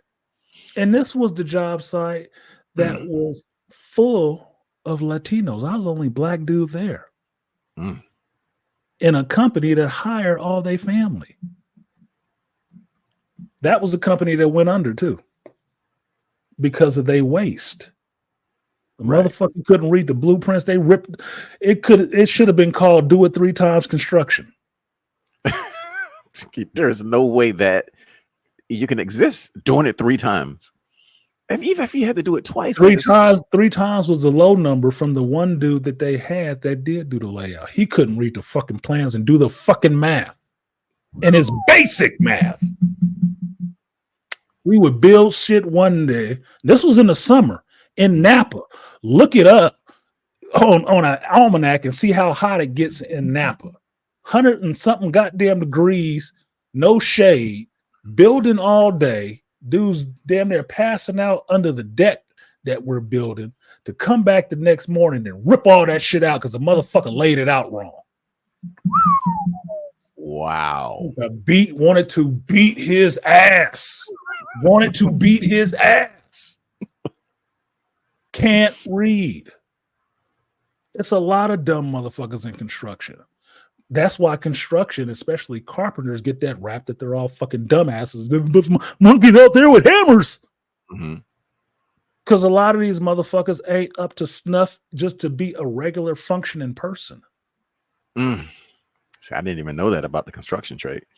Because that's why I said I've worked with a bunch of ex-cons, gang members, murderers, all kind of shit. Which is why I'm not thrown by a lot of people with things. Because these are the people that I was working with in a face-to-face, sweat-to-sweat situation. Full-on fucking racists probably got their hood hanging in the truck and all that shit. Why? Because it's a way that they can get a stable living without having the goddamn intelligence. Right. All you need to do is show up and do what the fuck this dude tells you. Hit that nail. You're strong, right? Yeah. I mean, that's the whole ditch digger syndrome. All Exactly. I need you to do is grab a shovel and dig that ditch. That's it. And that's what most dudes do. A lot of them, that's all they know how to do. That reading the blueprints, going to school for construction management, learning the math, the layout, learning these instruments, doing the surveying. They don't do all of that shit. I look like a fucking anomaly because I do know how to do all of that shit. That's why they like, how'd you know how to do this? Because I ain't stupid, massa. You know what? In the Army, we had the same thing. If you scored low on the ASVAB, guess what you became? I mean, for artillery, which is what I was in, your ass became a cannon cocker. Only thing you did was just lift those shells into the damn chamber. One job, motherfucker. Do it well. We tell you what, people like me, I was in FDC. We told y'all's asses where to shoot. So you point it, put this needle on that needle. That means it's right. And then you raise it to this needle, line up with this needle. You got the elevation right. Now pull the thing, or was to say, cut the cannon. Make it idiot proof. Yeah, make it idiot proof. It's idiot proof. And then basically what happens is concussion and the shock from that shell, and they end up going deaf early because that's what the MOS requires. Yeah, it's like, yeah, you're gonna get out after 20 years, with a disability, but we got whatever use we needed to get out of it. One of the reasons I went back to school and got my degree was because of one of my mentors in that shit. One of my forefathers in construction was all black dudes, all black men. One of them was Kenny Massengill. Love the hell out of Kenny. And I hadn't worked with Kenny in a while, and I was working for this company that went under. And I got put on a Kaiser job in Oakland because this no reading motherfucker on the job I was on laid me off so he can keep his brother because they didn't think they needed me anymore. So he fired me. I called the superintendent, the one who wanted me to come to his company because he knew how smart I was and how I could work, and told him what the fuck was going on. And he was like, "Don't go anywhere. Don't leave." I said, "Nope, this motherfucker sent me home. He said it was your call to send me home. No, I don't know anything about that, but don't go anywhere, Antonio. I'll get you back." That motherfucker had me back on a job site that next Monday. That was a Friday. Monday, I'm back at work. And they sent me to this Kaiser job. And I saw my old mentor, Kenny. Kenny was sitting there bullshitting with me on the roof of a Kaiser building in Oakland. He's sitting, I can't remember who the other person was that was sitting there with having lunch. And he's like, "Don't this motherfucker look too smart to be out here?" And I'm like, "What?" Now, this is one of the people who trained me in this carpentry shit. My first foreman. This is him, right? So, yeah, I thought you would have been like a doctor or a banker or some shit like that by now. Like, damn, Kenny, I didn't think you thought about it like that. And this is an older black man. You've been doing this shit 30-something years, right? Over 30 years. He has got out of being a hammer swinging carpenter. He has gotten with another company. He is an inspector to make sure motherfuckers doing their goddamn job. Yep. But he's telling me this while I'm there and knowing the situation because I told him about it because he my boy. I told him what the fuck was going on. He's like, yeah, he's smart to be out here. He know. Yeah. I'm a journeyman now. That means I spent my 4 years and spent all my hours working with him and other people. He know me. No, you shouldn't be doing this shit anymore. You should be out of here. Problem is, they don't want to put you in the office. With the actual dumb fucks who can't even read blueprints or who can read blueprints but can't bill worth a fuck. But spend their weekends buying the most expensive tools that they can, thinking that makes them competent to use them. You see, that's the reason why I could not stay on the front line. I went into the office so I could tell these motherfuckers what to do. And the other part about it was because, like in logistics, you get respect for having been behind that steering wheel anyway. So I know what it was like. Yeah, and so you pretty much know when, like, if a dude was like, let's say I was over at McLean, dude is making his deliveries. He's got to go up to New Jersey, New York, and all this other shit. I already know how much fuel he's got. I know the names of his family members. I know what he's got going on at home. I know what his timetables look like, the whole 9 yards. You're keeping all this shit in your head because, you know, that driver out there taking care of him is important because if that dude is under any kind of stress that he can't handle, he can't make those deliveries, number one, or he just may kill somebody out there and we all getting sued. Right. Everybody going to be out of a job. We had to know all of that shit. And so there was one time I was working that night and we had the cameras in the trucks and it was his brother driving the truck. And when I watched this motherfucker, like, I got the alarm that, you know, the truck was out of control. I looked at his camera, brought it up, and this motherfucker sleep. He's just shit. Those. So terrifying. It's like, yo, man, what's up? Make the I was fuck like, up. nigga, you better park that truck. I don't give a fuck about the deliveries. Park right now. Park. Put it in park. Turn the engine off. Go to sleep. Like, I will buzz you in 2 hours or so. Oh my God. But I went to accounting. I said, look, all that shit gonna be late because he ain't going nowhere. I put him out of service right there, and we sent another cat who was off. He had to come in on his day off, drive it. We had to drive him down there, up there, to get the truck and make his deliveries and drive his ass back. This motherfucker out of it. Like, woo! Ooh, my heart was palpitating about that damn story. Like, oh shit, he sleep? Woo! It's oh my God. It's really common. Ooh, we had somebody falling asleep at least once a month. Out there too long. It's not the old cats either, because you think that the old cats be the ones that no, them motherfuckers know how to hump. They got that shit down to science. You learn it. It's usually the younger people that are not used to being up and pushing it like that. That's what it is. This is a young married guy.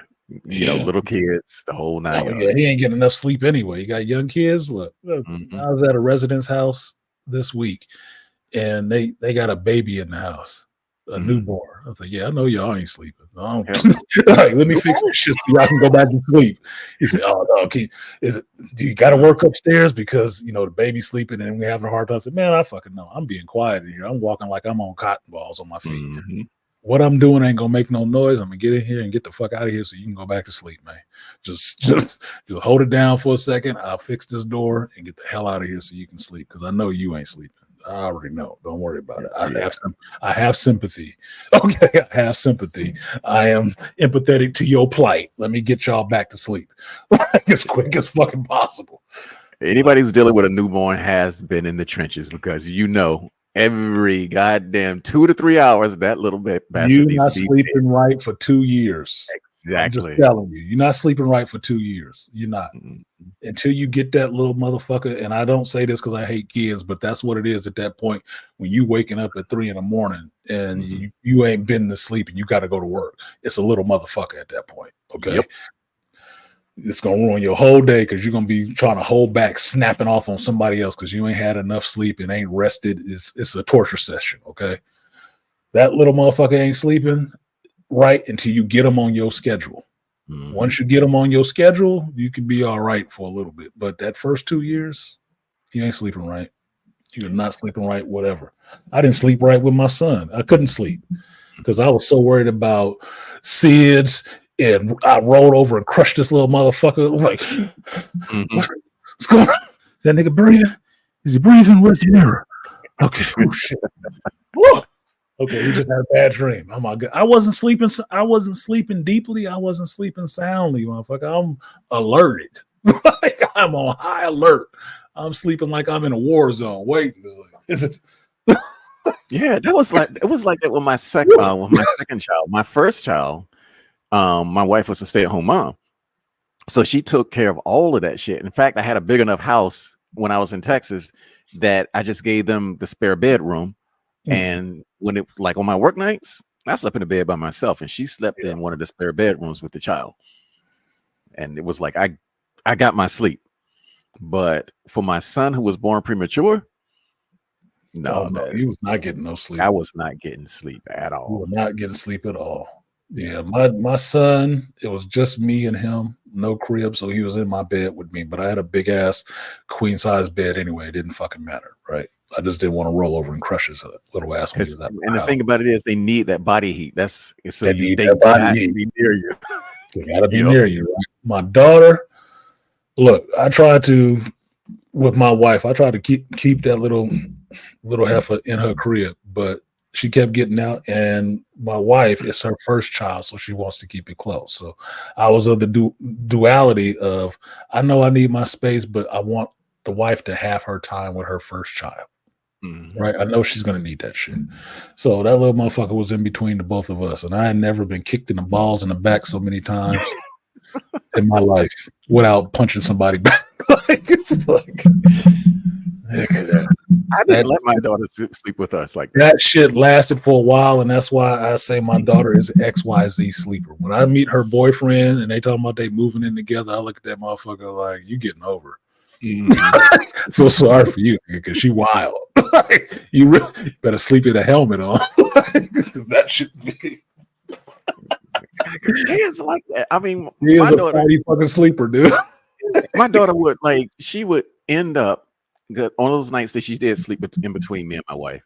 She would end up horizontal on the pillows, and her feet are in my face, or her ass is like on my ear, some shit like that. I was like, and then she keeps on moving. I was like, what the fuck going on here? Be still, goddammit. Yeah, that's why my daughter was the XYZ. That's the position she was in. Like, bitch, put her on the other side, okay? Because I might want to spoon up on my wife in the middle of the night. Put her on the other side of you. She hauled off and smacked my wife all in the goddamn face. Just bow, like, the fuck? Said, I wanted to hit her. I said, you should have. Maybe you should teach her ass a lesson. But guess what? You know, neither one of us are giving that shit up for. But man, I go back to those days in a heartbeat. I love my baby girl. I got pictures of us falling asleep together, a little pop belly and shit like that. I love my baby girl. But it don't mean shit didn't happen that I didn't like. Exactly. You don't like it, but it's just like when you talk about it, it's so endearing. Like, it's endearing. Like, look, my daughter is 25 years old. If we fell asleep together right now, I wouldn't give a shit. Yep. Right. I know she ain't gonna do that shit. I'm gonna tell her. I tell her something about herself. But it'll be fine. I still let the hell out of it. It doesn't change the memory at all for me. I just know some of it was bullshit and some of it was endearing because I know how she sleeps. She sleeps fine once she pin her ass down and stop with all this throwing her arms all over the fucking place and shit. She's fine. She's a good sleeper. She will sleep hard. She just make fucking pouty faces. Stupid ass shit. Stupid ass pouty face. Like, you all right? You got that slug crawling out your mouth again last night. Got the blood tracks on your cheeks. What happened? He got free, huh? That shit was hilarious to me. Sorry, dude. I'm kind of an asshole. I'm a dad. I'll make fun of you. We'll laugh about it. Right. Go wash your face, girl. Wash your face. Some slug tracks. It's not young cats. I don't even think it was my job, but I wouldn't have even let drivers leave the property with Explosive chemicals, man. I'm okay. No, you're not, sir. You traveling explosive. Yeah, you hauling explosive. I don't know what the fuck you think. You thought I'm okay. No, you ain't. No, you ain't about to blow up. If you hauling hazmat, brother, Not see your ass on the news. No, you better go get your ass some sleep. I'm calling somebody else. It's no insult to you. We care about your safety. Mm-hmm. Yeah, Malika said, artisan and dead side, I definitely know how it feels to be extremely overqualified for a crappy ass job. I'm going through that shit now. I know you are, Malika. You are overqualified for the job. So I try to help you find anything else that you can, bro. Look, I'm overqualified, I think, for the job I have right now. And I was talking about it last week because I was talking about not being a supervisor anymore, because it turned out the other dude that I covered for, new hire, he was a supervisor for 5 years, and he's from the trades too. Mm-hmm. He was like a carpenter or something. And me and him were having a little conversation, and there was a little bit of a calling out bullshit session that happened in the group, the team chat from our new facility director, and that dude didn't appreciate that shit. Migo didn't appreciate that shit at all. Basically, he called him out in a text message. He said he was talking about me. I said, yeah, I know. He said he could have just talked to me about that shit. Yeah, he could. He said, you can tell who ain't been in management very long. I said, yes, you can. Because they make these young ass fucking mistakes. I said, but it's California. You have to understand. Corporate or soft corporate, as I call it, being that you don't have to wear a suit and tie to work and be in the corporate office, is a little different, because it's halfway just being working class and being in a trade, and it's the other half is corporate. So they do a lot of soft shoeing shit that somebody in the trade cannot tolerate, because it's too much bullshit, right? It's too much of, you know what, you need to get the fuck out of here and you need to do your job. Yeah. Right. In the trade, you can be that playing with people, because it ain't no sensitivity and HR shits about that. Motherfucker, you're not doing your job. You dogging it. Here's your checks. Get the fuck out of here. Now, you may not say it like that, but you can. If you want to be that brusque about it, you can. And you can end up in a fight after work too. Just what it is. But it'll be handled, and that motherfucker will be out of there. You won't waste your time. Soft corporate, they got to play the legal games, all of that shit. So I told him, it's like, soft corporate wise, he can't tell you that directly, because then he's open for a lawsuit, because you can always say that he's picking on you. Because this is where we are in 2024 in adult working situations. You use bullies and picking on terms that you would use on an elementary school playground. Yeah, I think it's gross misuse of the law when they do that. Gross misuse of the law, right? So they can't single you out for your poor performance or bad behavior specifically, because it's actionable. So then they have to protect themselves. They have to throw it out there to everybody, like we're not talking about anybody specific, which is fucking retarded. Why do all of us have to listen to this message that's for one person? What I would prefer is you pull that one person aside and go talk to them in your fucking office. Right? But they don't do that. So they throw it out there to everybody, which only makes the person that knows you're talking about them pissed off. Because now you just broadcasted it to everybody, making other people who aren't even involved in this shit upset that you were even accusing. They felt accusatory, like, you accusing me of that shit too? I didn't do that shit. You know, it's just bad all the way around. But the director did it because the supervisor on vacation. So that's the highest ranking person there doing some shit like that. It seems really silly, and it doesn't endear any kind of respect. No, it doesn't. It doesn't. It actually breaks down the respect, because that's why he's coming to me. Like, man, this motherfucker just, I read it. Yeah, I read it. Yeah, it was stupid. I wouldn't have handled it that way. And that's how we ended up finding out that he had been a supervisor for 5 years. He know that's not the way that shit is done. I know it's not the way this shit is done. I didn't respond in the group chat because I know that's not the way it's done. I didn't respond to that shit at all. I looked at it and went about my business. I'm busy. I got other shit to do. But that was the conversation about why in some ways, I don't miss being a supervisor, because now I can walk away. I don't have to deal with that shit. I can walk away from it. But I can sit there and look at these motherfuckers and know you ain't got that leadership together. You ain't got that leadership part together. You are not building a team right now. You are destroying a team. I was fortunate. I mean, granted, I know that construction deals with those men. While I got most of my leadership skills from the military. So it was always, because, you know, for us, it was like, you got beef, we going down to the sand pit. That's how that went. So it was the same like thing. Construction. It's like that in construction. You can either fight on the job site and lose your job, or you can wait till 3:30 and get outside that gate and you can fight in the parking lot and still keep your job. And it don't matter who you fighting with. Superintendent, don't matter. It'll be like a cage match. I pulled this big dumb white boy into the office one day because he was not putting fuel in his trailer when he brought it back in, because, you know, the warehouse needed to load that shit, get it back out. So you fuel that motherfucker up before you bring this shit back. No, he ain't feel like doing it. So I went into the office and I said, okay, look, this cat right here, he didn't fill up his truck, so we can't load his trailer. So guess what? Take him off the board. Punishment. This motherfucker was pissed off. He came into the office. He gonna talk about he gonna whoop my ass. I was like, well, let's go outside. And he making all kinds of noise, and I follow him. Mind you, at this time, I'm a stocky motherfucker because I was in the gym for like 3 straight years at that point. Let's go outside. Let's go outside. And so big manager came out there because he walked right past his. What the hell going on out here? The problem was that motherfucker. He thinks he runs this shit. And the manager said, I think I told this story, boy. He does run shit around here. Shut this motherfucker. He does. The fuck you thinking? What the fuck are you talking about? Yeah, that's our manager. He runs shit around here. He handles the trucks, the maintenance, and everything out there on that yard. And if your ass didn't fill up that damn fuel tank, your ass better get your ass back over there to fill it up. Next week, that motherfucker was fired. On his own. Jay had my back. Yeah, that's good. Yeah, that's good that they had your back, because a lot of times, especially the black dudes, they won't. Well, he was a brother too, so it's like just some brother on brother shit. Yeah, because goofy white boy. The shit I learned from the trade was, you think about the guy that's coming behind you. You always think about the person that's coming behind you. You don't do some shit that's leaving more work for the person that comes behind you. Exactly. And it mainly means stop being fucking lazy. The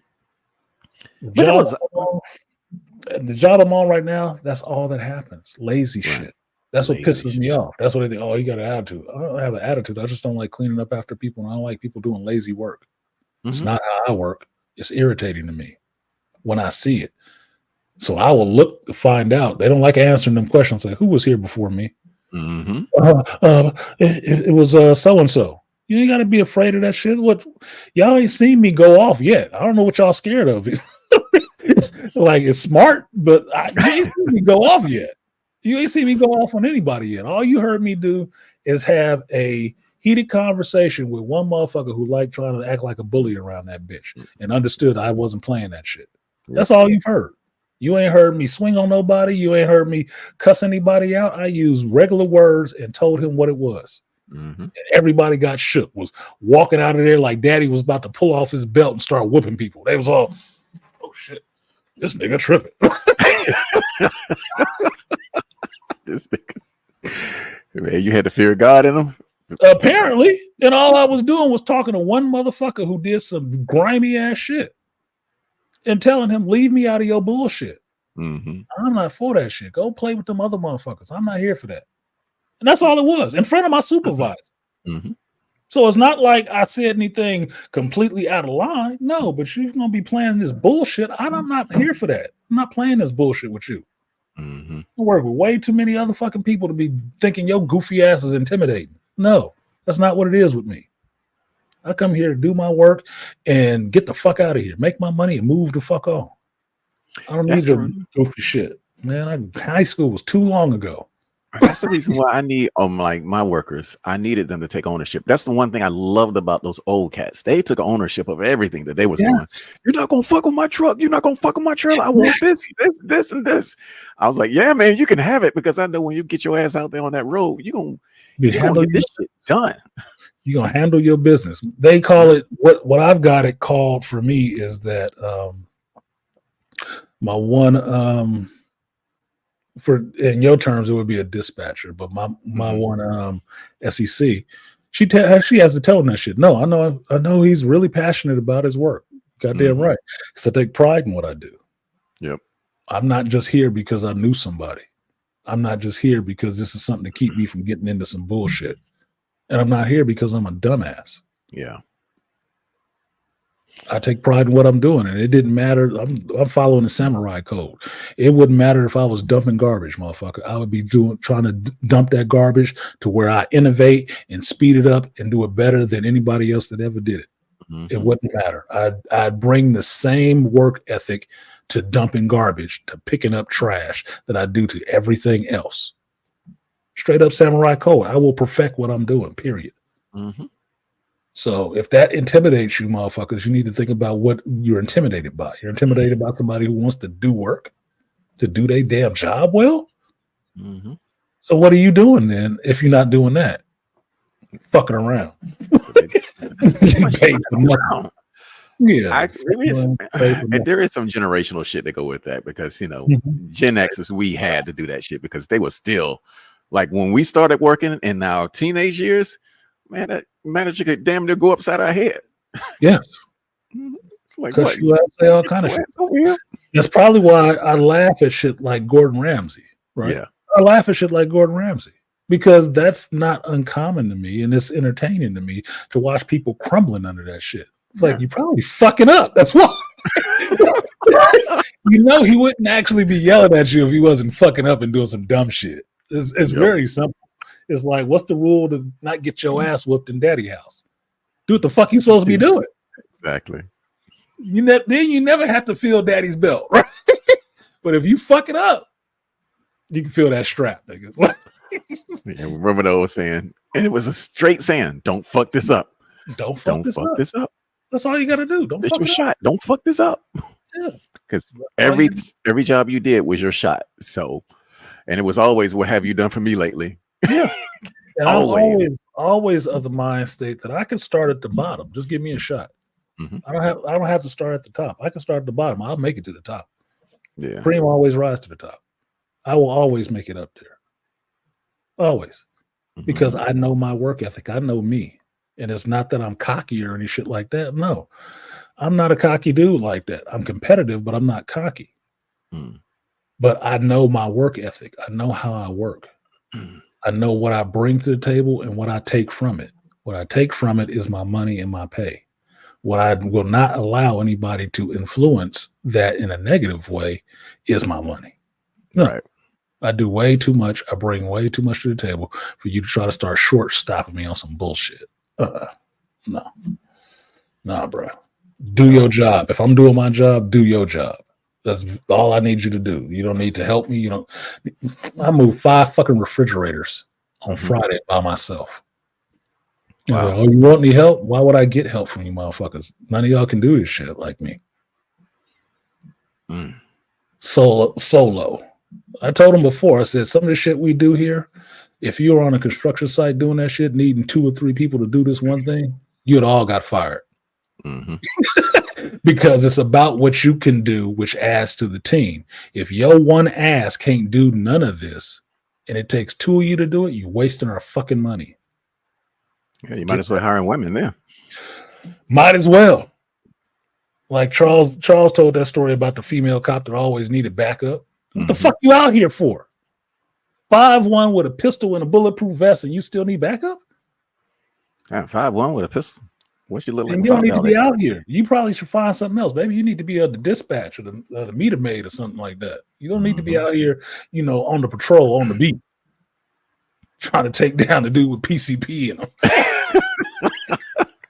and all these. Well, it should be easier for out here because all these motherfuckers sleep standing up in the middle of the street.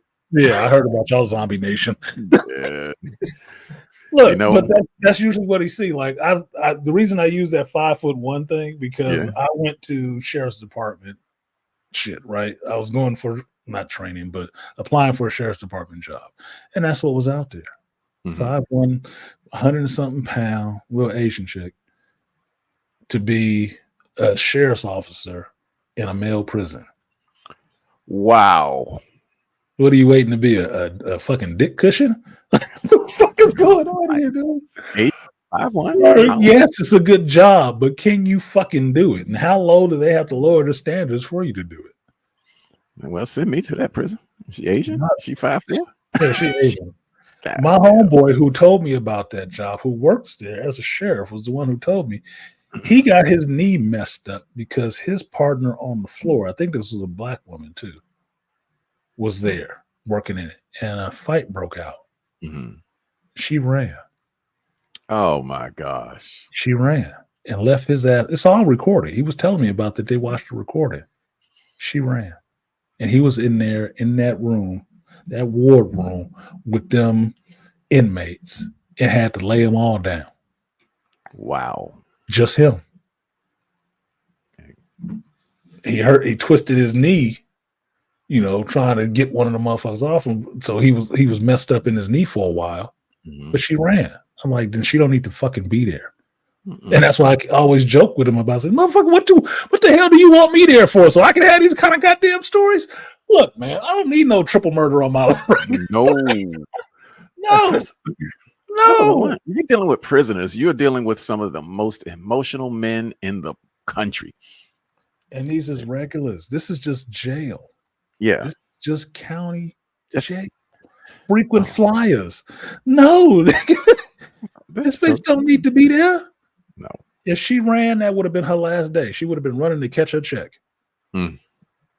Because that's not what you're supposed to be there to do. Especially now, you supposed to be my partner on the ward? Oh, fuck no. Because you would have ran that day. If I got out of that situation with my life, I was going to have to beat your ass for putting my life in jeopardy like that. You got to go somewhere. You're going to have to leave. There's no fucking way in hell. That's like in construction. I will not work with somebody who's unsafe. No. Right. You're not going to jeopardize my life. Nigga, I can risk my life on my own. I don't need you to do it for me. No, fuck you. We going to work out on the edge on a high rise? No, nigga, get the fuck away from me. No. No, I want to see my kids grow up. Fuck you. If you're gonna die, you're gonna die on your own. You ain't gonna die with me associated with that shit. Fuck you. Look, I seen them damn Dallas cops at it because I remember when I got arrested when I divorced my first wife and she came up with some bullshit. It took me 2 years to beat. I was sitting in the open Bay area. Fight broke out. Man, you see every goddamn cop in that building come down on that damn fight. Like, yeah, it was just like, holy shit. What the fuck? And it's just what it is. There's some people that run towards shit like that to help people out, and some people that run away from it. What he told me was on camera was her running away. She don't need to do that job. No, and it's nothing against her having a job. She just don't need to do that one. She can still be a sheriff. Put her ass in a courthouse and let her sit on a seat next to a court reporter and collect a lot of good money to sit there and watch people get sent to jail. Yeah, or serve warrants or emptying pockets. Yeah, making sure the metal detector don't go off. Do some of that shit. But you don't need to be here doing this. You're gonna put somebody else's life in jeopardy. Hell no. I know you've been in the military. What would happen to a dude that was on the front line with you to turn tail and start running? Probably got shot. Exactly. You just called the field court martial. Yeah, that's called desertion. They will shoot you over that shit. No. Oh no. Oh no. The one thing we had to understand, if we all gonna be here on the front line, you're gonna have to fight too. Yep. I should never see your back unless you're running in front of me. Never. I should never see your back. I should not look to my right or my left and not see your ass standing right there with me or trailing in the back. Oh, hell no. I don't like that playing a video game. Oh, hell no. That's one of the reasons why I play Warhammer. Hell no. Hell no. It is unexcusable. Yeah. No. Well, I can't be running the video. I got all my stuff, man. I don't want to lose it. It's like you playing a video game to risk your shit. Yeah, where the fuck you at? No, you're supposed to be in this. That is carried over from the real world even into a video game. I do not respect that shit at all. I cannot deal with people like that. And I don't have a problem with just telling them flat out that it's like, no, you got to go. No.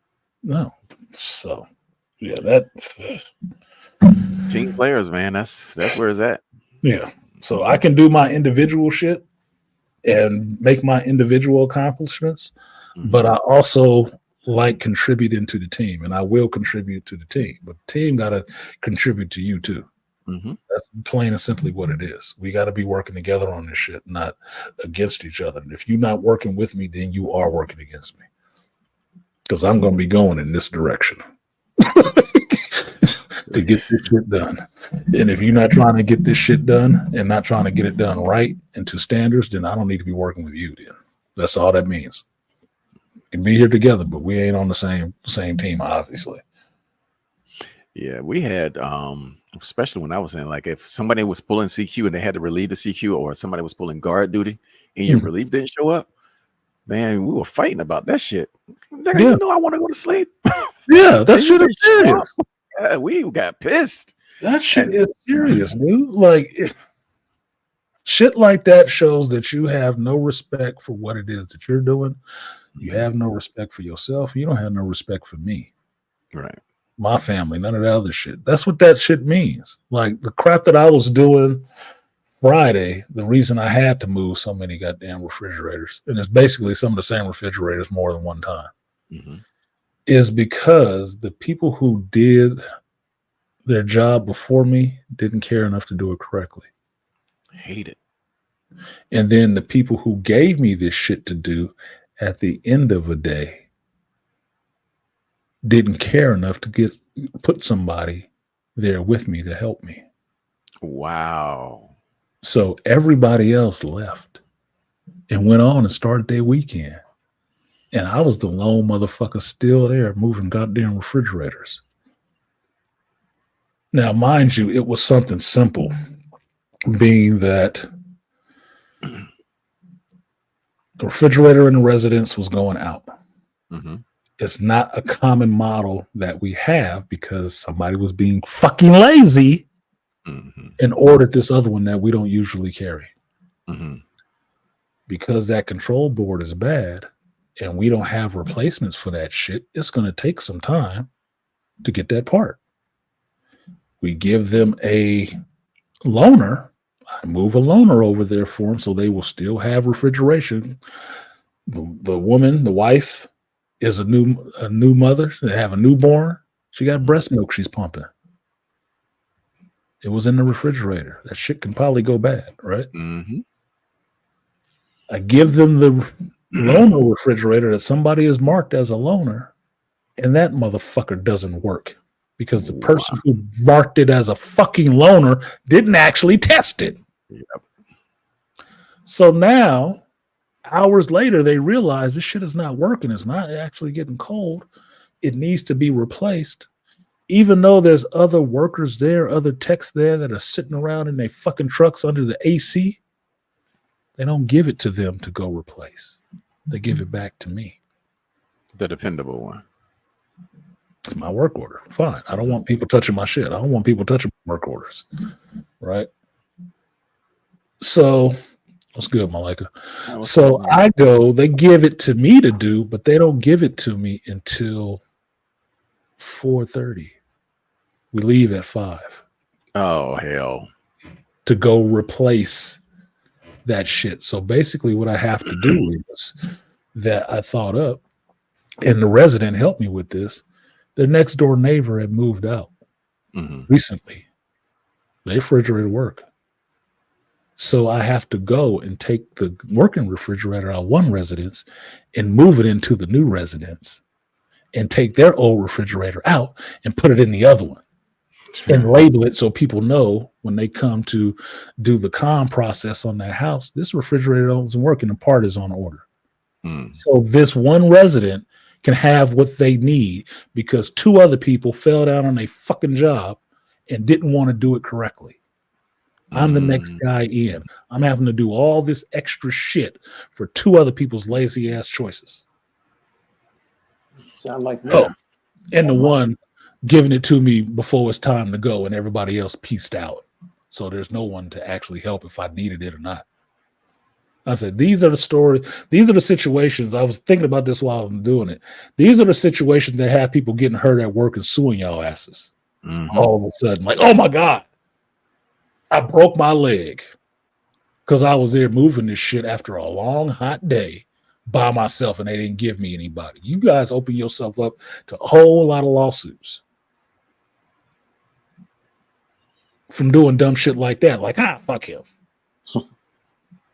Have a good weekend. Going to get drunk. Yeah. Fuck y'all. Oh, Really? shit. Now, I did it because I can handle it because I'm built for that kind of shit. It's not that big of a deal.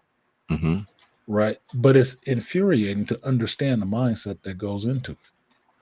It's no respect for doing your job correctly, or other people's time. Mm-hmm. My time. Who said I didn't have something to do at 5:30 on that day? Mm-hmm. Because we had already rescheduled this shit for Monday.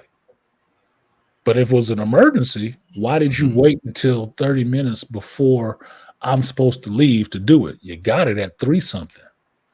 You got enough lazy ass people sitting around here collecting a check. Why don't you send them to do it? Mm-hmm. You care more about them sitting on their ass than you care about me leaving here on time. That's a respect thing. But I told you, I'm the only brother there. Crazy, man. Yeah, that's some dumb shit. Man, you talking about going 0 to 100 real quick. I'm a Scorpio. Yes, that's how that shit happens. There is 2 states, chill and not chill. That's what it is, man. It's just what it is. Maybe it's my upbringing, but I understand that shit has to turn sometimes like that. And they always afraid. At the same time, they do dumb shit like that. They always afraid I'm gonna go off. It's not they're afraid. They're waiting to see when it happens. They just don't know when it's gonna happen.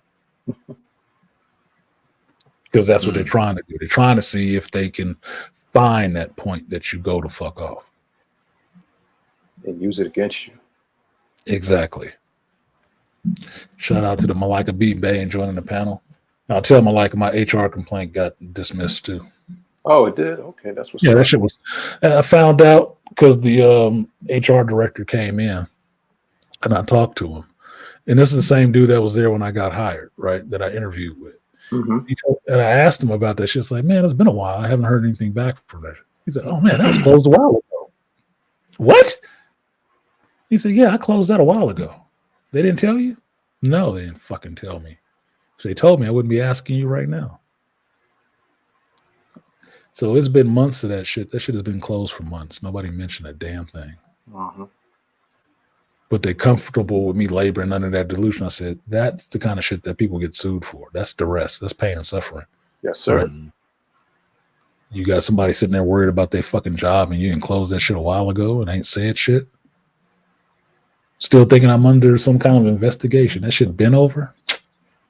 You motherfuckers really... bro, you just like trying to have that sort of Damocles over people's heads. I knew it wasn't nothing to begin with, but the fact that you didn't even bother to let a nigga know, yeah, that shit is over with. Okay. I gotta ask. I ain't handling your business correctly. And that's why you keep getting in trouble. Ain't got shit to do with me. But anyway, go ahead, Malika. I'm gonna go ahead and talk for a second. I'm gonna go grab some libation for my dry ass throat right now. You know what's funny, old brothers, when you were talking about Dad said, like you said, when you have people that are cowardice. Yeah. 11 and a half years, I was a cop. Mm-hmm. And not all women, but some. But black women got a lot of mouth. Yes, they do. And you got some chicks that would fight, but the thing is, if they know that if it's a dude who's ready to fight, like you get the crazy dude, the crazy nigga in the hood, he's like, okay, whatever. Now the thing is, you can't pull your gun unless, okay, if it's exigent circumstances. You can have your stick, you can have your mace. Sometimes we forget that we had mace, man. It was like, oh shit, we had mace. And I was on before, they were giving out the tasers. Only a few people could use tasers, like only supervisors had tasers. Mm-hmm. But we would have, it was been, because you've been through You've been through Philly, right? That's it. Oh yeah. But I worked in the heart of North Philly, so in that area. So it's like it was like, okay, you got my back, right? Like you gotta have somebody's back. And you just couldn't sleep, you couldn't do dumb stuff. And I remember um, one of my partners at the time, she had chick named Heather. Heather was about 5'3", and Hmm. she's trying to get these young dudes up against the wall. But she by herself. Now the thing is, you don't do stupid stuff by yourself because you can get killed. And a lot of times they would beat you up and they would take a cop's gun. Oh really? Yeah. So luckily, me and my partner at the time, we pulled up and trying to get these dudes up against the wall. And these dudes, young guys, was playing with it, right? Mhm. But they didn't see us come up, and we just grabbed them and threw them up against the wall. And we told them, get up against the wall. And we just put the cuffs on them. And I said, what's going on? We said, no, I just needed, she said she just wanted to get some information from them. And I said, all right, give them the information. So we took the cuffs on and we told them to go. Took the cuffs off of them, we told them to go. And I pulled her aside. I said, forever that we working together, don't you ever do some dumb shit like that again. And she's like, what? I said, I don't give a fuck where you at, what's going on. Don't you ever do some dumb shit like that again. I said, where you at? She says, I'm at such and such. I said, yeah, but you in the corner somewhere and we don't know where you at. How long does it take for us to get to you? If we didn't pull up, we didn't see you. These niggas could. One dude was in back of you. I said, you only 5'3". All that nigga had to do was grab you and shoot you, and then next thing you know, we didn't care, and they gonna run. You know, nobody's not gonna say anything. And I said, come the fuck on, think. And it was just shit like that. Now, there were some chicks that did run. They were, and let me tell you something. There were some dudes that ran. Hmm. Like, you know, there were some dudes that would sell wolf tickets. But there were some dudes that would want to jump and want to start fights. And it's like, you know, like we would tell dudes stop. Like one of the biggest things that we would have, I noticed, like in any place, especially where you have a division, especially like in the police departments, Hmm. you're going to have that division, that racial divide where they say there's a racism. That's bullshit. There's there. Right. You're always going to see something where you have white dudes. They ain't really been around a bunch of black people, and they think that they can jump bad. I remember, I never forget this. It was we got an old school cop that been on for about 20 years, and I had maybe about 5 or 10 on at the time. And white dudes will like want to lock a bunch of people. Like Thursday to Sunday is the busiest days, especially in the weather like this. So they would come in and like white dudes, you got to tell them, chill the fuck out. Just like, yo, chill the fuck out. You ain't got to be ripping and running and doing a bunch of shit. So first of all, it's already hot, it's agitated, and you know, niggas in heat don't mix. Sitting in No, we don't. like Niggas in heat don't mix. Y'all know we draw heat. No, they mix. Like matches and Tinder. So it's a bunch of white dudes on some shit, and they just bring in a bunch of guys and bring in a bunch of guys in. And at the end of my career, I was working just intake, right? So it was like a fucking Saturday, and it was a hot day like today. And they just bring a bunch of people in, and one of the supervisors had to pull him aside and say, what are you guys doing? He said, y'all just can't sit still and just ride the radio. Ride the radio was me. If they give you any calls, do that. Stop trying to lock people the fuck up and do something. And these white dudes was on some shit. So here's the thing. Mm-hmm. You could tell these dudes agitated a bunch of black people. Mm-hmm. So when you have a fucking block of black people, now you got to lock up the whole block, and now you got to clog everything up. And so they're bringing in half of the people. You got black women acting up, you got dudes acting up, and you just got a bunch of shit. You just got a whole fiasco going on. But now you're taking a bunch of cops off the street. Now we got to bring everything in and all this other stuff. And I remember this one guy who was the prisoner that was coming. He was just talking shit to one of the. He was talking shit to one of the white cops, and the white cop said this, and he's pushing on him. And one of, like I said, this old timer told the white dude, he says, "Do that shit outside." He's like, "What?" He says, "No, do that shit outside. Take him outside and do that shit. Don't do that shit in here." He's like, "What?" He says, "No, if you want to beat somebody the fuck up, beat me the fuck up. Because you started this fucking shitstorm up in here." And he said, "All y'all white motherfuckers always got to start some bullshit." And it was like, and you could hear a pin drop. And he said, "Yeah, I fucking said it. All y'all motherfucking white motherfucking cops want to start your racist shit. Everything was quiet and cool, but y'all had to start some bullshit." And then all of a sudden, the white sergeant had to come out, and the black sergeant had to kind of quell it out. And usually on the inside, you will have a corporal, and the corporal's trying to quell it. And now, here's the funny thing: all the black female officers, and all the white female officers, and all the white female prisoners that came in from there is looking at the white guy, like, "What you gonna do, boss?" And he's looking like a fool. And the supervisor pulled the old head guy that was doing the intake. He pulled him aside. He says, calm down, man." He says, "No, man, these motherfuckers doing dumb shit." So pretty much all they did was lock the half of the block up for just like, what would you call it, just inciting a riot, which ain't much, and disturbing the peace. And what pissed the detectives off upstairs is like, what the fuck are we doing here? It's fucking 90-something degrees out here. Why are we coming down here and trying to investigate? And we got to write. And the thing is, they were trying to say, "Yo, do you want to write up these citations?" And then Cyber's like, "We ain't writing no fucking citations up." Now, the thing is, we could write it on a computer and give it to them. They said, "No, motherfuckers, you go get in the back, write all them fucking pink slips up, and you give it to these motherfucking people." And they was looking and it was like, "Hey, me bang, you want to help me?" I said, "Help you with what? I did enough to help you bring these fucking prisoners in here, and you got half of North Philadelphia all up in these fucking cages in this hut." But it would just be dumb shit like that. And running up our fucking AC. But you know what? Making me get all sweaty in my uniform for some bullshit. No, and that's another thing. You gotta understand that, man. Like Dad said, you know what it's like? You having your whole pack on and it's hot. Like, Hell yeah. You know what we used to do? And this happened to me, and I definitely hold myself accountable. I used to do dumb shit as a rookie. They would give you a car that had no AC in it. Yep. And they would give you the hardest fucking sector. Pay your dues. And they said, "Yeah, all right." They said, "Wait. Where's 3919 over there?" So yeah, you're gonna work there. You're gonna work this sector.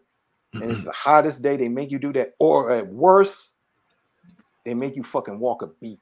Yep. That's what I was gonna say next. It's like they make you walk the beat. And you're on foot patrol. It's 100 degrees out here. You on foot patrol. And the thing is, they put you out in front. Where all the black people, they say, "Oh, who you?" And they be called and the "Oh, you must be new." Yeah, you must and they will fuck with you for that shit. Or if it's cold, they did this to me. Supervisor did that to me. It was cold, made me stand out in the middle of Broad Street night, and I worked at night. I worked from 11:30 to 8. Had me stand out middle of January. Make sure, like people were saying, like, "Yo, like you made was some coffee, what's up?" Now the thing is, don't give no fucking cop coffee in the middle of the winter. Where does that coffee go straight to? It's a diuretic, so you can be pissing all the time. So you can't call off and say, "Can I go in and go take a piss?" No, sergeant can be like, "What you coming back here for? You better hurry up and take a piss and get the fuck about it. The longer you wait, the longer you gonna stay." And that was just the shit. You just learned that shit the hard way. Dirty fucking shit. but that like you said, that's the dues that you had to pay. I remember. I mean, I ain't no tough guy, but fuck, niggas just be standing there. Like niggas be standing there looking like, "What the fuck you looking at, nigga? Jump in, get the fuck out of here." Well, that's what I wanted to say, because I've heard somebody say this before. I'm not saying I'm no super tough guy. Like I've told people many a times before, I am not no street nigga. I'm just a regular dude who understands my level of not wanting to take shit anymore. That's just what it is. I'm not no tough guy. I'm not out here trying to beat up everybody or proving I'm tougher than everybody. That's never been what it was for me. But what I do know how to do is defend myself. And that's what you're supposed I don't to have do. to impress my will on anybody. I don't have to do that shit. Look, it's either going to roll my way or it's not. You're going to make your choices. I'm going to make my fucking choices. That's all it is. I just got old enough and I grew up enough to understand that every man has that spark in him. Mm-hmm. That if you fuck with that too much, he will beat you to death. He will. And that's just the way I see it, completely the way out. He will beat you to death. Now, my view on it, on human beings, especially men, is everybody is fucking crazy. You just don't know where their trigger is to get them to go fucking crazy. You probably don't want to find it because it can be the most terrifying experience you've ever had in your living life. It will. But most people can take you to that point unless you've been trained, you got some military training and you pretty confident about defending yourself against a fucking wild, crazy person all of a sudden. But most people are not. They are not that. So I'm not no super tough guy. I'm not. I don't walk around acting like my balls is 400 pounds and none of that shit. I don't. I'm usually pretty cool with people, but I don't like people fucking with me. Like they say, don't wake the demon up. Like, dude. That's basically what I'm like. I don't like. I don't spar because. Yeah, I don't spar because I don't like getting hit. And number one, I'm not a fighter. I know how to defend myself, and that is it. Other than that, I ain't got. I mean, most of the static that we get from each other, that whole thing was talking about restraint. You know, we exercise that shit all the time. It's like, man, this shit ain't worth it. Yeah, exactly. Half the time, that little nigga who's sitting there screaming at you, he's scared. He's only screaming at you because he's scared. And it's just like, okay, little brother, go on about your business. Yeah, and once you understand stuff like that, that's when you let some of this stuff slide. Because you understand what it is, right? It's like, what's the point? Yeah. What's the point to that shit? I know, for me, I understand, and I understood this young in my teens how far I was willing to take shit. And it's just understanding, going through this process of all these things that would happen. And when I start feeling squeamish, I wasn't feeling squeamish. So I already understand how far I'm willing to take shit. I don't think that's necessarily anything that should be happening to somebody. Yeah. I don't necessarily think that that's okay. I think it's normal for human beings, how we see of handling shit, but I don't think it's necessarily okay. So for me, what they say, discretion is the better part of valor. I'm more willing to let shit go because I don't want to be pushed to that shit. Yeah. And that's the makings or the actual gravitas of a man. He knows when to walk away. One of the codes of Bushido, a real samurai knows when to draw that sword. What was my complaint about Yord in the Acolyte show? He's pulling that shit too much. Around and watch that shit. Yeah. He's pulling that shit too much. The motherfucker had it out more than his fucking face. I couldn't figure out because in the first two episodes, he pulled that shit out so much. I was like, why is he pulling it out? Put that shit away. Put it away. Because it's a chick-led flick. That's why. And yeah, this is how men impose their dominance. No, that's not how men impose their dominance. You know, the scariest dude ain't the loudest one. Exactly. You understand that, right? The guy in a room that could probably take you out the quickest is not the loudest guy in that room. Here's that motherfucker sitting over there in the corner and saying shit to nobody. And nobody's fucking with him either. They letting him exist over there. Remember, when that motherfucker get up and start moving, it looked like a shark in the water. Like, what you gonna do now? Fucking Grossberger and stir crazy, nigga. They already know. Like, oh hell no. Remember, I'm gonna use another movie reference. Remember in Scarface and Felix, the brother in Bogota, his connect. Yep. Remember his right hand man, the brother with the shades. Yep. Yeah. I remember him. Didn't he do the kill shot? Look, the one I always like using is Al Capone. Who was his right hand man? Oh, Frank Nitti, the enforcer. Frank Nitti. Why was Frank Nitti a dude? Because he was out there in front wanting all the attention? Nope. He didn't need the attention. Nigga. He didn't care nothing about none of that shit. This is the conversation I was having with Black Bang yesterday when he was talking about Supercell, right? And that some of these heroes kill. And I was explaining to him my view on it is like, it's more interesting to me to have a superpowered person who you know can kill and get into the not inspection, but get into the understanding of what would make him kill and what won't, to understand where that line is and when he chooses to crosses it and when he doesn't, as opposed to just saying he doesn't kill or he will kill. It's more interesting to me to inspect the line than it is to understand that there is one, right? One side or the other. Because my thinking on it is this: the Joker is interesting because you know he will kill. Yep. And he's trying to push Batman to kill. Yep. Batman is interesting in the sense that he won't kill, right? And it's interesting to find the point where he will. Being on that line and understanding this person will kill, but what would push him to doing it is completely different because they don't play you the same way that way. Right. The Joker would not play with Batman if he thought Batman would kill him. No. He wouldn't. He wouldn't fuck with him like that. He wouldn't be playing all these goddamn games with him because there would be no game because nobody played with the Punisher like that. No. Why? Because they know he'll kill you. Yeah. You know he'll kill you, right? So then the game becomes, well, we know he'll go there, but why won't he go there, right? Why is he being cool? Why are you not killing this dude? Maybe you don't feel like it. That gets you into that whole lone nut and that whole silent assassin shit to where you understand how could somebody who doesn't seem like they would actually do this kind of shit all of a sudden turn around and do it. And this is where you get into the real life people like Richard Kuklinski and shit. Like this motherfucker had a whole life and a family and shit like that, but he went and stuffing motherfuckers in barrels. And, wait a minute, man, how does that track? How does that track? He don't even care. What is going on with him? He will kill. But yeah, he can buy ice cream for the little girl. It don't even seem like it makes sense to you to think about that shit. But that's normal, real people. That's what's more interesting to me. That reality moment of understanding that shit, as opposed to just, oh, he just never will. Well, a whole lot of people gonna die because you never will.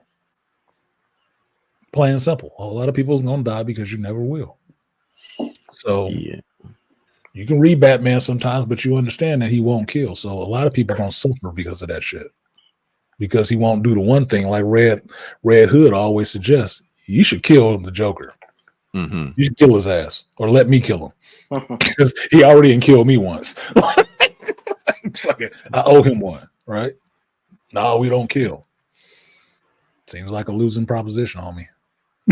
If they know that's not on the table, they always push you for that one. You know what this reminded me of? Meridian.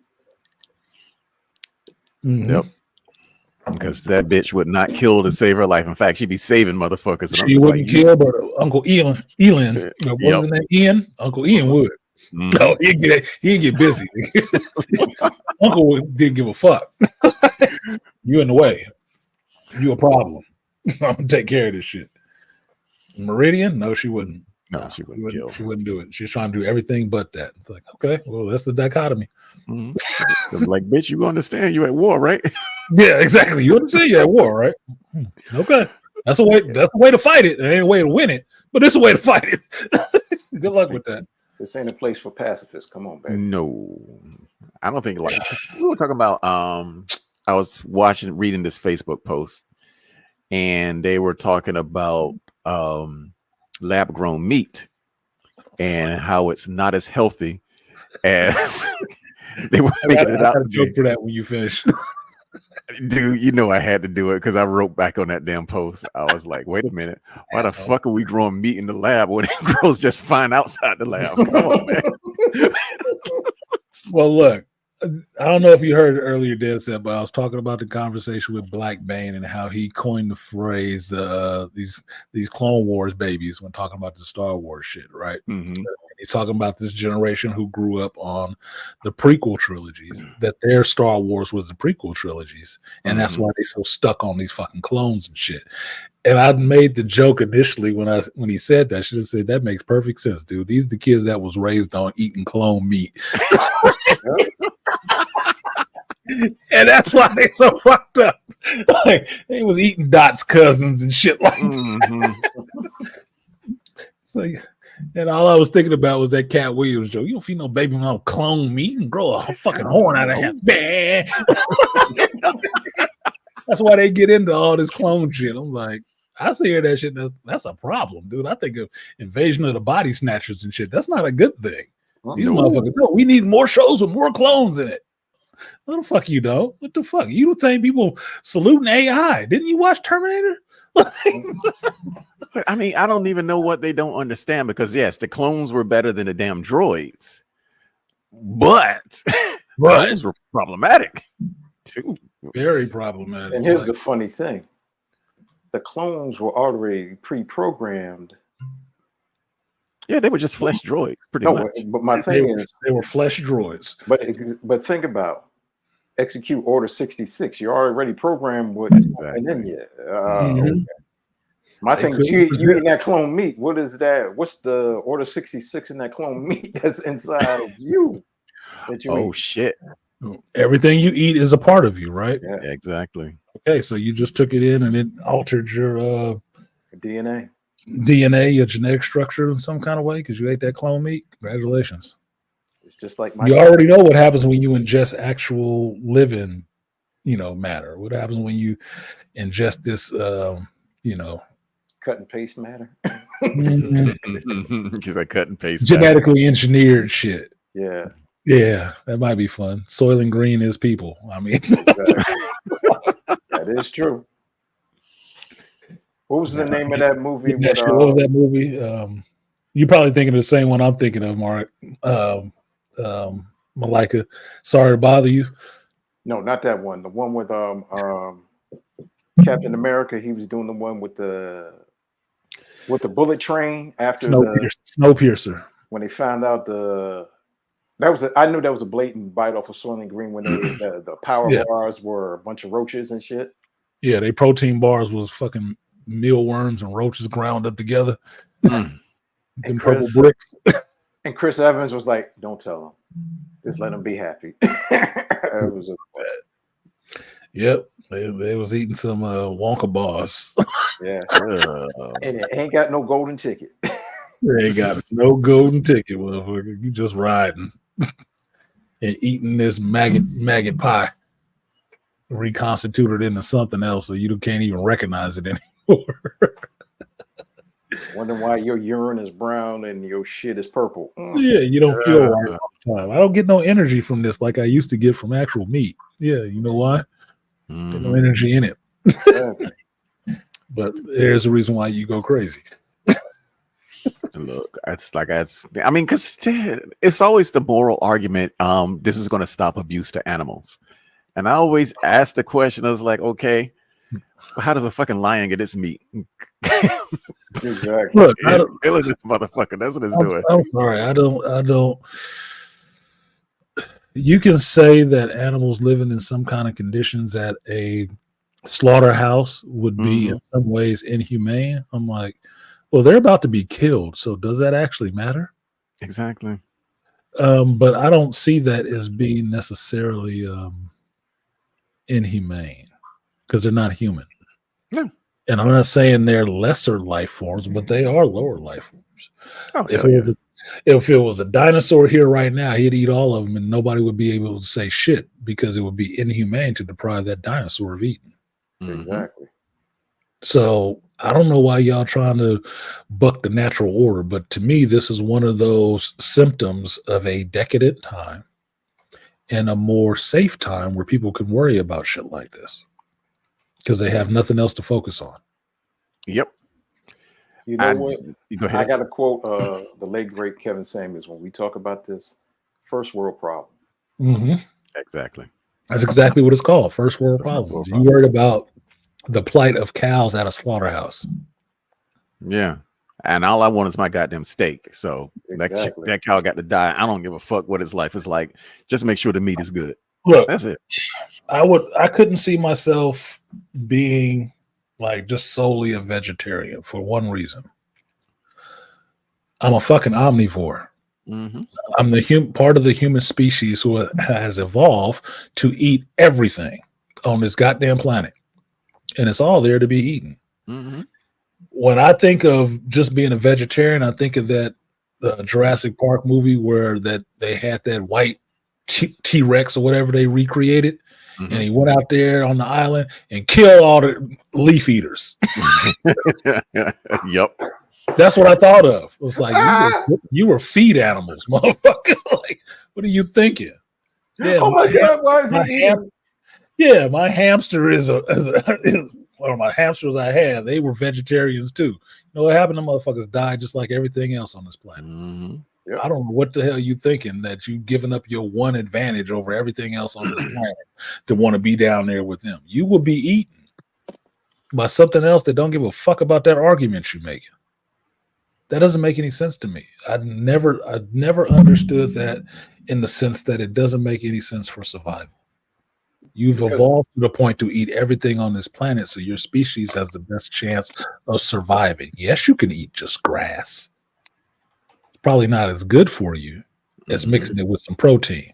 You can eat just protein. It's probably not as good for you as mixing it with some vegetation. You have to find your balance, and your balance as a human being on this planet as part of that species is to eat both. Mhm. That's where your balance is. Your body don't like it either way, going one way fully or the other way fully. It don't like it. You're supposed to be in balance with nature. Just don't overfish and overkill. You'll be all right. You can live. See, when we talk, like what you said, finding What's good, balance. Rain? No, y'all had me at cloned meat. I had to. Look, found the hook for that one. Found his trigger. Clone meat is his trigger. Yep. He must be in Texas. Like, you talking about clone meat? We got steers out here. What's his name? Michael Crichton actually wrote about that topic in his book State of Fear. Oh my goodness! Really? Yeah, because it was these bunch of basically eco terrorists in that narrative, and what they decide. What was it? I'm fucking up the whole thing. The marshal who was going after the eco terrorist, he was telling them what it's like. Wait a minute, y'all talking about saving these trees and they all majestic and shit. He was like, you know what? Trees kill each other, right? You do know that shit. They fight for sunlight, but at the end of the day, they ended up trying to go in to save this cannibal tribe, and the motherfuckers ended up getting eaten by the fucking cannibals. Yes, they would. Yes, they would. Tell me. And it was so on the nose, but he wrote it that way. He's like, look, obviously you motherfuckers don't know what you're doing because people eat people even today. Exactly. You know what was also so on the nose? Remember the Rambo 4 movie, the one that was done in Thailand, where he was the boat driver. And he's taking these missionaries. That was the Rambo. It was just called Rambo. It was Rambo. Okay. He's taking these missionaries. These missionaries get caught by these rebel factions up in Thailand, right? Mm-hmm. They would tell them do not go, so they hired these mercenaries to go up. Rambo takes them, and the missionaries are trying to save and do all this stuff. And of course, half of the missionaries die. One of the guys, he's there, and the woman's there. She's almost about to be raped and beat up. And Rambo, he strikes in and he saves them. And at the end, you start seeing Rambo doing full Rambo stuff. Mm-hmm. And some of the mercenaries are left over, and they see like, oh, and the one guy that's the main missionary is happy, and he just puts his hand up to Rambo, and Stallone has this look on him, like, I told you, this is not you. Certain people ain't good to be saved. Missionary work ain't for everybody. Mm-hmm. No, don't go up there. These people gonna kill you. These people are gonna rape you, not just the woman. You, and is that they're going to kill you. They don't care about this. They don't want to hear about the Christian doctrine. No, they don't care about none of that shit.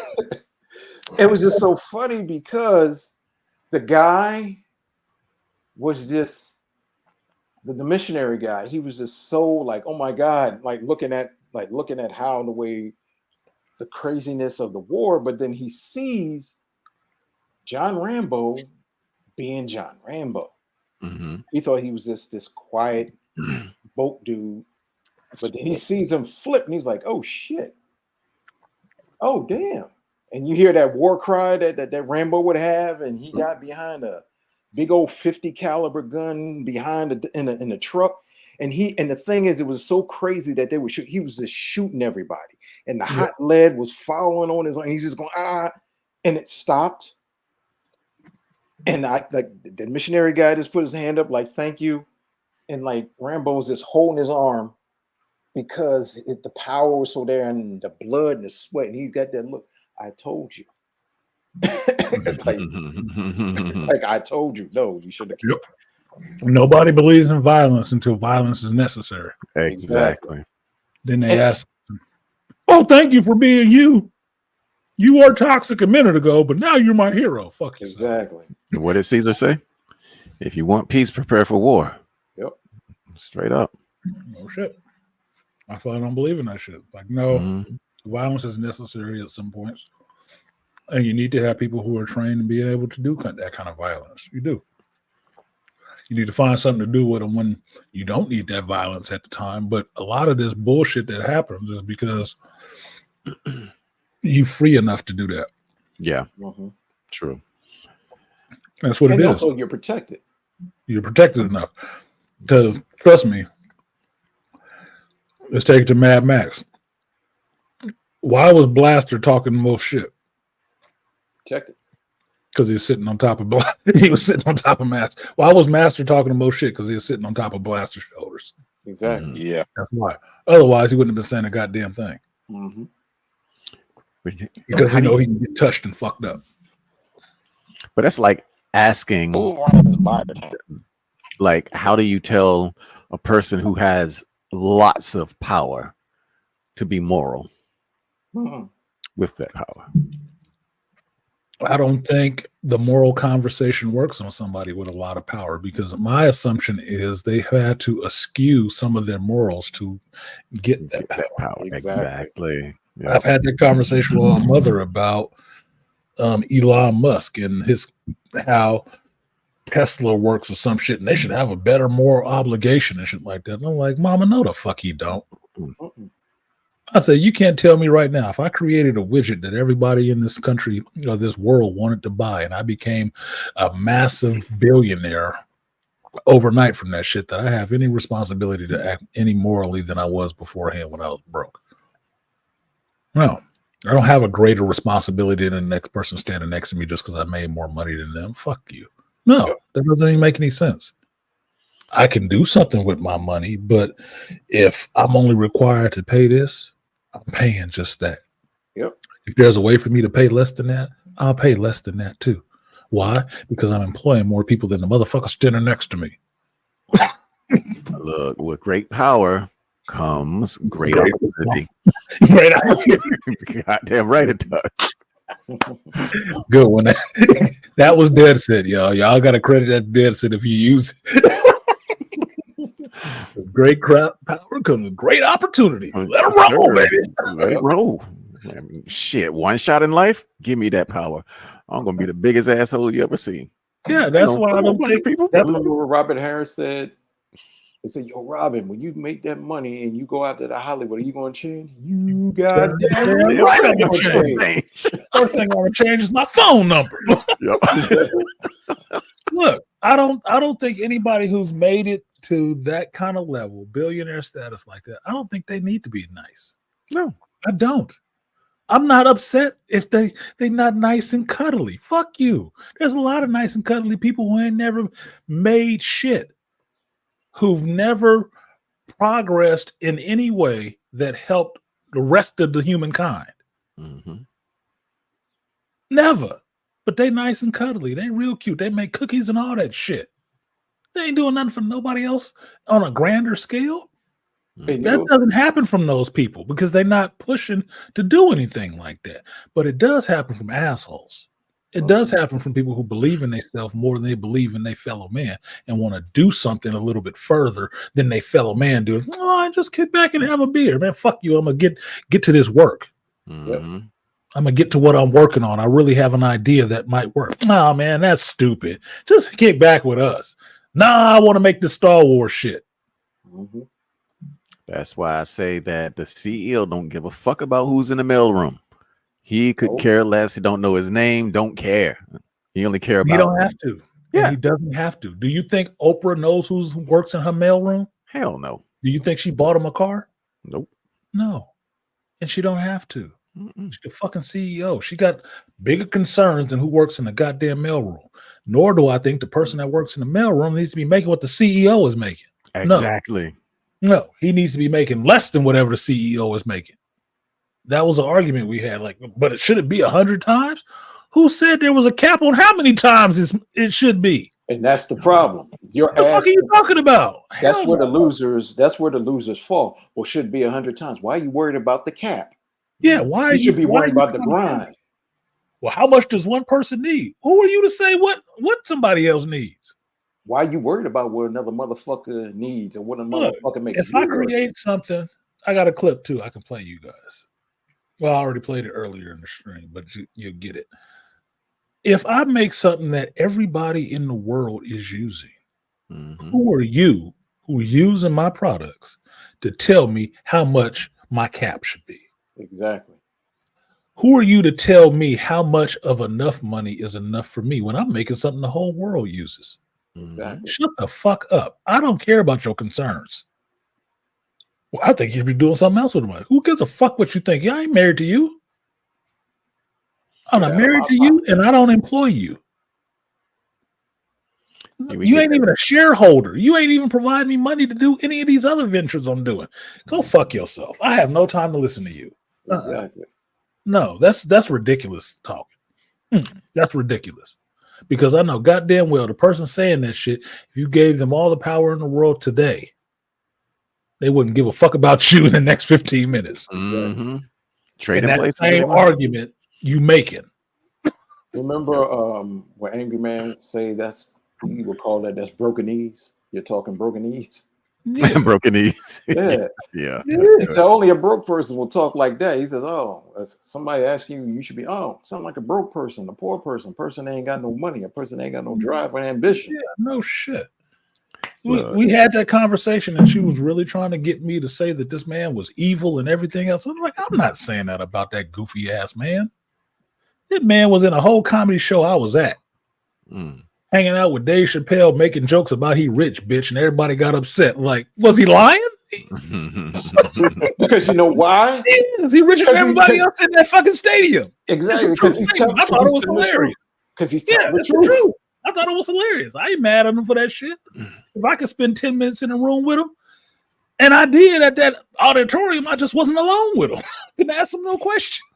What am I upset about? That motherfucker made billions. So what? It's not like he made billions and he didn't have nothing to show for it. It's not a car that I could buy. It's not some SpaceX that I can invest in. I can be making money right with him. It's not like, he made $1 million. He just kept it all to himself. Man, shut the fuck up. If I make $1 billion, I'm keeping it all to myself, damn it. So yeah, he made $1 billion and kept it all to himself, right? He don't employ nobody, right? Yeah. Exactly. Fuck you. No, that's not what the case is. He make $1 billion and the person that works underneath him probably making millions. The person that works under them is probably making hundreds of thousands. The person that works under them is probably making hundreds. That's how the shit works. I'm not upset about that. I just want to say to somebody like that. And I was it is your mom. I won't be disrespectful. I would have said to your mom, I said, okay, let's switch it to another billionaire. I said, I do that shit often. When was the last Amazon box you got? You don't like Jeff Bezos either. But she uses Amazon. I said, yeah, stop using Amazon.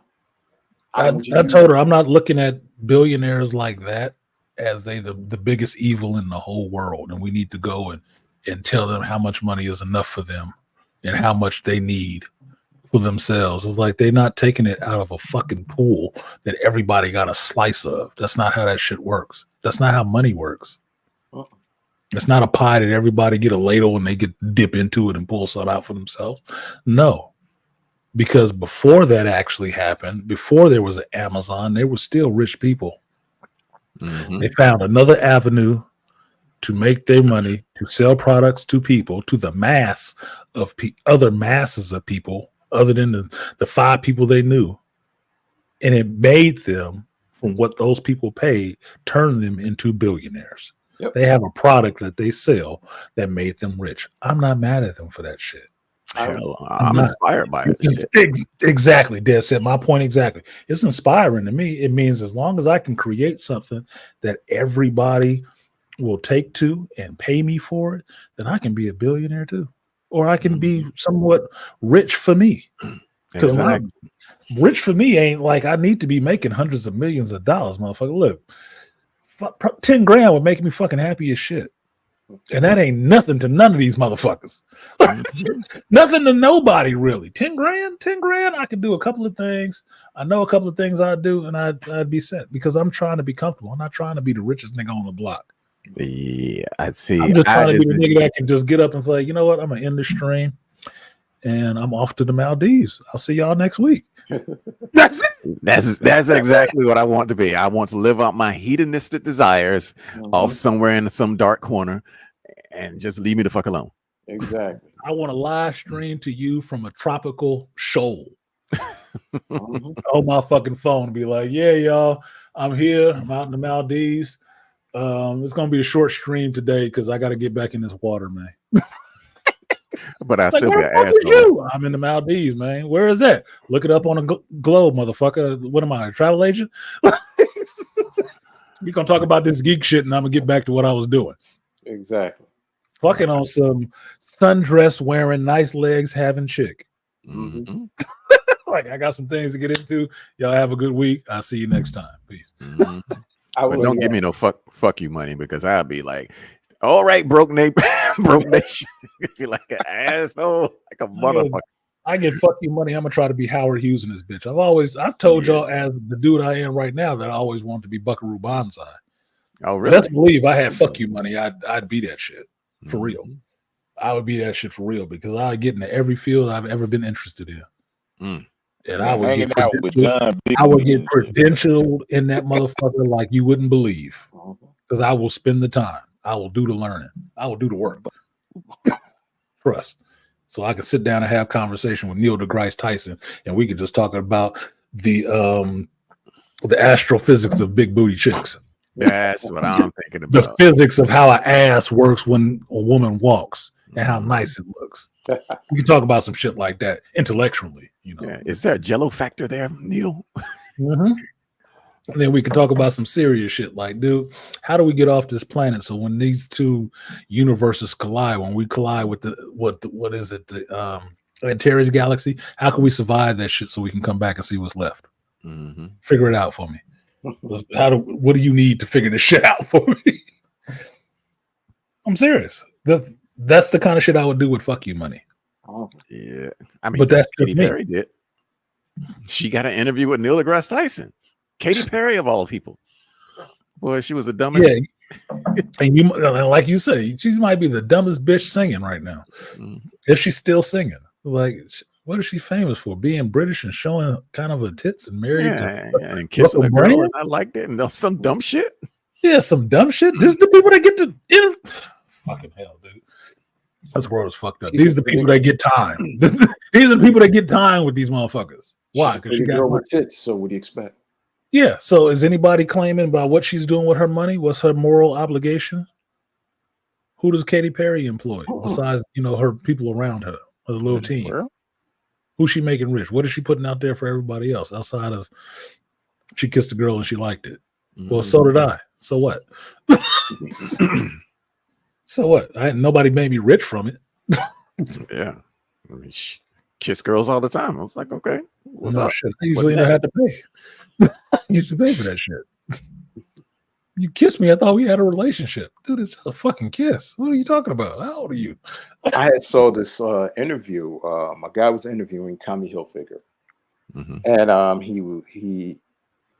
he had 5 minutes to talk to him. He asked him, "What is the best way for you to represent yourself and your business? And if you want to have a business, how would you do it?" Tommy Hilfiger said, "Well, first of all, create a brand, meaning your brand. What does your brand do? Represent. What does it do? What does it do? You have to make sure what it represents."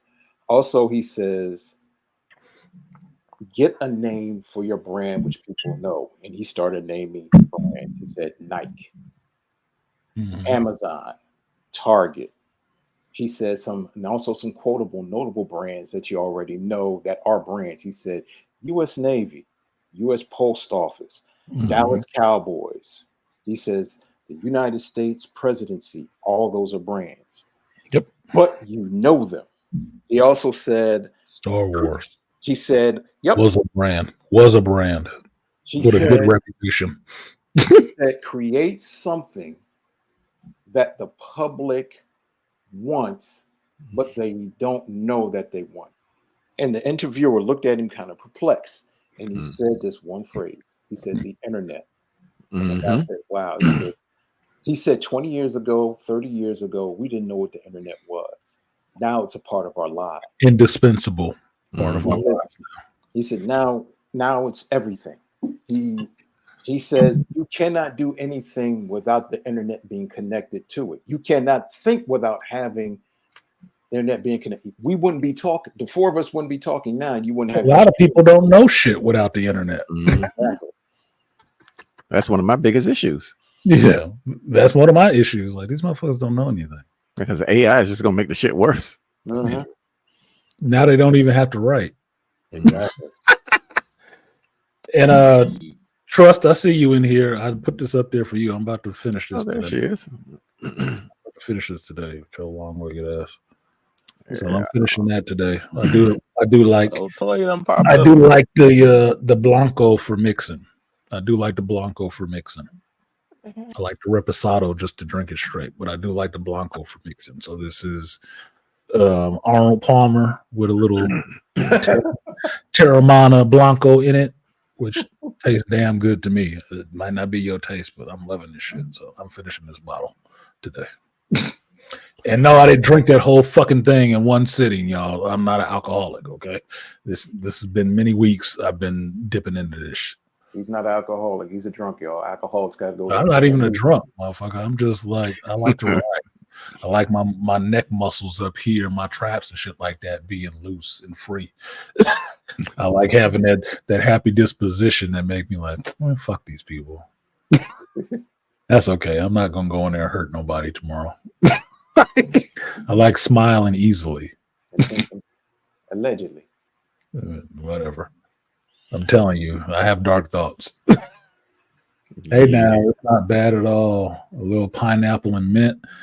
You know what? That probably got me fucked up, Trust, because yesterday I was at a comedy club to watch some comedy, and I ordered a mojito because it's summertime and it's hot, and I like mojitos.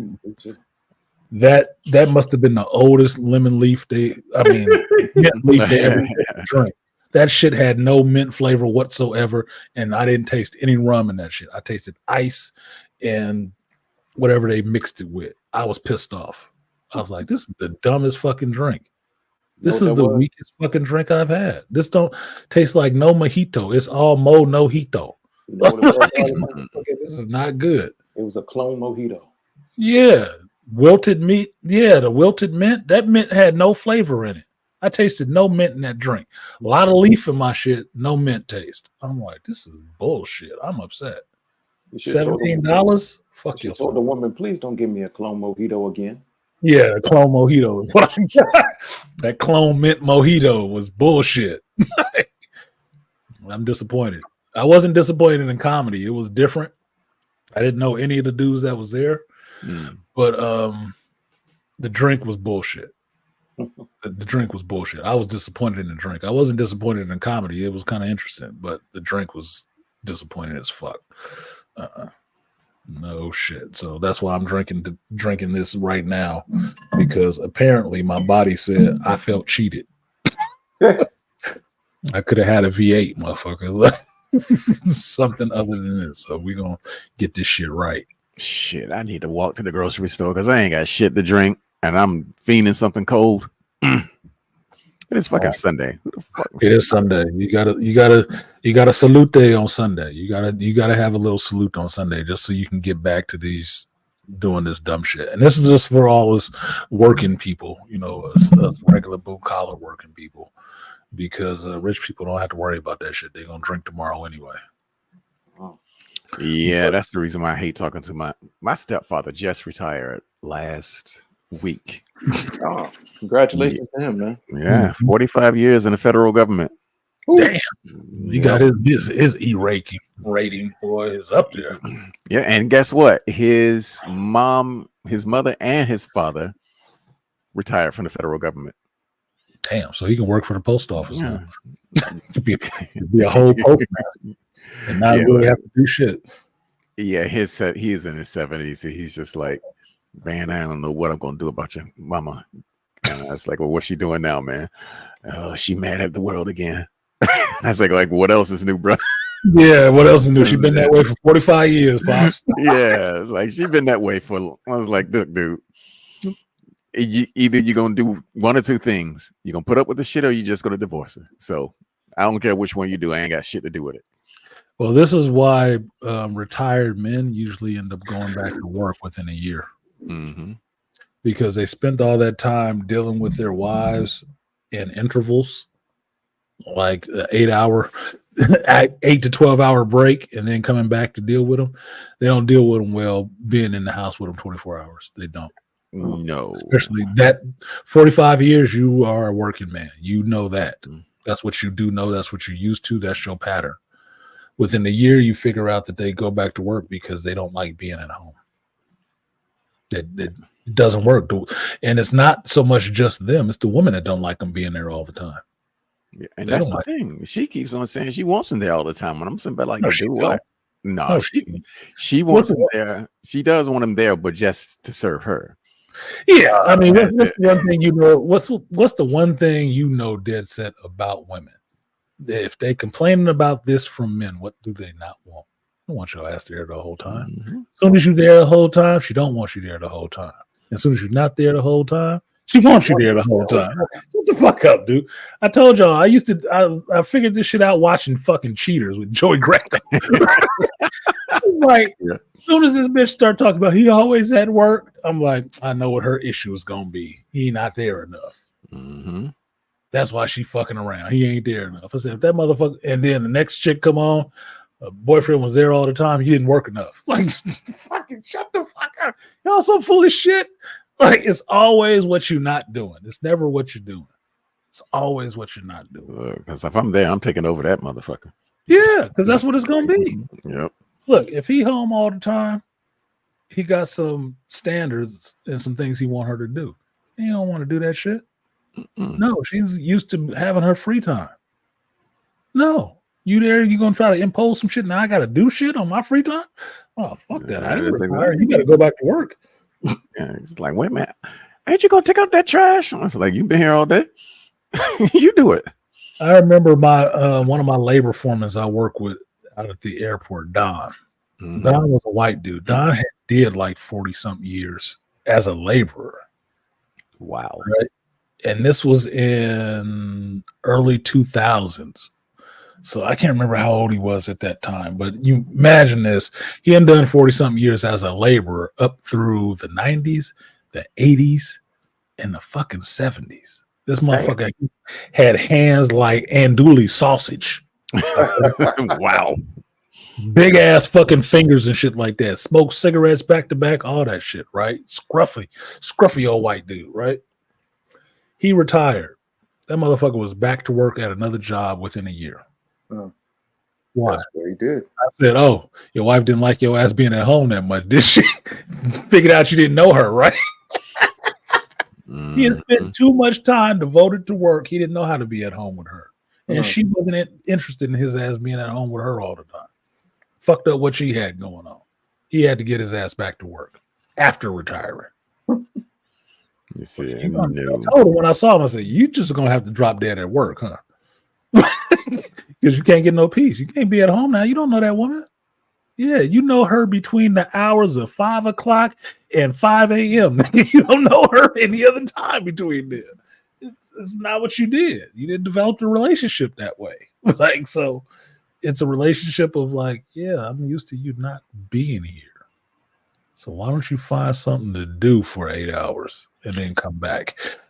That's what a lot of soldiers faced when they came home from tour. They would come back and he ready to take over, and he's still in that mindset. And the woman was like, "What the fuck you think you're doing? You ain't been around here for a year and a half." What did those soldiers complain about after World War II and all those Rosie the Riveter chicks? They had their independence. Mm-hmm. They had their independence. They got to be their own bosses and work and do the man's job and all the rest of that shit. And then them soldiers came home from war, and they expected them chicks to get their ass back in the kitchen. And what was they saying? Oh, hell no. Hell no. Nigga, I've been in charge of whole crews and shit. Nah, I'm not doing that kitchen shit. You get your ass in the kitchen. Divorce. That's what happened. Mm-hmm. That's what they was feeling. Now, I know a little bit of that story because I'm in the city I'm from, Richmond. We built them Liberty ships. We had these Rosie the Riveter chicks out there building these fucking ships and stuff. Mm-hmm. Right? And that's what happened here. As soon as those soldiers came back from war, their husbands and shit like that, then women didn't want to do that shit no more. They had already been in charge. They got the feel of what it meant to be, what they thought meant to be a man. Mm-hmm. Getting that authority, getting to run people, getting your own money, getting to do what you want. Yeah, I'm going out with the girls drinking beers, and I went out with the guys, and we was all drinking and stuff like that. Yeah, but you're still married and still got a husband, and that's still a job with roles too. And yeah, he came back from war. He survived. He happy. He want to be back with his woman and have kids and shit like that. Baby boom. Anybody? Mm-hmm. You ain't interested in that shit now. You want to be now empowered and free of him. There ain't no way in hell, man. Can't do it. So I'm gonna be like my old man when I retire. I'm not getting married again. That ain't gonna happen. And when he retired in his house by himself. Basically, he let my cousin move in with him because my cousin's older than me. Mm-hmm. And that's just it. He was like, okay, Tonio's paying part of the rent. He's cool. He's like, I tinker around. I drink my alcohol. I drive my truck around. Pay for some pussy every now and again. I'm good. And that's where, like, I think it was BGS was talking about it earlier in the week, but I was hearing a couple of different conversations, and when we're talking about men being lonely and shit like that, and that single men in the older ages are lonely and they really want women and stuff like that, and they can't get them. I said, no, they actually don't. No. Who told you that shit? Older man in his 50s that's by himself, maybe been married, been divorced, had kids grown, shit like that. He is not fucking lonely. No. Because pussy is cheap. It's cheap. And you pay her to leave, right? Like BGS will say, you pay her to leave. You don't pay her to stay. You pay her to leave. So whatever you do in that time, if you want to suck titties and get milk or just sit there and fucking cuddle like Amon in House of the Dragon, that's the fuck you doing for the time you paying her. Don't matter. And you give her that money so she go to fuck on and don't have any attachments and think that, well, don't I get to move in? No, bitch, you get to leave. No. You get to leave. It's okay. Let's not mess up the transaction. So that's not what men go through. That's not what men go through. That's what women go through. That's not what the man gonna go through. He gonna find peace with you or without you. Exactly. Yeah, truth be told, I would rather find peace with them, but those. I would rather find some peace with one. Yeah, like I said, I don't need all of them. I just need the one for me. The one that works for me is the one I need. That's it. And I don't give I personally don't give a fuck what race she is. As long as she works for me, I'm good. I'm Gucci. I don't need all of them. I just need one. But if that don't happen, I'm gonna still find peace for myself because I'm gonna find peace for myself in general. Period. The woman is just an add-on to that. Like, yeah, I had steak and lobster. Extra gravy. Yeah, I had steak and lobster, right? Mm-hmm. Like, okay, I had surf and turf. If it's not that, I still got the steak. Mm-hmm. You know, it's an add-on to what's already happening here because I'm already cultivating that for myself. Yeah, But the don't think you're minutes. taking anything off of the plate that wasn't already there. You're an addition to it, just like I should be an addition to your life. Yeah, you might have had your own little shit together. Yeah, that's all fine and good. But if you don't want to sit there and be cuddling these fucking animals the whole time Yeah, look, and the playing around with your rubber half a man, your silicone half a man, Mm-hmm. you might want somebody who can talk back to you and not want to eat your ass after you die. Well, I'm telling you, the minute that mouth starts running off, I ain't gonna say jack shit. I ain't gonna do nothing but get up and go. And then when you call me, I ain't picking up. In fact, you're gonna be blocked. Look, I told you the first thing that leaves when you get older is your patience. Yep. Yeah. Because at this point you've seen too many things too many times. I can't listen to the same songs over and over again no more, especially if I've heard them already. No, I don't need to. Like, it can be another 5 years before I hear that shit. Yeah. Well, I mean, that's true for me, except for the classics. The classics. Classics. Yeah. It's some shit, but that's classics. The fact that you call it a classic means it's in a whole separate category. Yep. Right? It means it's in a whole separate category. It does not get old. Whoever wrote that put the work in. It's actually something that you can listen to over and over again. Most of that shit, no. The majority of it, no, because everything ain't in the classics category. Nope. If you went down your playlist and you made a separate playlist for just classics, if you had 200 songs on your playlist, all of them would not make it to the classics. Nope. Your classics would probably be 20. Yep. 20 fucking songs out of 200, if 20. Like, no, you just know. You just know. It's about quality, not quantity. Exactly. What did Dr. Anwar say? My mother tries to pull me in this back and forth whenever I go home. Oh, brother. Don't I know that one? Look, my mother and my grandmother, me, my brother, and my cousin, my oldest cousin. I'm still the oldest out of all three of us. But we have this conversation now about the grandmother and my mother calling each one of us and trying to get us into these political conversations and debates and shit. Mm-hmm. We ain't playing. Because all of us are over 40 now. All of us are over 40. My brother is 3 years younger than me, so he's 47. My cousin, she just hit 40. We ain't doing that shit. We ain't got time. Man, whatever y'all own is what the fuck y'all own. We ain't got time to listen to that shit. We got actual stuff we doing out here. We still working. Y'all retired. Yeah, my mother was trying to talk to me about Trump. I was like, I don't want to this shit. God. Well, he did this, he did that. I told you I'm labeled as the conservative in the family. I said, I'm not even fucking conservative. I'm an independent. I just question both of them. They think I'm the conservative. I'm like, whatever, man. You ain't convincing me of none of this shit. Like, if you want to have a conversation, sometimes I'll entertain it. Other times I will not.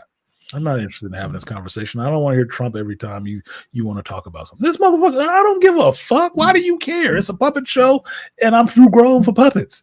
I mean, but that was the thing, because she was on this shit about the Supreme Court letting him off for those charges, stating that because all this shit happened while he was president, so therefore he had some presidential immunity. He should. But I was like, the Supreme Court came to the right decision. She's like, how in the world could you? I was like, you ain't read not their court opinion, not one Supreme Court summary, none of that shit. No, the fact that he was even on trial was wrong. Some of that shit was wrong. Exactly. I thought that was the biggest fucking witch hunt that they drug out to bring it up to him being worried about him running for office again. I've said this shit since he got out of office. If he has the right to do it, it's his right to do it. Let him run, let him lose, let him win. It's his business. He can do it. I did not agree with these motherfuckers going after him, dragging this shit out for years to try to hurt his presidential campaign because they that scared of his ass. Like, god damn, would you let some shit go? Y'all motherfuckers is petty as fuck. Worry about what this motherfucker is doing while I'm paying $5.20 for gas. Mm-hmm.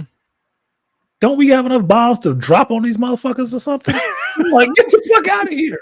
I don't want to hear this shit about Trump 4 years later, and he ain't been in office in 4 years.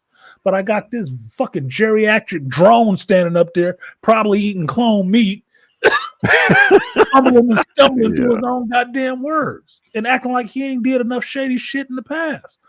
Man, fuck this dude and fuck the other one. I never liked Trump. I don't care. I don't care. I care about the people who give a fuck about what's going on with black men. Mm-hmm. That's who the ones I care about. And I don't give a fuck what side of the aisle they are. I'm an independent. You know what that means? My vote is up for sale, motherfucker. Mm-hmm. So you make me a good deal, I might give you my vote. If you don't look for it. But don't think I'm locked into this shit because my melanin count is the same as somebody else's. Fuck them. They on some other bullshit. I ain't dealing with them. I'm dealing with me and you right now. What do you have to offer me for my vote?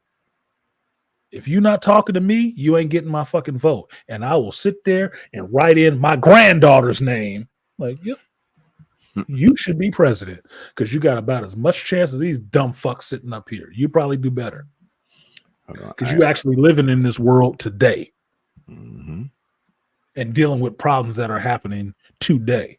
Because I can't say I agree with the fucking conflicts that we're involved in right now. I can't say I agree with that. I can't say I agree with the way our economic system is fucked the hell up right now. I can't say I agree with that shit either. And I'm not looking at Trump and blaming him because he's not the one in charge right now. This geriatric dumbass is. So I look to the people who are in charge to do what they're supposed to be doing while they're in charge. And as I still remember this shit works, I'm supposed to be their boss. So I'm supposed to hold them accountable. Not the last motherfucker, not the dude coming up next. Them. So if you want to talk about accountability for the billionaires, why the fuck ain't you holding your president accountable? Let's see. And that's my extent on political ranting.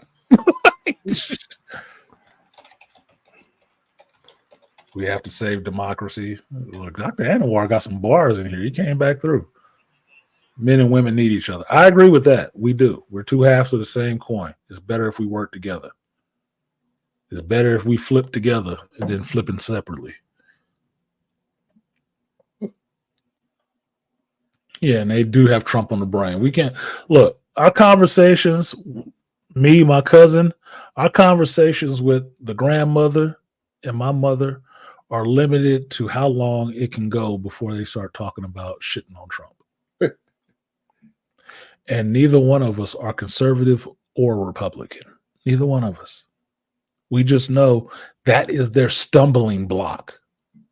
That is the one thing they always bring up and cannot be removed from a fucking conversation about what's going on right now today in the last 4 years. They cannot get past fucking Trump. And the funny part is, once you live long enough, you understand they can't get past Trump because he was the last person in. They couldn't get past George W. because he was the last motherfucker in. They couldn't get past Ronald Reagan because he was the last motherfucker in. These people are in perpetual lock to anything from this party is always the problem. Mm-hmm. They never look at their own party. They never look at what the people in their own party are doing to their culture, their people. They never look at that shit. They always gloss over it and always go where somebody is pointing to say, attack that tree. That's the person who did it. Go get them. Go get them. That's the programming. Puppet show. That's the programming. A fucking puppet show for children. Like I said it earlier about this shit. Anything that's gonna fuck over people, even in the boys, right? Which I said it about the boys, that it was ridiculous that it happened in the boys this way. Anything that's gonna fuck over the populace you will get bipartisan support on. Of course. That's the only thing they agree on, fucking over you. Because they don't want to believe that you're their boss. They don't work for you. They work for themselves. They only need you to get to that position. If they haven't made enough deals with, richer people, corporations that will support them and put more money in than your ass ever could. Because that's who they work for. They work for the highest bidder, like all good contractors. Mm-hmm. Peace to you, Des. Said, appreciate you coming up, spending some time. I am sorry you didn't get to see your daughter today, but put it in the paperwork. Bullet point number 77724. Daughter did not show up to a signed, court-ordered, visitation. Deal with it. Fuck them. Look, you got to get some kind of way to get these motherfuckers on code with not playing these games with these children. That shit has to stop. It's not helping the society any. It's not helping these children. It's not helping these men. And it damn sure ain't helping these women. And for me, being for the kids, I'm for what is in the best interest of the children. And the best interest of the children is not being left with people who want to play games with them. It's not. My mother guilts me on that. Men and women needing each other. Does she really? Why is she guilting you on that? You're not married, are you, Dr. Anwar? There's a link there. You can come up if you want to. I do like having a holy trinity, so there's a spot open. I don't think you're married. I don't know for sure. I'm not in your fucking house, but I don't remember seeing a wedding ring or anything like that. If you was hanging out with Charles, you couldn't have been married. Couldn't have been married. Not that 300-pound, 500-pound lifting cooch hound. No, you could have been married hanging out with Charles. 300-pound deviant. Oh, here you came. He came up. What up, Dr. Anwar? I was with Charles last night. Uh-oh. You motherfucker. Yeah, you can't be married because Charles like pussy. I'm sorry. I hang out with Charles. I'm a wake up somewhere with some chicks. I know that much. Yeah. And we'll leave that there. Yeah. We gonna look. But the kingpin of crime is gonna be out there, and I'm gonna be web swinging. I'm gonna be the daredevil. Yeah, it's good meeting up with Charles. Chopping it up about different things. Mm-hmm. But to answer your question, no, I'm not married. I came close to it one time, got engaged, but it didn't go through, which ended up almost had a car accident. Like I came close one time, but it ended up being a good thing. And you know what, Artisan, you're in the Bay Area. It turns out she was from the Bay Area. That's probably why. Oh, really? Well, is there something about women from the Bay Area? There can be. Some of them can be kind of weird. Okay. For Bay Area sensibilities, they can be kind of weird. They will have that feminist doctrine in them a little bit. Okay. But they'll be more laid back and cool in most areas. It just depends. It depends on who they are and where they're from. That's basically it. Okay. I think one of the big lessons for me was, and I'm going to get to the comment about my mother soon, but women today, even though they're degreed and they have their own career, they're not necessarily ready or looking to come in and be a part of the team. They still want you to take care of them. And that was one of my big takeaways from that. And the thing is, she was in media, so she was on television. Shit.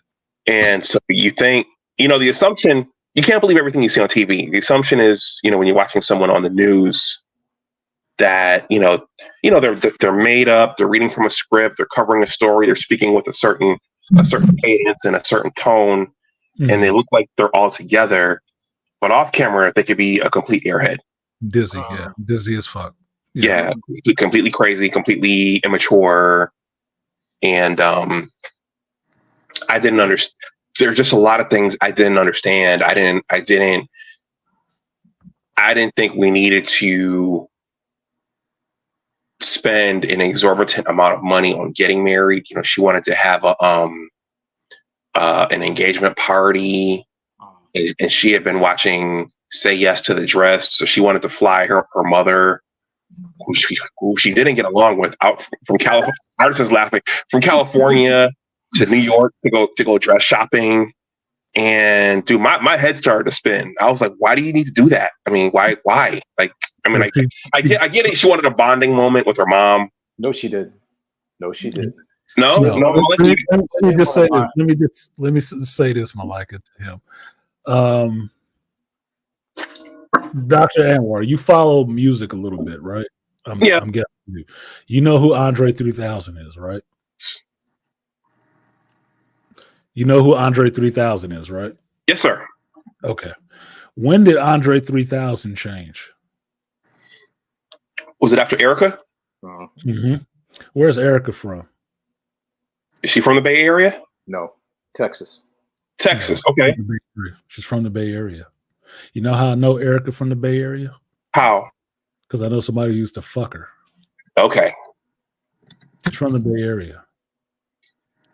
You can tell y'all from Texas. She's from the Bay Area. That's a lie.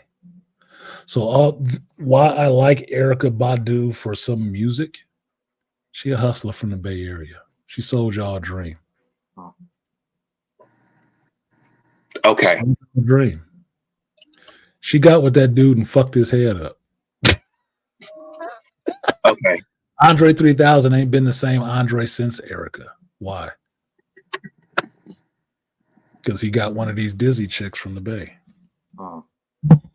So okay. You did dodge a bullet. You did. Because all that shit she's talking.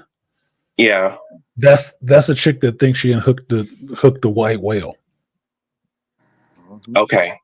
Well, I'll tell you something else. And this is an example of how, you know, your mother can play along and try to do the right thing and help send you off the cliff as well. I remember my mother said, you know, well, you guys, the money you budget for the wedding, you're probably going to spend a little bit more than what you budget. And I was thinking, man, because we were talking about, you guys ready for it? Make sure you're seated. I'm listening. We were talking about $20K for the wedding. Yeah. Okay. How much of that is her family putting in? Because as I remember the tradition goes is that the bride's family pays for this wedding. Yes. That is a gift to you. So why is she looking for you to pay for all this shit if her mother ain't talking about I got $20K in the bank for this wedding? But there's the rub, Artisan. What happens if the family doesn't have any money? Exactly. Then you don't get that big fucking wedding. Right. But that doesn't mean that today's modern women still doesn't want it. I don't give a fuck. I want a lot of things. You know what I want? Yep. I want about 5'8" chick to come over and suck me off whenever I feel like it. Without any debate, without any qualms. Am I going to get that? No. You know why? Because I live in fucking reality. The world does not run on my wants. No. So likewise, you could want a $20K wedding all day. You can. You could have been watching that shit on the television show and all the rest of that. Yeah, that looks lovely. That the studio and that money paid for it, or that show paid for it. Yeah, that looks lovely. You ain't getting that shit because you ain't got the money for it. That's just how things work. Yeah. I want a Ferrari. I don't have Ferrari money. I don't have a Ferrari. It's very fucking simple. It's very simple. Yeah.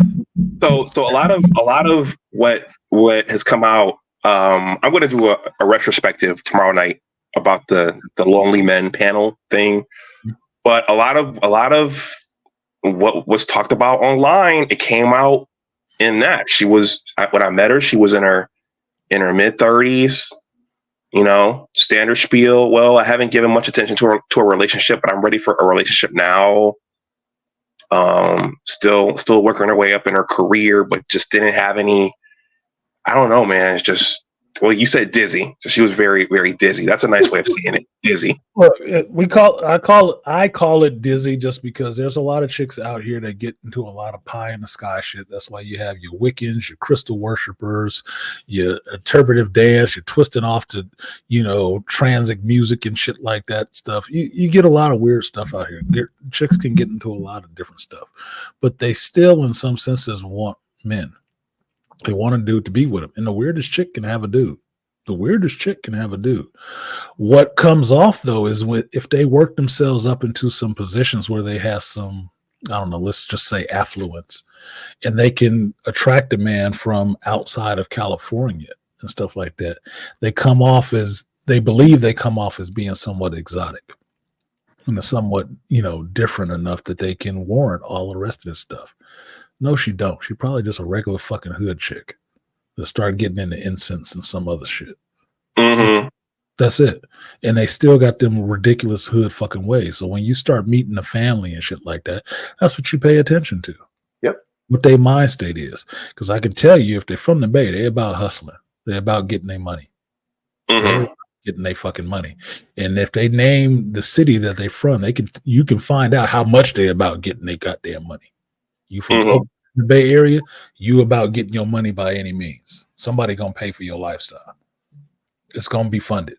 It's gonna be funded. Them pie in the sky dreams about having this big wedding and all that shit, and you ain't got no father in the home and it's just your mama. You need to bring that shit back down to reality. Because that's not something that the other family is supposed to be paying for. That's something your family is supposed to be paying for. So if you don't have the infrastructure for that, you don't get to ask that kind of shit. No, and if you as a couple, if you all don't have $1 million saved up, then y'all, you don't even think about that. There's people out here that have these big ass weddings, spend 20, 30 grand on a fucking wedding. The marriage don't last 2 years.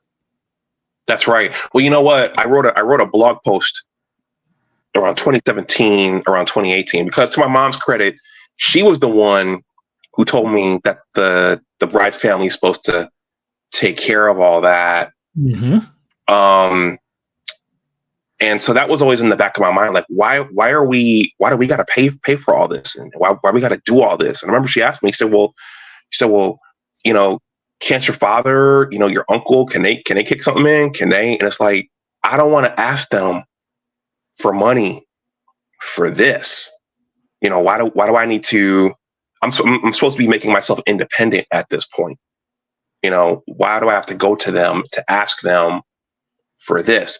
But I did find some data that showed that the couples who spend less than $10,000, they tend to stay together longer than couples who spend more than that. You know why? Why? Because they're not in debt when they married. They don't start the marriage in debt. For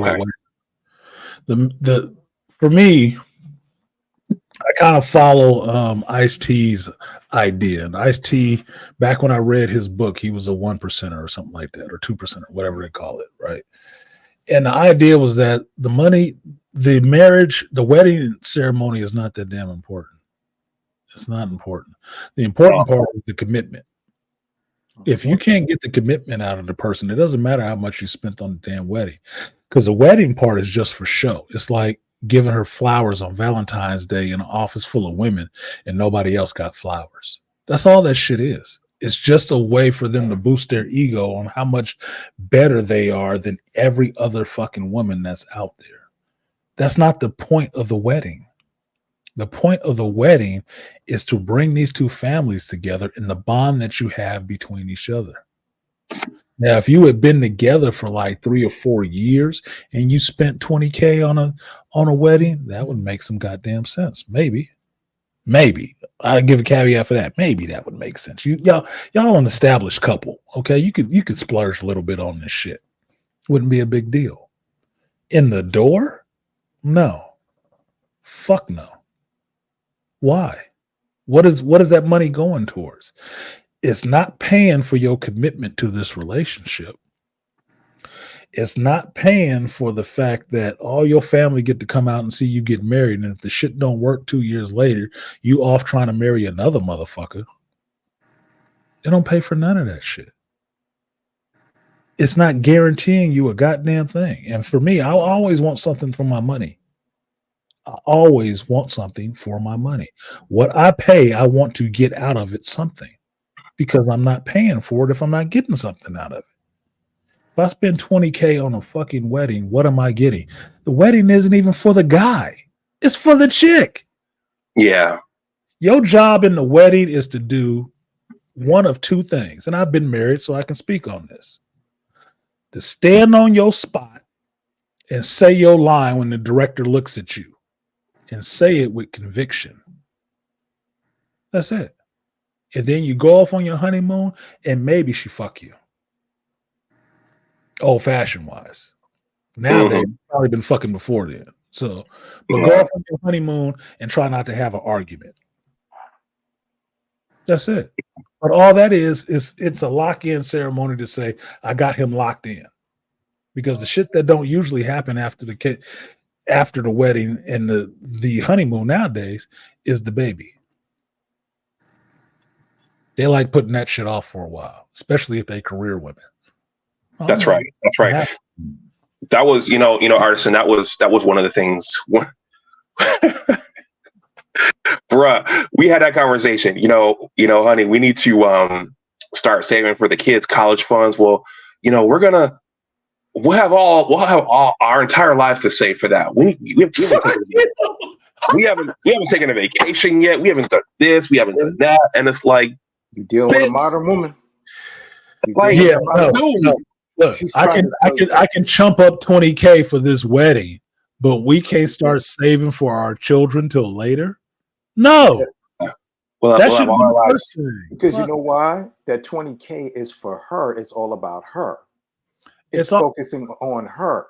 When you're talking about the children, you're talking about creating a legacy. She doesn't give a fuck about a legacy. She only cares about what's her. Like, think about it. She's trying for you. She's trying. Did she even ask you? Do you think you could even apply for a loan from a bank to get this? Because I had a friend. Went into debt. He dodged the bullet like you. This chick wanted him to go into his savings and even to get a loan for a wedding. And he was saying this, and he was losing sleep. His stomach was messing. He was getting ulcers and stuff. That man, he shouldn't have been doing that shit. It was a wrong decision. And he says, "No, She says, "Don't." And here was the kicker. She said, "Don't you think that I'm worth all this? Worth it?" And no, you haven't proven it. And he said to me, this little voice inside him said, "Hell no." Hell no. Yeah. In the pause, the girl looked at him. She said, "Well, I could tell by the pause you think it's saying no." And he was trying to say, "Look," she says, "Okay, goodbye." Bye. And he did, and he let her go. And she called him back the next day, and she said, "I can't believe you let me go." Yeah, and I can't believe you let me go. And we all stood around and looked at him, and I said, "Why did you answer the phone?" Damn, Malika, you colder than me. Like, no, but Malika's got a point, because like that just gives her the chance to put her hooks back in. Exactly. Because we were all saying that. I said, the thing is, but here's what somebody said. An older guy said this. I said, this is a precursor for things to come down the road. No shit. I said, an older guy said, this thing with the wedding, for the finances of the wedding, and for her, well, we didn't have the lingo back then, but she's using a lot of sign language on them. Mm-hmm. And he said, it's not the money. He said, the thing is what she's doing is she's making you and training you to put her above anything and everything in your life. Submit to her. Exactly. Submit. No matter whatever it is, remember, like you were saying, Artisan, oh, you're in the house too much. Oh, you're not here too much. Mm-hmm. We don't have this, so you got to work 2 jobs. Why are you working 2 jobs? Well, you want this certain thing. You want this certain lifestyle. You want this. You want that. All you're doing is trying to placate her because of what a type of image she wants, or what she thinks that she wants, or what Yeah, she thinks that she deserves. you shouldn't play that game. You shouldn't play it. You should not play that game. And I say that as a 50-year-old man having gone through relationships and marriage and divorce and raising children. You should not play that game. That's not the game that you want to play. Any woman trying to dictate to you like that, you should not, because I am in agreement with Dr. Anwar that men and women need each other, but every man don't need every woman, and vice versa. Every woman don't need every man. You need the one that will work for you. And somebody pulling that kind of shit on you and going to walk away from you because you don't want to spend that kind of money on a wedding, a 2-hour event, you don't need to be with them. Fuck them. Because what are they taking away from you? Access to her pussy? So what? Anybody can have that as long as she open her legs. So what is it? You can connect with anybody, apparently. You learn that from being a youth all the way up to an adult. You've had many relationships. That means you can always connect with somebody. That's all it means. You can always connect with somebody and fall in love and all of that shit. And it does feel groovy when you got it. But understand, when they take that shit away, they ain't taking away nothing but they've access to their vagina. As far as I know, God ain't stopped making those. Yeah. And I ain't never seen no one that's worth 20K. Hell no. I don't see no celebrity in divorce who think it was worth 20K. Yeah. Well, Artisan, I think that underscores one of the points Dr. Johnson hits on, is that it's your personal peace.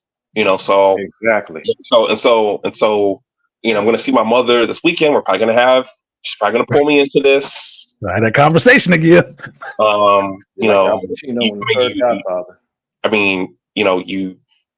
Ex-girlfriends, they poke back in trying to get you. At the end of the day, it's a cost benefit analysis. What's this costing me? Is my life worse off for you being here? Is my life worse off for her being here? And so men and women, quote unquote, need each other, but you also got to choose between your personal peace and well-being as well. And in many instances, I think we've all kind of said this in a different way. Like, when you're managing your own money and you don't have to worry about someone's quote unquote wants, a lot of times we as men, we're doing well. There's money left over. You can budget for everything. But once her wants come into everything, fucks up the everything up. Fucks up the rhythm. Like, look, I got a couple of exes around right now. That's in it. Put it this way, they're just in my orbit right now. Right? Yeah, I know. I'm not sure about that. Either of them is anything that I actually want, because I've had it already. But one of them is acting a little squirrely, right? Mm-hmm. And trying to pull some, you've never had this before, I'm saving myself bullshit on me. And I'm like, this is fucking gaslighting. Shout out to the angry man. And I don't have time for that shit. That the fact that I have to answer this is taking so much mental energy for me not to go off. It makes me understand I don't need you. Mm-hmm. Because you're causing me stress. Just answering a fucking text message on this is causing me goddamn stress that I don't need. So why would I want to be in a fucking relationship? Why would I want to do that? I'm a 50-year-old man. Do you think I need to be given a good goddamn about somebody? Oh, well, I'm not ready to have sex shit. I didn't even mention that shit. But if that's your issue, go talk to your therapist. Why do I need to bother with that shit? First of all, my thing because is the first thing I can think of is I've had it already. I'm getting it older and used. You ain't thinner than you used to be. And this little Asian chick that was following me down the street in Frisco looked a hell of a lot better, and there was a lot more potential there. Why do I need to bother?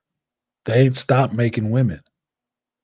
And sex has never been the main thing on my fucking list because I know that's the easiest thing to get and the first thing they take away. So I'm not worried about that shit. If that's all you have to offer me, then you ain't offering shit. Because best believe I'm not telling you what my offer is. It's just dick. It don't matter. That shit don't matter. What are you actually talking about? So this marriage shit, I think BGS said it before. These chicks ain't made to be wives. They're not. They're not. I don't know how long ago for Dr. Anwar this shit happened, but it doesn't necessarily matter because if it's in this last 30-year period, we already know. The data is there. The studies have already been done. And Dr. Anwar is a scientist and he can read that shit without looking up Google Translate. Okay. He can read that shit and read the data like, yep, this is graphic. Yeah, this basically says they're fucked. You don't need all that extra work. It doesn't take all that extra money. When I was married, I'm not saying this is the way to do it, but this is just how it happened with me. When I was married, I got married at the fucking courthouse. And I made her wait another year till I was sure because we were supposed to get married that one day and I wasn't ready. I knew for myself in my head I wasn't ready. But when I was, a year later, I told her we was already living together. We already got our child. You know what? I'm ready. I'll do that. We went and got it done. Had a complete stranger sign off on my marriage certificate.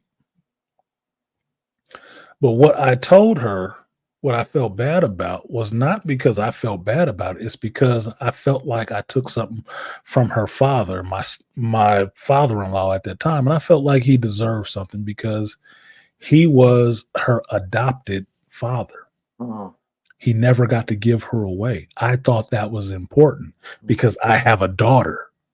And I'm thinking about that, how I would feel if I was in a position to raise this child through all those struggles and perils of raising a child and not get to give her away at her wedding. That would fucking suck. So I felt bad for the family. I didn't feel bad for me. I didn't give a fuck. I had exactly what I had. Like I told you, I believe in that iced tea 1% or 2%, or I forget which percent it is. Ideal is that the commitment is the most important part. That's what I cared about. I cared about the commitment. I knew I was committed to being with this woman. Plain and simple. That's what I knew I was. The pomp and circumstance, all that shit, that wasn't for me anyway. Because it's not about the guy. It's about the woman. She wants to feel special on this day. She wants to feel special on the day she has a baby. She wants to feel special on the day that you propose to her. She wants to feel special on all these fucking days accumulated, and not one of them goddamn days has anything to do with you. Well, you are never made to feel special on any day you do any of this shit. It's not about you. Never. It's never about you. That whole game is not about you. It's not for you. It's for her. It's for her. Yeah. And I don't have a problem with that necessarily if there's some reciprocity in that importance. Exactly. If there's no reciprocity in that importance, then why the fuck do I need to care? And why do you think I need to fund it? That's not my job. That's your fucking family's job. Yeah. Because I'm doing them a favor taking you off their hands. Yeah. First of all, even if her family could afford $20K, I would be against it. No. I would be against it. Because you know why? Here's the thing. I'm still going to be expected to measure up to that in the future. And even if I could afford it, like how you said, what am I getting out of it? 20K is 20K. But my thing 20K is 20K. Look, but my thing is, Go ahead, Mike. My thing is like, if I'm marrying you within that, am I still getting 20K's worth of a wife? And they can say, well, you're getting more. Am I? No. Because you beating my head to get married for this 20K. Like how you said, the commitment. It shouldn't matter if I had $20 or 20 million. I mean, what are we talking here? like you said, this is about you. You want to show off. You want to have all this other stuff. My thing is, what is it? I said, what is it about this that you're just showing off? Like you said, I'm just supposed to stand here. Yeah. Stand on my mark and recite my line. I do. 2 words. That's it. That's your whole job in this whole shit. And keep smiling. Well, you might as well be a fucking mannequin at that point.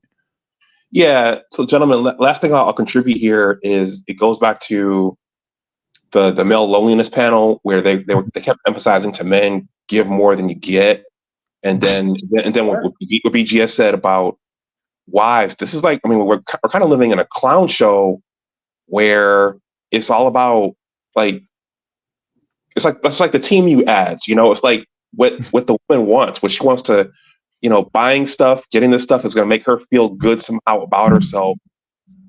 What? Damn the ramifications. Damn what happens afterwards. It's just I want it. I should have it, and it'll make me feel better if I have it. So it's like a right big clown show we're living in. Yeah, right it is. It is a clown show. Like it's a clown. It's a clown show in the sense that that's why the term "goofy" always comes up when talking about this shit. It is a clown show. It is a clown show. What do clowns do? They dance around, they put on makeup, pancake makeup at that, big shoes, honking nose, and they run around entertaining the fans. For what? Peanuts? Look, I don't have a problem with investing in a woman that I'm with that is invested in me too. Just how I'm wired up, I'm looking for the return on the shit. I want the reciprocation from it. And if it's not reciprocated, I'm not interested in doing it at all. When I go to my job, I do the work that I do because they're expected to pay me afterwards. As long as they keep paying me, I keep thinking that's my fucking job to do, and I'll keep doing that shit, right? Especially if they pay me correctly. I'm not for paying up front for something that you have not proven that you're putting in. A $20K on the wedding, I might see that if we've been together for 5 years. Like I was going to say earlier, when I got married, I got married at a courthouse. Cheap, in and out in like an hour. Cool. But for a re-up, right, a wedding anniversary and revaluation, as I called it, and we want to do our vows all over again at 10 years or so, I would drop $20K for that shit because you earned it. Mm-hmm. Union mentality, motherfucker. You get seniority by being in this shit, by being in this union and being in good standing in this union. You get the benefits of being in good standing in this union, which means you get the higher tier stuff. Now, women understand the shit when they go to the casinos and gambling and shit like that. Like you spend more, you put in more effort, you get higher benefits and stuff like that, all the way up to getting comps at penthouses and shit, right?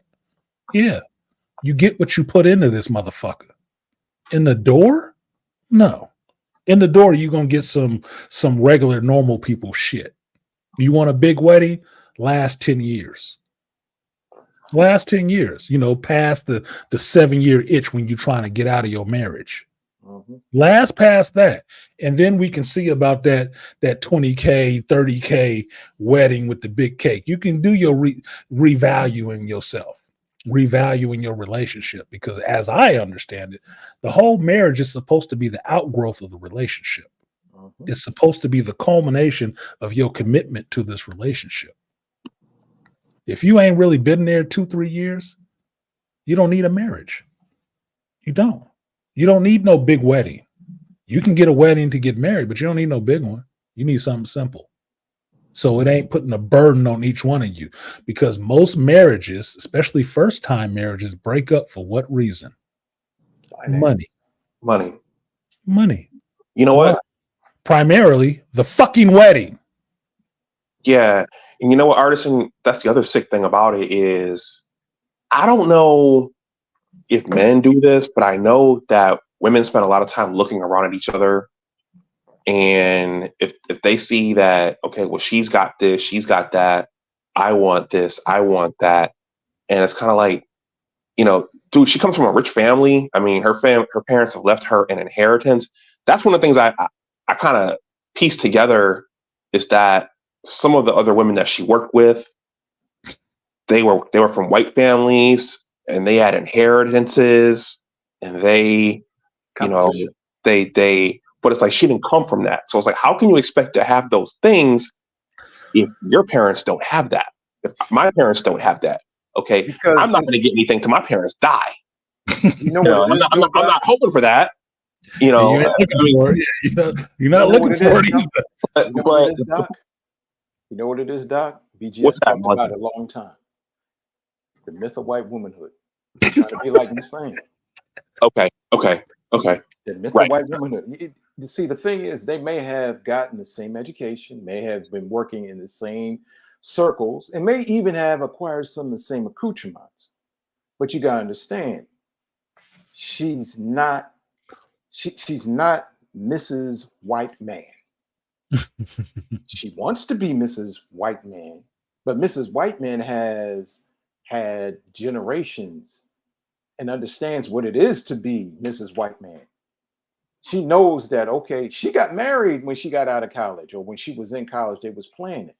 She knows how to be cool. She knows how to sit and keep her mouth shut. Even though that she might be chilling and waiting for her 7-year severance package, at least she puts time in. 7-year severance package. Quote Malika Me Bain 7724. So, but your ex-fiance is assuming, she's assuming, were you a doctor at that time? Yeah, I was. But here's the thing, guys. You know, when you, again, you know, I Artisan, that comment you made about having a drink there, I see you having a sip. Oh yeah, I am. I work, you know, I'm not rich, you know, so I go off to battle every day in my own way. Mm-hmm. So I'm not rich. I mean, just because and anyone who has a doctorate, I mean, a lot of females, they flaunt it on Twitter. I'm Dr. So-and-so, I'm Dr. So-and-so, but they're not rich. No, they're not. You know, rich. they've got lots of debt. You know, they've got bills. I learned that shit from my homeboy Sleep. Right, he moved to Atlanta, and one of the chicks that he was messing with when he was in Atlanta, when he got divorced from his wife, was a doctor. Mm-hmm. She was a doctor, a surgeon in Atlanta. Yeah. Right? This bitch was broke. Yeah. Why was she broke? Because she's spending it on purses and shoes and shit. I'm like, get the fuck out of here. Going to brunch. Yeah. He had more money than her, and he's working at a fucking cable company doing electrical work and on She broke, and with him, he got money, she don't. Why? Because he works and don't spend all his goddamn money. She blowing everything she make. Probably drove a BMW or a Mercedes. Before she even got it, her money was gone. I'm like, that is dumb as fuck. She need a man in her life to teach her to stop blowing that money like that. Right. And she's probably driving a BMW or a Mercedes, because for them, that's what the degree means. It means that, okay, well, I'm Dr. So-and-so now. I've graduated, so I should have these items that show that I've made it. I should have this now. Not if you can't afford them. I've worked in very rich areas in California. I've worked in very rich areas, done construction jobs in very rich areas. You know what I always take note of when I'm in those areas, when I'm driving through there in my car? The cars that are sitting outside. Mm-hmm.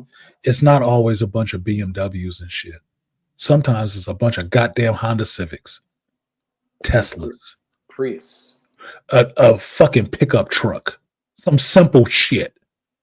Yeah, they got a house all on the hill with the beach down below, but they got some basic ass, beat up ass car that somebody would try to tow in a regular hood neighborhood.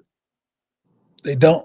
What these people think that rich people live like is fucking ridiculous. They need to stop watching so much goddamn television, because they're the only ones who are influenced by this shit. That's right. People out in the real world who interact with these people notice that maybe they do got a BMW, but look how old that motherfucker is. And how did they pay for it? They still making payments? Did they drop cash? Are they trust fund babies? What? Is it tuned up? Does it sound like it's running rough? It's smoke and mirrors, motherfucker. You've fallen in love with the illusion and not the reality, and that's their damn problem. There's so much on the illusion, they never dip into reality. Like you were saying, your ex-fiance, she got these people standing around her, feeding her the illusion. She believes what their life is based on some other shit. But she doesn't want to live in the reality is you don't get that shit because you're not them. And it's okay. You don't have to be them. You're going to get your level of what you can get. She don't want that. She want a fantasy. Yeah, which the artist saying it's all interconnected. That's why the balloon pop show is significant, because the regular guys, as soon as they show up on the stage, you hear all these balloons being popped, right? These are working class guys. These are guys who just want to do the right thing, guys paying their bills. Yep. They're not into that. It's about how much fun are you having? You know, what can you do that's exciting to me? Exactly. You know, and so it's a complete clown show. And so I'm going to end with this. Going back to politics, I guess they're not going to figure out the ramifications of their voting patterns until later, until all the damage is done. But the hook, line, and sinker is, you know, Black women save democracy. Black women are the backbone of the Democratic Party. You know, Trump's a racist. But people can't look long term. They can't see. Okay, Black women are saving the Democratic Party. They're the backbone of democracy. But we have all these people coming in the border. We don't know who they are, and it's hurting our people, our women, my mom included. A lot of times they can't see the bigger picture. What's the bigger picture? That's why they don't have it. I mean, my thinking on it is this, like, back to your original point, or one of your original points, because you made some good ones about men and women needing each other. And one of the reasons that men and women need each other is because you need something to ground all those feelings. You need somebody who can see a little further off and then thinking pragmatically about things, and not just thinking, I don't even want to say delusional, but who is not thinking aspirational about a lot of things. To give you the real boots on the ground view of things, because we're out here the ones who's going to be expected to work and toil and die and shit like that for this stuff, for these dreams to become fruition. That's what the hell you need. And it doesn't take away, me saying that doesn't take away from women who are out there doing their damn jobs and shit like that. No, it doesn't. But make no mistake about it, even any one of you fucking chicks would love to have a dude that would come in and take care of all that load for you. Exactly. Any one of you, as feminist minded or not. The Democratic Party is ruined because they're catering to just women. It's ruined. That's why you're getting all this conversation right now, like Dr. T had to put up with Richard Reeves trying to lift every fucking talking point he can from the black manosphere to sit his goofy ass up there in a room full of fucking women and talk about this shit, about what's going on with the American male and what do they want. And they only cared about that shit because they looked at them exit polls results of who voted for Trump in the last 4 years and who didn't vote for the Democrats. That's the only reason they fucking care, because they realize we lost these motherfuckers. We lost a lot of them. How do we not lose so many in this next election? Yeah, not doing the shit you're doing. Yeah, well, Artisan, I think previous generations did us all a disservice by not telling the women in that audience, the ones we know, hey, look, when you go get your education, you should be looking to find a quality guy and combine your resources with him. I mean, it's not about being spectacular and living your best life, by yourself. You're supposed to do this for the greater good, for humanity, for your race, for the species. But it's kind of mutated into this individual living my best life thing. Because that's what's pushed to them. Yeah, my friend, I'll let you talk, Malik. I'll keep it short. My buddy Marcos, that I went to junior high school with, who's gay. One of the things he said when we had our little junior high school reunion and shit like that I remember, is that he was teaching at Cal Berkeley, right? And one of the things he said is that he did not relate to this all I generation. And what he's talking about is the generation, which would be millennials, that grew up with the iPad, the iPhone, all of that shit. That all of that I shit is about just them. It's selfishness. It's just about them. And that's why he didn't like it. He's a Gen Xer. He recognized that shit. These are the people that are grown up now trying to tell you about fucking politics, that are into all these things that we find so fucking objectionable right now. Those are the ones pushing this shit. That generation. So it's not surprising that you see stuff that you don't recognize and don't like. It's not surprising. You're not from that generation to like this shit. And I'm not saying that's a bad thing for you. No, it's just to understand the room that you're in. These are the people who are trying to be in control of this shit now. And this is what they care about, just themselves. They just care about themselves. It's all about selfishness and just for I. Marriage ain't never been about just I. It's called a marriage, not a solo venture. Well, Artisan, I mean, didn't a lot of the women from our cohort weren't they socialized that way? Don't depend. Yes. On a guy. Worry about the rest of your life later. Worry about having some stability in terms of a family. Worry about that later. That always seemed retarded to me, but it was our generation. I've told you, I've said it on here before, that generation is partly fucked up. Generation X is partly fucked up. Yeah. Because a lot of this goofy shit that we get out of these millennials, they had Generation X parents. Yeah. Now, they may have had grandparents from that generation right before us that were boomers, but a lot of parents that were Xers. We are in some ways responsible for some of these motherfuckers. We are.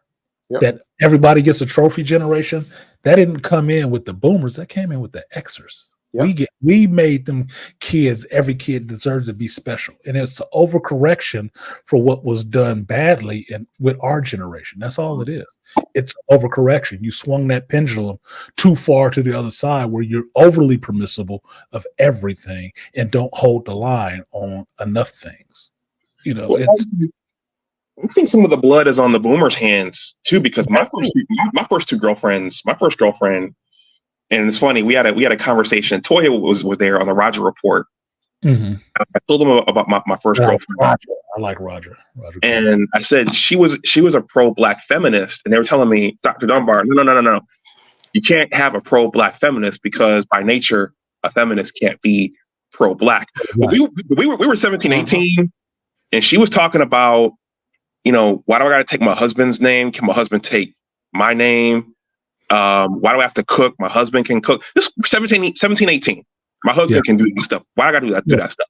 Yeah, you can. And then my next girlfriend after that, we were just both into college. That was the first time I was posed with the I don't need a man thing. So this was the early 1990s. So the blood is on some of the boomers' hands too. It is. That's why I said half. That's why I said half of the Gen Xers. Half of us. Yeah. Right. It's not all of us, because we're still in that transitional period, right? Mm-hmm. Between the two, because we still had grandparents stepping in and raising some of these damn kids with this false ideals, right? So the problem is that you get spillover within these generational lines from people who weren't about shit in their generation, and they're infecting the next generation and perpetuate it. I watched that in my own fucking family. Me too. Which is to me one of the sickest things that I see going, is that they keep trying to infect the younger and younger generation and perpetuate this negative ideal and these dysfunctional patterns into the next generation, because they always have access to the younger generation. They always do. So I see it going up. We bear some responsibility. Gen X is not totally blameless, but we do our own level of shit too. That's where I hold Gen Xers accountable for some of this shit.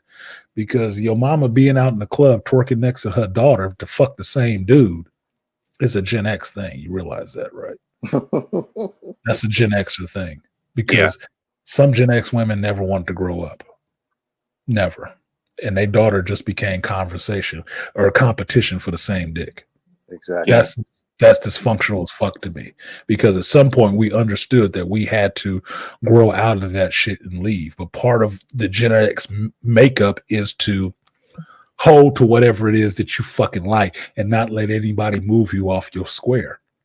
Okay. What that means is sometimes you will not move forward off of the shit you're supposed to get off of, because you're not that age anymore.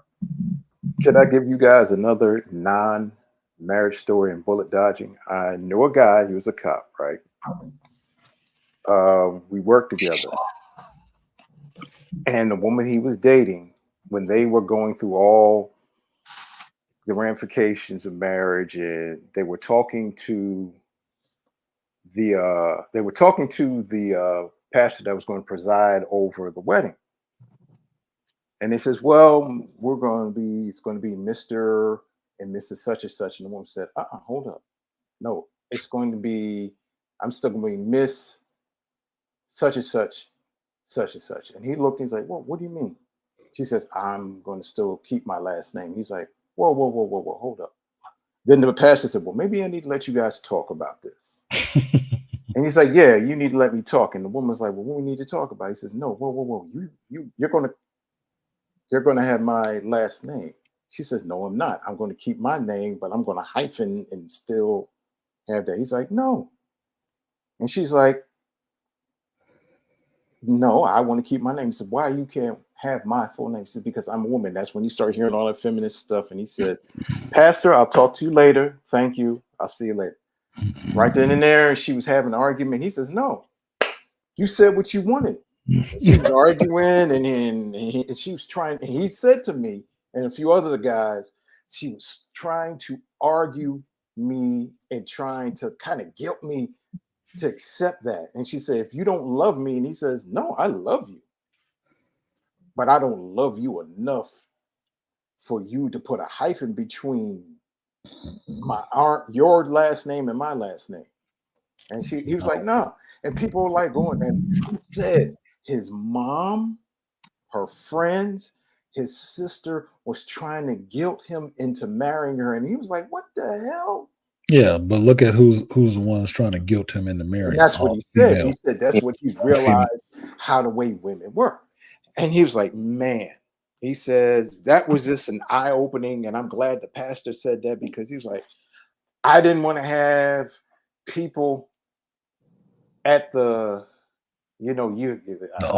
altar, or he says a few months later that you realize that the marriage is getting annulled because she's writing stuff such and such, Mrs. hyphen such and such. I was like, yeah, you dodged the bullet. It was just funny because it was just how the way what she wants and what she feels, and how the way she feels like this bunch of feminists babble and dribble. I was like, Yeah, see, this is the thing. I'm traditional in some senses, right? Because I told you guys on this stream about some of my religious upbringing, right? Mm-hmm. I'm traditional in some senses. I do believe that a wife is supposed to take her husband's name, because you are no longer tied to your father. You're tied to me. You're flying under my banner. Yep. That's what that shit means, right? And it's some important on being under the banner with your husband and your children and everybody having the same last name. Now, I went through that hyphenated name shit with my son. My son, on his birth certificate, his name is hyphenated with his mother's last name. And I remember having an argument with her about that. And her reasoning for it was to honor her father. I'm like, my response was, this ain't your father's fucking kid, is it? My son is not the perpetuation of his line. He's the perpetuation of mine. Now, mind you, I was 19 going on 20 when I had my son. And I already understood this understanding of legacy. Because the cultures I studied and got into always had legacy. You can track this back. And you didn't track it back to your grandfather. You tracked it back for your fucking father. Her trying to include that shit in my son's last name was an insult. And what it meant, why it was an insult, was, in a simple sense, when they gave him a prescription for something at the doctor, whose name did they cut off? Yours. Mine. Fuck that. That is my son. That is not your father's son. And that's a tie to her. You ain't even your father's daughter anymore. So you're going to get married and not take the name of your husband? You're going to still have your father's name? Your father gave you away at your wedding. That part is over. You know, artists step into this new world and get with this reality. Oh no. Look, I can be liberal on some shit and just say, okay, it's a modern thing. You want to keep your last name for political purposes or entertainment if you're an actor or some shit like that. Okay, whatever the fuck. You ain't doing none of that shit. There is no excuse. That is an insult. And like Aquateki is saying here in the chat, that's something that should have been worked out before you stepped up to the goddamn altar. Yes. But these are the conversations that people don't have because they're uncomfortable. Well, you know, Artisan, I'm going to comment on this and tell you guys a quick story before I drop so I can get ready for House of the Dragon. Yes, sir. This is another thing that where the ball was dropped in terms of legacy. And I honestly don't think women look at legacy now the way that they don't look at it in terms of, well, House of the Dragon, bloodlines. They don't look at it in terms of leaving and joining another man's legacy. It's like their legacy too. I mean, it is, but that whole hyphenating the names so that her father can, there's like a lack of understanding that that's your line now. That's your bloodline. Okay, that's House Artisan. Okay, yes. There's like this. There's this, but if it wasn't taught, then they're left to kind of fall into this what they're being taught at the universities and the feminism thing, and it's just a clown show now. But what I was going to tell you guys, you made a comment about this infantilizing thing. This female that grew up on our street, she's a grandmother now. She followed me on TikTok, right? And she had the dog nose, and I think the dog ears or whatever. So I screenshotted it and I sent it to my brother and my best friend. I said, "Hey, yo, she followed me on TikTok." And my brother said, "Why is a 50-year-old taking pictures and putting the dog nose and the dog ears on her face?" Because she never grew up. Because she's and it's like, but it's this whole remaining young thing. And I'm cool with staying as youthful and healthy and sexy, but you don't need to do the things that the 20-year-olds are doing. But that's like what it is now. You know, I want to do what the 20-year-olds are doing. She never grew up, Doc. That's the thing. No. She grew up. She just didn't get older. She got older, but yeah, you're right, Malika. She got older, but she never grew up because that's the resistance to growing up that you have to give up certain things. I mean, I'll say this: my last Latina girlfriend, she was older than me, right? She was about 3 years older than me. She would do shit like that. That's where these Instagram pictures and shit like that, dog facing and shit.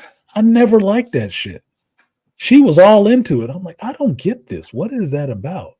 But then listen to Anchorman, he was talking about reading Paradise Lost and what Eve used to spend most of her time doing, which was staring in the pond or the lake or the river looking at herself.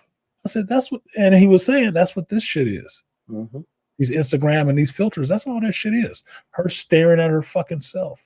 And sure enough, there's filters on there for that kind of shit to make you look like a cherub or some shit like that. It's like, oh, fucking, this shit is 100% right. Well, women, I've said this to my mother before too, and I've said this to other women before. That whole idea of women maturing faster than men is about sexual maturity, not mental maturity. And the reason you can prove this any day of the week is go to some woman that's older than you and talk to her about some shit and understand that she still has a fucking adolescent mind state on a lot of goddamn things that are important. That's just what it is because they don't have to live in the real world. I had this conversation with Angry Man before when we were doing that I Am series about what it means to be a geek and how being a geek at a certain age is an act of defiance, how much you're actually holding to that shit. Because men get shamed out of liking the shit that they like. Like one of the most egregious things I saw was when my homeboy Joe got married, his wife made him give away all his Lady Death statues and all that shit because she was saying it was sexist and all the rest of this shit. I'm like, bullshit. You just don't look like these chicks. And he idolized them. You don't want to have to compete with that. So now he got to get rid of these sexy statues of white women. He a white dude. He ain't supposed to like white women. He married you. Apparently, he think your pussy is better than anything he's ever had. But he had to get rid of all his statues, right? Now, the understanding from that comes in, they don't want to compete with that kind of thing. So they always downplay it. But they can, as they grow up, they can always hold to that. It's nothing for me, because I primarily date Gen X women. It's nothing for me to see some chick that wears some Hello Kitty or some goofy fucking panties and shit. That's some kid shit. That's really some kid shit that you could find if you were some kind of pedo on some young girl right now. They wearing the same shit and they 50-something or plus years old. What does that say? I'm not still wearing fucking underoos. No matter how much I liked them, no matter how much Superman and Batman was the coolest shit to me, I'm not wearing underoos. They still wearing that shit as panties. That goes to their mind state of what they get to hold to and we get shamed out of early. You're not supposed to like anything because it makes it easier for you to be a receptacle for responding to everything she likes. Because your likes are only supposed to be hers. That means in this culture, you were set up to just be her fucking concuserve. Shout out to Dr. Tia-san. You're just there to be her concuserve.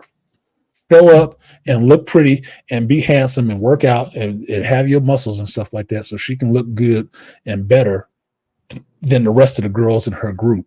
And then pay for the shit that she wants, the big wedding and all the rest of that shit, so she can feel like she's better than all the rest of these chicks.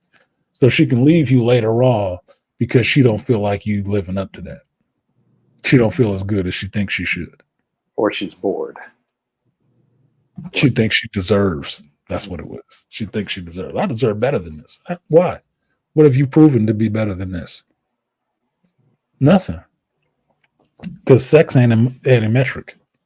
It's not a metric on my table. Yeah. I can say for. Go ahead. Hey, gentlemen, I'm going to drop off. So I appreciate having me and appreciate chopping it up with you guys. Yep, it's almost House of the Dragon time. It's almost enjoy the show, Artisan. Yeah, I will. All right, peace. Peace. Peace, good brother. Peace, Dr. Anwar, for coming up with the Tigress symbol. Thundercats ho. And as Aquateki is saying in here, use the child's middle name to honor another relative. Exactly. My daughter's, I probably shouldn't say this online. My daughter's middle name was used to honor my wife's side of the family. But that last name is mine. The last name is mine. And it does feel a certain way to show up to a place with you, your lady, your kids, and stuff like that, and say, this is the MC clan. Because that's how I introduced us. That's how we showed up to some shit on some Highlander shit, nigga. Like, this is the MC clan. Clan MC has arrived. That's how I showed up to shit, for real. Because that is what that is supposed to instill. A sense of lineage, a sense of belonging, a sense of understanding that we are together. Fuck these rest of these people. This is us. You know what I had to tell my sister? My sister, she's fighting cancer, and her cancer, she just had an operation. The cancer's in remission, right? Condolences. And well wishes on the fight. And she's doing good. And I had to tell her, I said, we're me Baines. We're fighters. And she had to laugh. She don't understand what that means, does she? She does. She understands what that means. Okay, good. But good. she knew what it meant. I told her, I said, no, I said, but it was kind of giving her a vote of confidence, a voice of confidence. I said, we're me Baines. We're fighters. Come on. And she started laughing. And she said, you're right. And that means something when, kind of like, from The Wire, when what's the name said, man, put respect on my name. Yeah. Exactly. You can marry me, but you can't take my name. I am taking, no, you can't take my name. I'm not worthy to have you're not worthy enough to have my full name, but I'm worthy enough to do all this other shit for you. Look, I'm lucky I didn't have to deal with that because my Asian ex-wife, she took my name fully. The only way she gave that fucking name up is that I had to put it in our divorce documents that she had to go back to her regular name. And she found a way not to have to do that. She just married somebody else. She wasn't going back to her original name. No kind of way. So she went straight from the MC to somebody else. She was not going back to her original name.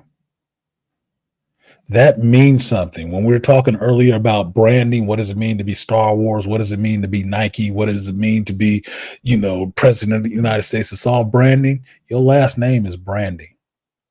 You know why? Anything that any person in your lineage has done that is of significance is your branding. How many of these It women? tells people where the people that you come from, what standards you hold to. Mhm. There's a family in my city that I come from, Richmond. Just knowing that last name, you already knew what the fuck they was all about. If you said Bernstein, you know you was about to get your ass whooped, nigga.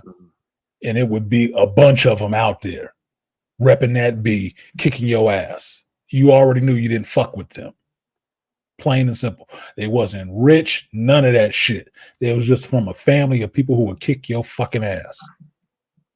Plain and simple. You knew. You said that last. You didn't even have to relate to them as their first names individually. You related to them that motherfucker got that last name. Yeah, that's that family, nigga. Don't be fucking with them. Plain and simple. We about to watch Game of Thrones right now. What does it mean to be a Targaryen? Do you think anybody was trying to hyphenate their name? No, I want to be Lannister Targaryen. Because I want to honor my family. Fuck your family. Your family got dragon blood? Exactly. No, we are Hightowers Targaryens. No, that shit ain't that damn important. Motherfuckers. You get the throne if you got that T in the shit. Mm-hmm. And bitch, you on my side wearing it proud. You on my team. Yeah, you on my team flying my flag. If you ain't on my team flying my flag, you need to be the fuck out of here. I need somebody who will fly this flag proudly. Loud and proud and high in the sky. How many women in entertainment and in politics who have gotten divorced still have their married last names because of the fucking brand? Exactly. That last name still gives them exactly. Still gives them carte blanche. It still gives them, what's messed access. Up? What was messed up? I remember with my ex, and this is when the Kardashians was popping back in the day. And it was an episode where Bruce Jenner was saying to the mother of the clan, he says, when are you going to change your name to Jenner? Never. And she was like, well, Kardashian is like a good name and a brand. And he was like, I don't care. Of course, she changed it to Jenner. And as soon as she got the divorce, she changed it right back to Kardashian because no shit. Because Kardashian was the better sell. Was the better brand. Yep. Jersey Toya, I'm gonna warn you ahead of time. Okay. I finished a bottle of Terramana. I'm feeling myself. I'm full moon. I'm a werewolf. Okay. Watch yourself. Don't say the last. Watch yourself. You looking like. Thank you for the warning. You looking like fresh meat. So. Oh, you ain't shit. You ain't shit. Don't be kissing at me. Let me mute up for a minute. Y'all talk for a second because I'm gonna say some shit that's really wrong. Cut it out. How you doing, sister? How you been? I'm well. How are you? I'm good. Just a little tired. I had a hard day at work today. Had a hard week, I should say, man. Working out in this heat is not good. Understandable. I had a hard June, so I'm happy to be in the new month. Yeah, can't wait for my vacation during my birthday, man. 2 weeks. 2 weeks. 2 weeks? Okay. 2 weeks. Not to Philly that quick. Huh? I said 2 weeks. I said, shit, I can't get out to Philly that quick. I got to mark your shit on my calendar. I'm not bullshit. 21st. I'm not bullshit about wanting to come out to Philly and hang out with you, Mike. I'm not bullshitting about that. I'm not bullshitting. I want to come out to Richmond. Yeah, damn. I'm saying Richmond. You're not in Richmond no more. You in Vallejo, right? Yeah, I'm in the V, but Cali is a big spot, man. You can hang out. But yeah, well, you know what?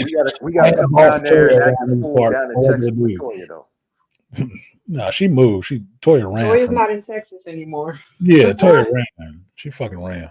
Where'd you go now? If it's any of my business, I had to eat crow and go back to New Jersey. Yeah, that's why June was so so you right rough across for the me. bridge from me. Okay. Yeah, she brought it back to one. She brought it back to one for a minute so she can get resettled and be able to go back out. It's okay. I understand why you did it, sister girl. I'm just disappointed. It's like, damn, she moved from Texas before I flew to Texas. God damn it. Not more disappointed than I am, I promise you. It's all good. We all can recalibrate. It's cool. You got to take back steps sometimes and make a spring forward. Sometimes you got to take a back step to move forward. But you're cool, right? You okay though, right? Yeah, I'm better now. I wasn't last month. I'm better now. Yeah, I'm sure you got some more stability with you, so you good.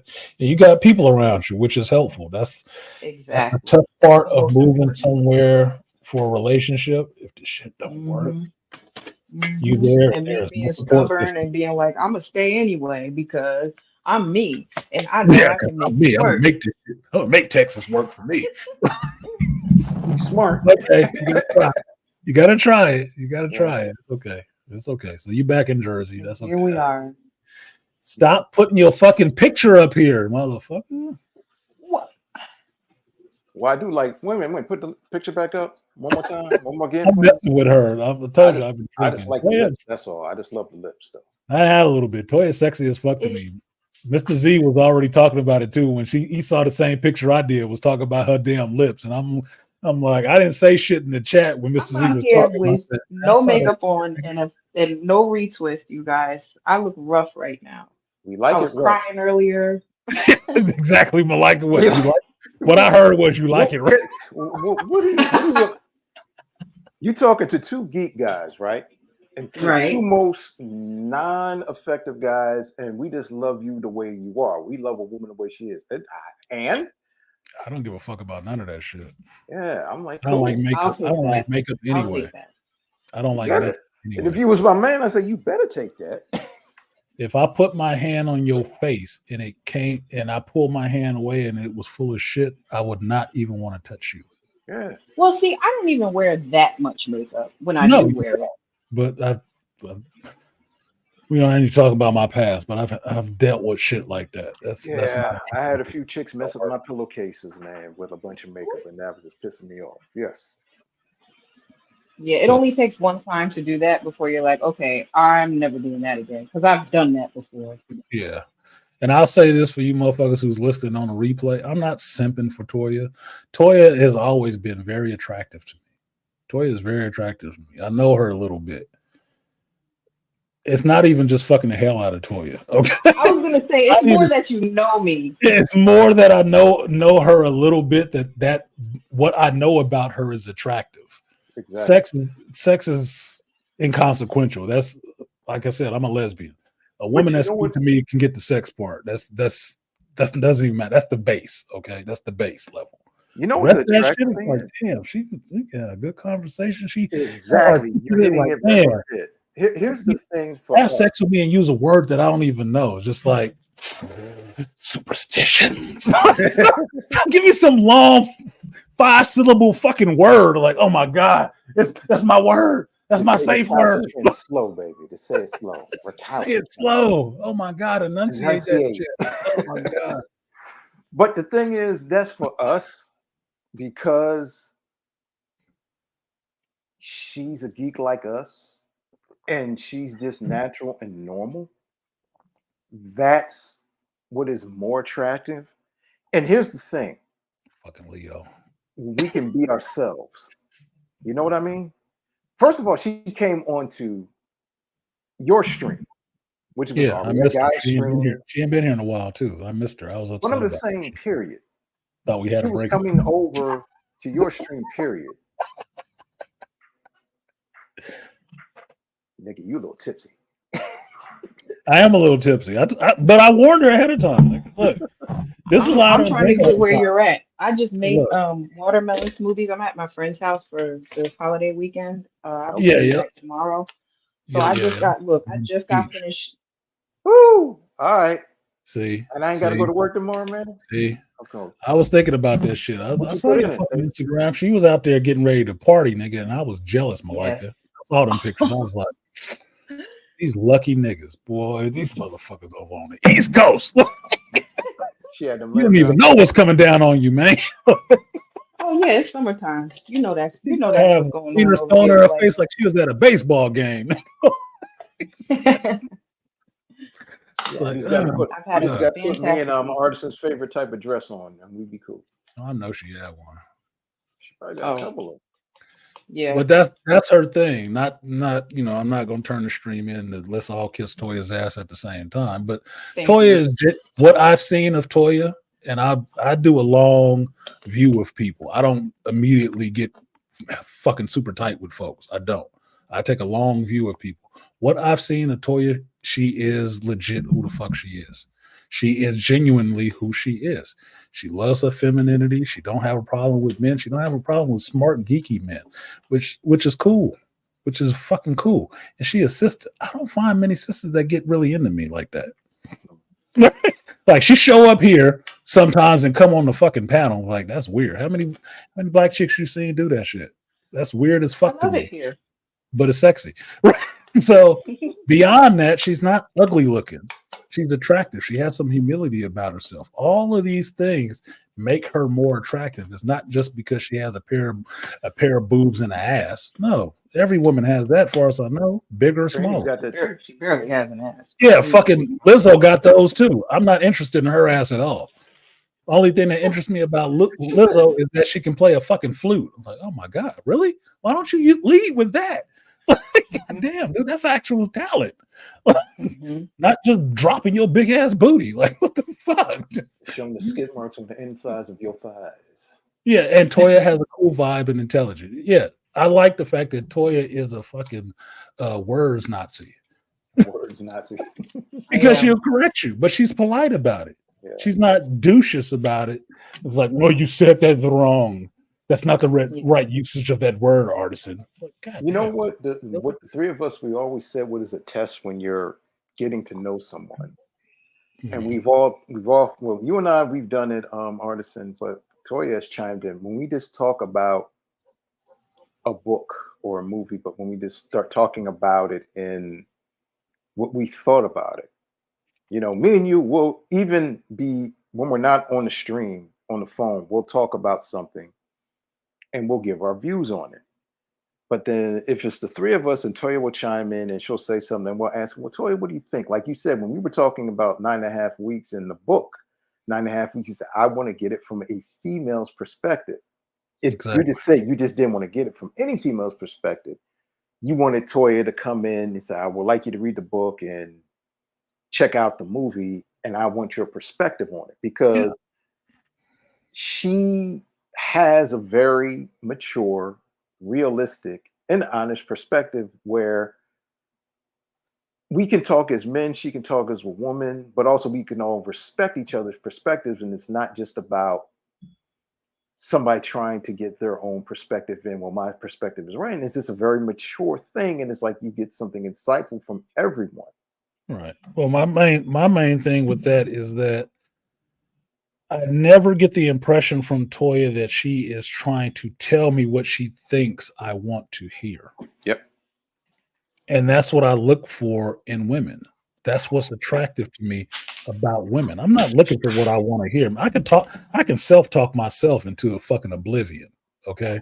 I don't need that shit. That's not what I'm looking for from another person. There's too many other people on this planet to fucking be giving me my perspective back to me. That's not what I'm looking for. But when I ask her opinion on something as Toya, as a female, she brings her perspective to it, and she has something intelligent to respond back to. That is why I say men are more sapiosexuals than women, because that shit turns me on. That's what's actually eternal. Like, oh my God, she got something to say that wasn't scripted. Get the fuck out of here. She's not connected to the hive mind. She ain't one of the board. Man, check the back of her neck and look for the serial number. What the fuck? What She's happened? not like us. Yeah, she's not like us. She's not like the rest of these motherfuckers. I got one that can see. Holy shit. So she'll give me that perspective, and she's not worried about my goddamn feelings, I don't think, about that. She'll tell me what she legitimately thought about it. And it will sound genuine because my bullshit detector is like sensitive as fuck. Okay. She sounds like That's she a gives me her byproduct of being a Scorpio. It is. It is. It makes it really hard to deal with people in any capacity. That is, I need something genuine from you. And now I can't see all this bullshit you're trying to throw in my face. It's like, it makes me bored. Well, I Basically think makes me for the bored. three of us from our three signs, Scorpio, Cancer, and Leo, we are Oh, shit, I forgot you was I forgot. I didn't even know. Did I know you were a Cancer, Malika? Holy a shit. couple of years ago. Yeah, that's my pincer brother right there. That little crap brother right there. Your water brother. Yeah, there we go. Go ahead, Malika. I'm sorry. We are naturally intuitive people, period. Mm-hmm. Leos are more brazen. He's talking to you, Toy. Scorpios are more aggressive and arrogant. No, the fuck I'm not. I'm not an Aries. No, you can be a bit. You can be a bit aggressive and arrogant, but I mean, it's not as overt as an Aries. Yeah, you got to fuck with me to get that. Like, but here's the funny thing: no, like how the you way gotta fuck with them for them to get that. Yeah, but at the same time, it's like, well, just like how the way you were talking when you were at work, when you were just talking about how the way you conduct yourself with work ethic. And Aries would be overt and being very boisterous about it, where some people might think that they're conceited or even narcissistic or just aggressive. You're letting these people at the ready, hey, this is what I stand for. Mm-hmm. The pincers and the stingers are there, but it's not like you got both guns out. No, I gotta use them. For me, I'm like a Highlander or an immortal. I can feel the quickening coming from a person, and y'all wondering why is my face frowned up? I have no poker face. I have no poker face. Y'all wondering like why you got your face frowned up? That nigga is full of shit. Yeah, I've been told. And this is why I can't do what Artisan was just talking about. What is that? Faking it? I can't be of hive mind. I can't give you what I think you want to hear because I'm not good at lying, nor am I good at keeping up a facade. I can't. Dr. Anwar is a Virgo. Oh, that's okay. I fuck with Virgo. I can tell. I can fuck with a Virgo. Be cool. I can't think how many Virgo homeboys I have though. I have to go back and look through it. But yeah, Toya, I can't do that too. That's what gets me in trouble at work. I'm not a hive mind person. I am not. I will make myself an outlier, which is what you're not supposed to do corporate wise. You're not supposed to make yourself an outlier. But I cannot sit there and bullshit with people because Scorpios don't like the small talk like that. Sigmas don't like the small talk like that either. Nope. That bullshitting, sitting in each other's face, lying to each other. I don't have no time for that shit. I really don't. It detests me. When I deal with residents, I might end up telling them some shit from me and letting them know this is from me. Don't tell everybody else this shit. But no, fuck that. You should do this, this, and this. I don't feel good with that. It don't put my soul at peace to sit there and bullshit with people. I don't. Even though I'm supposed to, fuck it. I do a lot of things I'm not supposed to. I'm just saying. I can't do it. It doesn't sit with me well. For me, it's like an energy thing. It would take so much more of my energy to put that up. And because I'm so protective of my energy, I'm not going to waste it. The moment I feel like I have to be something I'm not or show you something I think you want to see versus what comes naturally to me, that's a clear indication that this is not someplace I should be. Exactly. And we make those, I should say myself and not include everybody else in this shit. But I make concessions like that to earn a living. I do. Because otherwise, like BGS has said, the environment that I'm in or the system that I am a lot of times will spit me out because I'm not easily digestible in that system. I will be that sand in the pearl or the sand in the oyster. Like, this don't, it won't go down. No, I won't. I will not change for you motherfuckers to be dumber than I actually am or act in this way that I'm a lovable goofball. No, I'm not gonna do it. I will sit there and look you straight in your eye and look at you like you the dumbest motherfucker in the world I've ever run into. And you'll know it. It's like, I don't think he likes me. No, I don't. I don't. But I'm not here to like you. I'm here to get this fucking work done. Exactly. So let's keep it 100 and moving forward. And thank you, Toya, for turning off that picture because I'm feeling kind of way. I will tell y'all there is no alcohol in this anymore. This is just Arnold Palmer iced tea. So I'm just finishing up the rest of that bottle too. I think. Yeah, I gotta get me my rum around my birthday time, man. You need some. You don't even drink whiskey, I don't think, do you, Malika? I don't drink that. I don't drink that much. I am not that much of a drinker. I will count on. You don't have to be that much of a drink. I'm not telling you to buy a whole fucking bottle. you don't need a 750, but you need to have you a good drink of some Sinatra Select. You need to have you one drink of Sinatra Select this on your birthday. You'll appreciate that, or some good liquor. Charles will probably suggest a Cavassier or some shit like that. I don't necessarily like that shit. What do you like besides rum? I do like oh god, my brain is on the fritz. What is the alcohol brand that Puffy used to endorse? Ciroc vodka. That's vodka. Yeah. I like vodkas. I like Grey Goose. Really? Yes. Yeah. I like Patron. Patron is good. I like Patron. I don't even like tequilas, but Patron and Terramana, I'll fuck with. I like I don't know.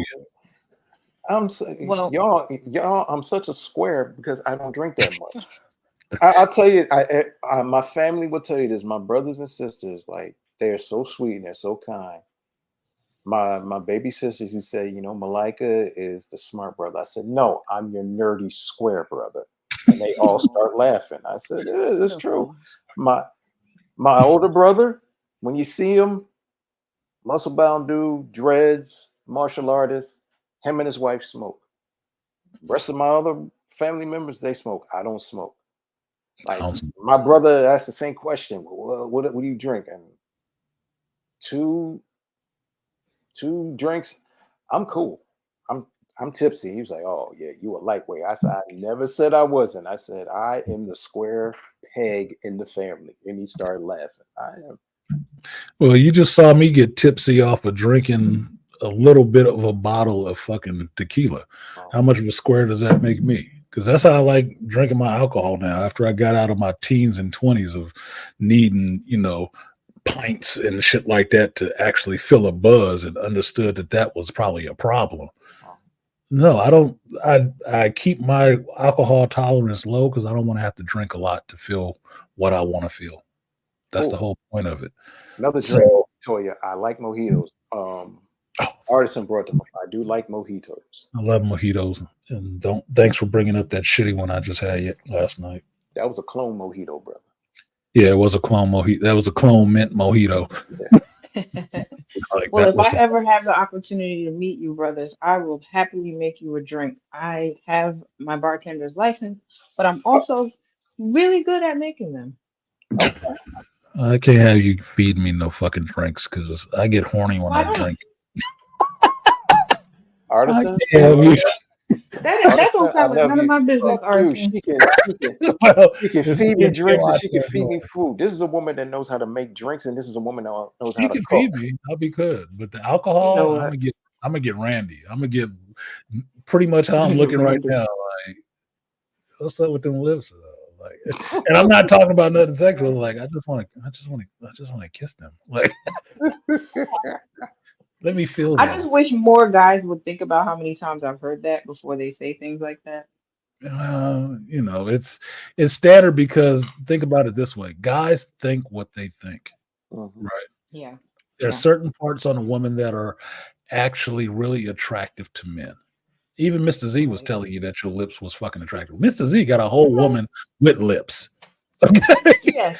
everybody Yes, but knows. we know So that we're each other's siblings yeah, unofficially. so So you can't be upset at the fact that some dude that just met you looked at you and said, "Man, I like your lips." You don't know how many times I heard that before. Yeah, because you always had them lips, right? it's Yeah, not. damn, It's first not. time I'm It's seeing them. it's not the compliment itself. It's the way it's said. Like The intent. I think, yeah, well, not even just the intent, because clearly you'd want to kiss them. I'd want to kiss them, right? But it's taking a moment to think about how it may have already been said to me and coming up with a more unique way of getting that point across. Because I'm not mad at you for I having get that that. feeling. I get That's that. all. So you're saying just be original. Yeah, that's it. Okay, Think about it a I little get that. bit. I get that. My buddy, Joe the Marine, Joe the Freak, GI Joe, right? He's like 6'9" or something like that. He tall as fuck, tall ass white boy. And his rule with telling jokes about height was just make it something he'd never heard before. So I get that. Make it original. And I ain't have a problem doing that shit. Right? Because it makes you be a little bit more creative. But understand, a new dude meeting you at the beach. New dude meeting you don't know what the fuck you heard before. You don't Yeah, know what the hell you heard before. So he gonna say yeah. something to shoot his shot. It may And I'm fall very flat. sarcastic, so you just have to deal with my comeback. And that's That's okay. acceptable. But that's fine because that gets you, it breaks them. Sarcasm for me is a good way to break people out of that mode of scripted responses. That's a good way to Sure. throw your wooden sabot into the machine and just clog it the fuck up Yeah, and see what yeah. person you're actually dealing with because now they got to think on the spot like, uh, uh, thank you.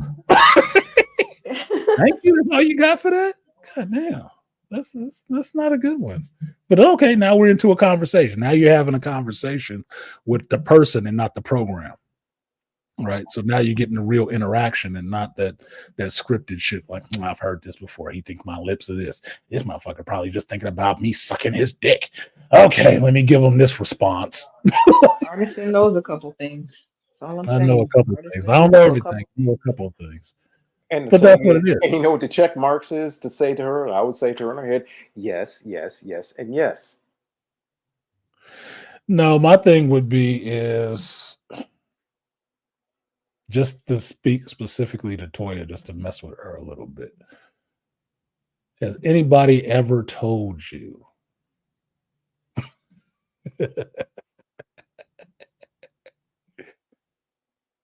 not how good your lips look, but how good they taste inside of their mouth, or appreciate them like they're not something that's common to you?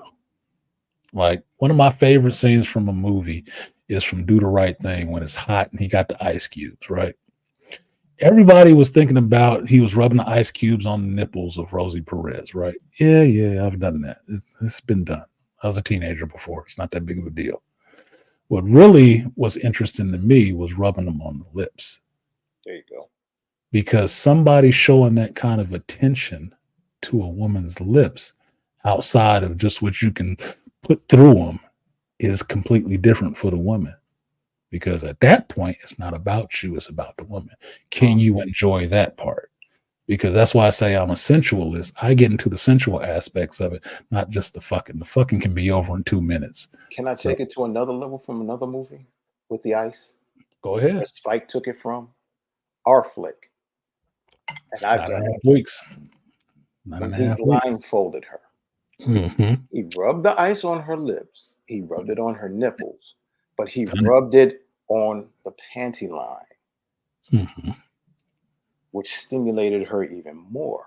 Yep, because it's the tease. Yes. See, most people don't know about that shit. And That's why I that's want us to do that review of that shit. So throw that out there to the next generation. Since we talking about yes. corrupting generations, let me corrupt you with this shit. Oh, we gotta say some Toya. Have you seen 9.5 Weeks, the movie? I have, and I was just going to add that during that part specifically, I wanted to live that moment. Oh, And if you like the thing I liked most about that movie is that I could feel things while I was watching it. uh-huh. And I Very couldn't good. believe it came out in the 80s. I'm like, whoa, Yeah. y'all was wilding a little bit. Look, we was wilding. Generation X grew up on some shit, dude. Yep. That what we see now, like I'm bitching about the boys stuff because it was in a sense it's too gratuitous and too just in your face, like trying to shock you. I grown up on this stuff from the 80s and the 90s. Go back and watch some of them Red Shoe Diaries, Taxi Cab Confections, Real Sex, and shit like that. That was all on cable television. Watch some of these movies. Wild Orchid, 9.5 Weeks, Lady Chatterley's Lover, Lady Chatterley's Part 2. It's a bunch of shit. It's a bunch of stuff that's out there that exposed us to sex in a different way where it wasn't just gratuitous. It was what was seen at the time explicit, but it was experimentation. There's a lot of stuff. I didn't realize it until I got older, and me and Malika started talking about reading this book and going through this shit, how much of 9.5 Weeks has affected my life to where I've used that on women, done that shit. And it's fun to me and to them.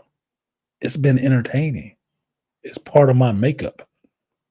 Like, so when I say I'm a sensualist, if you want to understand what a sensualist is, watch that scene in 9.5 Weeks when they're sitting in front of the refrigerator and they got a blindfold on her and they're just going through the eggs, the fruit, the honey, stuff like that. The honey, nigga. Oh, to me, that was player shit. There you go. Player shit to me. I'm when like, he told me, he said, hold on. I can't wait to grow up and do that shit. When he just said to it, stick your tongue out for me.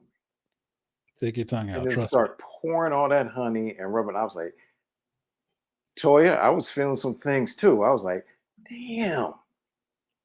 I felt some things, but what I felt was nostalgia. I was like, damn. I was like, yes. I was like, goddamn. And y'all have to remember, Toya is a little younger than us. So she didn't know about this. She's not necessarily a Gen Xer. Don't you get out here and start fucking teasing shit. You doing the impoquito. Okay, all right. A little younger, just a little younger. Little younger. I said a little. I said a little bit. Younger. You're still in striking range. I'm still a millennial. Yeah. If I wasn't such a weird fucking dude, I'd probably try for you. Make you an honest woman. No, but that's the thing. That's why going through this book, me and Malika talking about it and trying to do a review that's different from that I've done before, and then going through the movie and watching it and trying to get a female's perspective on that shit is more interesting to me. Because even with the acolyte stuff, what I look for is female opinions on this shit, especially females in the age group that they say they're making this shit for. I want to hear what they think. I want to hear what they have to say about this shit because it's supposed to be tailor-made for them. How is it resonating with them? I don't need to listen to a bunch of 40 and 50-year-old fucking dudes who barely know the material talk about this shit forever. What the fuck ever. I want to hear what the women got to say about this shit because it's supposed to be made for them. Supposedly. So maybe they got turned on when they saw fucking Chimere jump out the pool with his little schlong hanging out, and getting a little bit of this. How does it feel?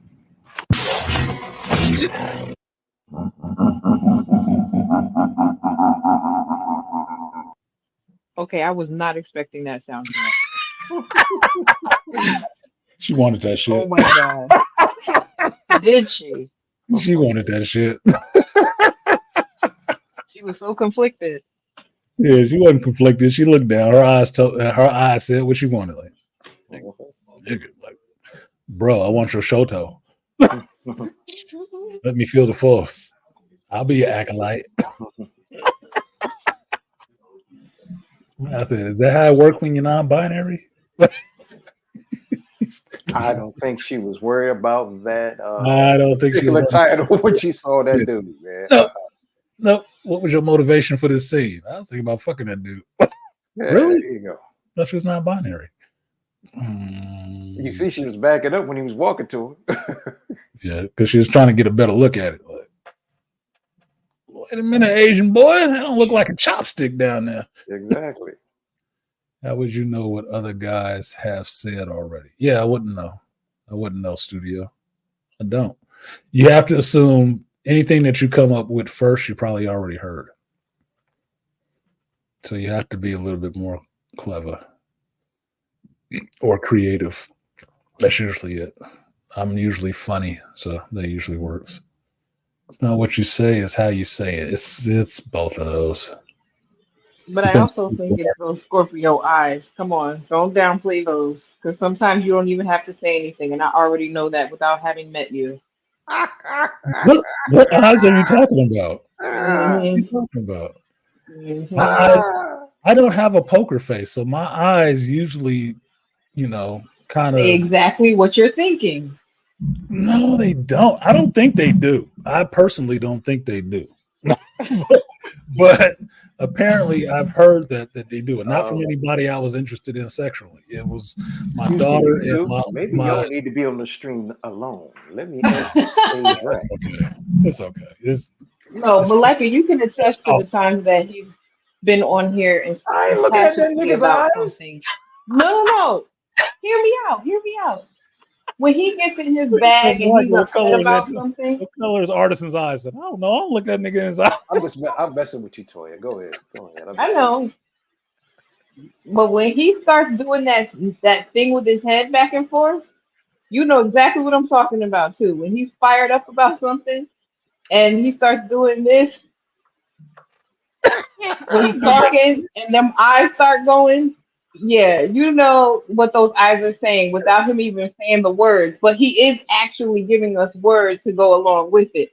He'll look at the camera like, yeah, and you'll just see it. Look, I've something, said that before, Toya. Can I I'm say not something, admitting. Miss Ma'am? Go ahead, Malika. He cool, right? He's my boy. Yeah. But his moods, his actions, his mannerisms, eyes, his mannerisms, the inflections in his face. I'm not looking at y'all, motherfuckers. Yeah. I ain't into that. That don't turn me on. That don't turn my crank. He ain't trying to pay attention that close. No. All right. He's cool. I like it. Right. But I can see how the way them quote unquote scorpion eyes. That sounds like an old damn 80s rock song. Artisan got scorpion eyes. Oh God. Because you gotta be careful. Because if he's doing and you made a phrase for his new show, Cartisan. Cartisan, yeah. She named that shit. She named that he's shit. getting fired up and he's like, oh, the scorpionic eyes and Cartisan talks. I'm like, oh, here we go. See, now you got it. It's his eyes and it's your lips. So there you go. I will not confirm or deny any of those assertions that you guys are putting in my way because I need my sense of mystery. But I will say, I've had to tell people before, I don't look people in the face all the time because I'm afraid or intimidated, which is what they think. I don't look them in the face and the eye sometimes because I don't want them to see everything I'm fucking thinking. And sometimes you don't need to see yourself twisting and dying in my eyes. Sometimes you don't. But also with certain women, you don't need to see the freaky shit I'm thinking about doing with you.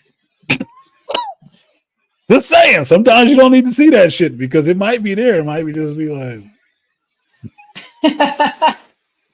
All right. Not the rope.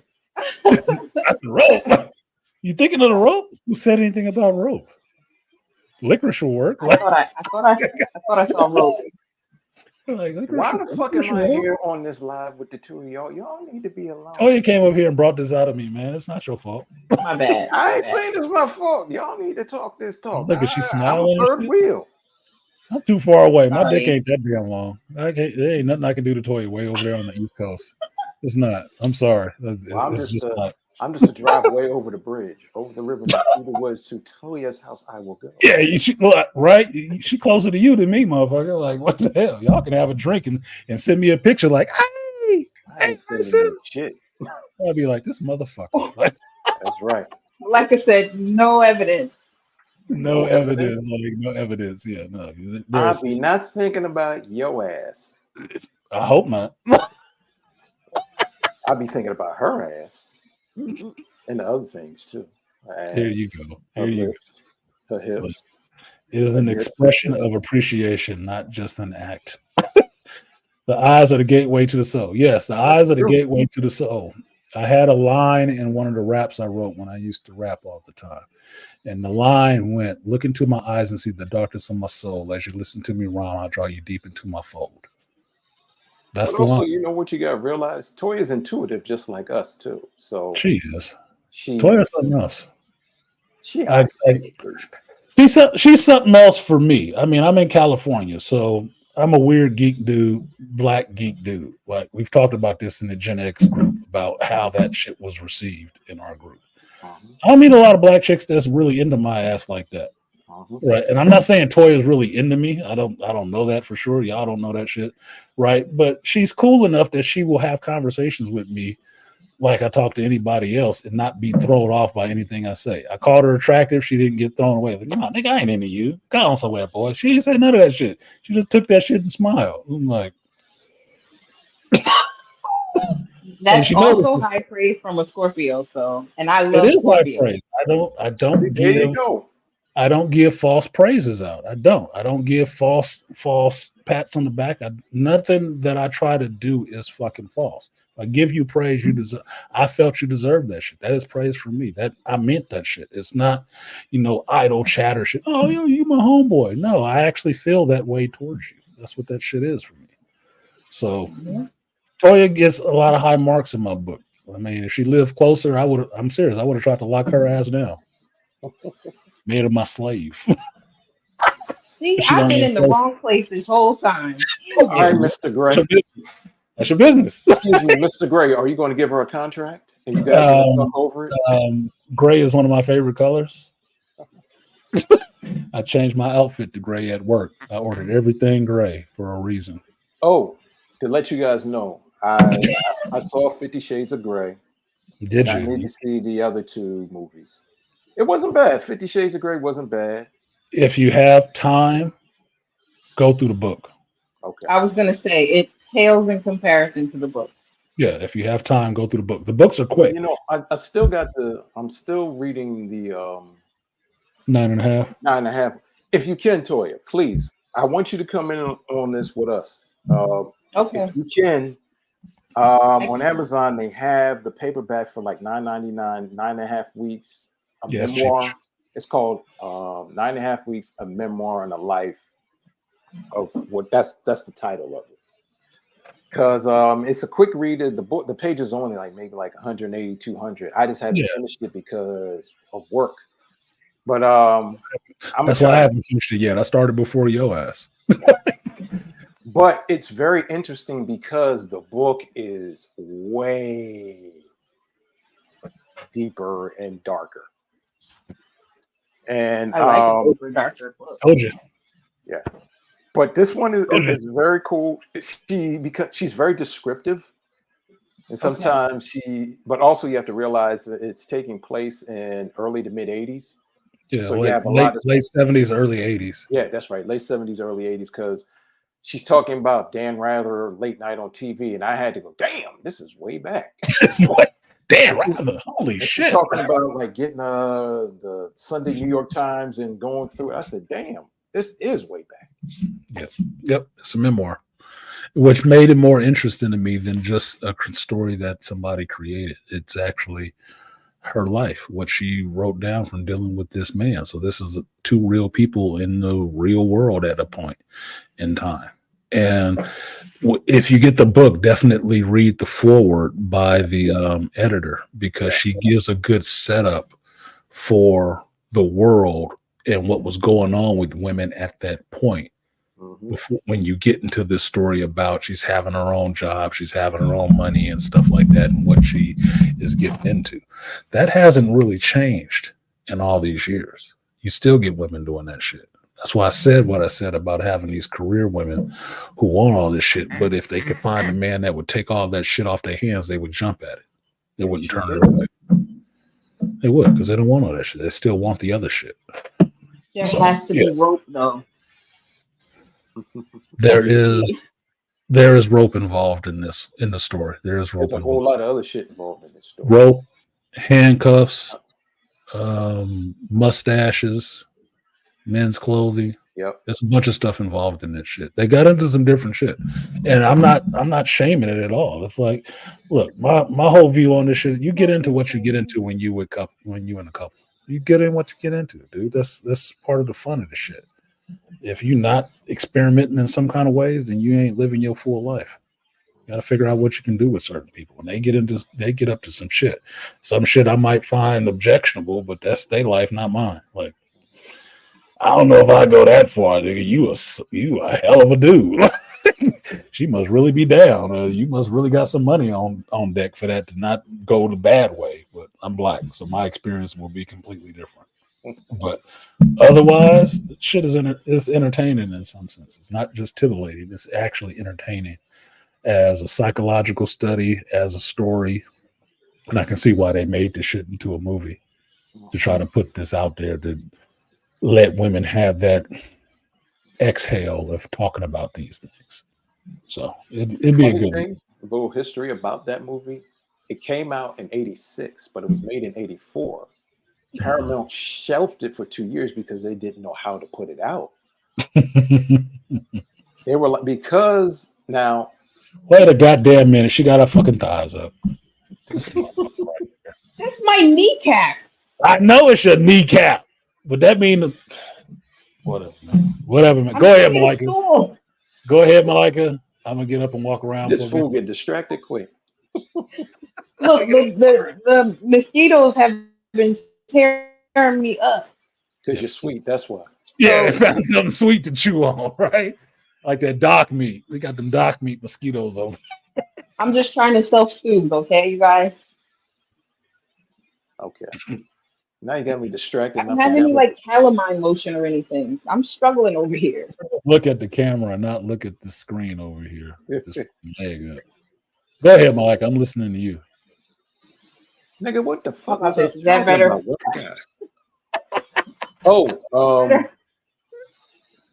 Mickey Rourke and Kim Basinger both said that wasn't a lot of the stuff that they, in the movie that you saw, and even the director's cut, they had to cut out half of the stuff that was really, really, really raunchy. And not even raunchy, just like dark and stuff. Yeah, they did.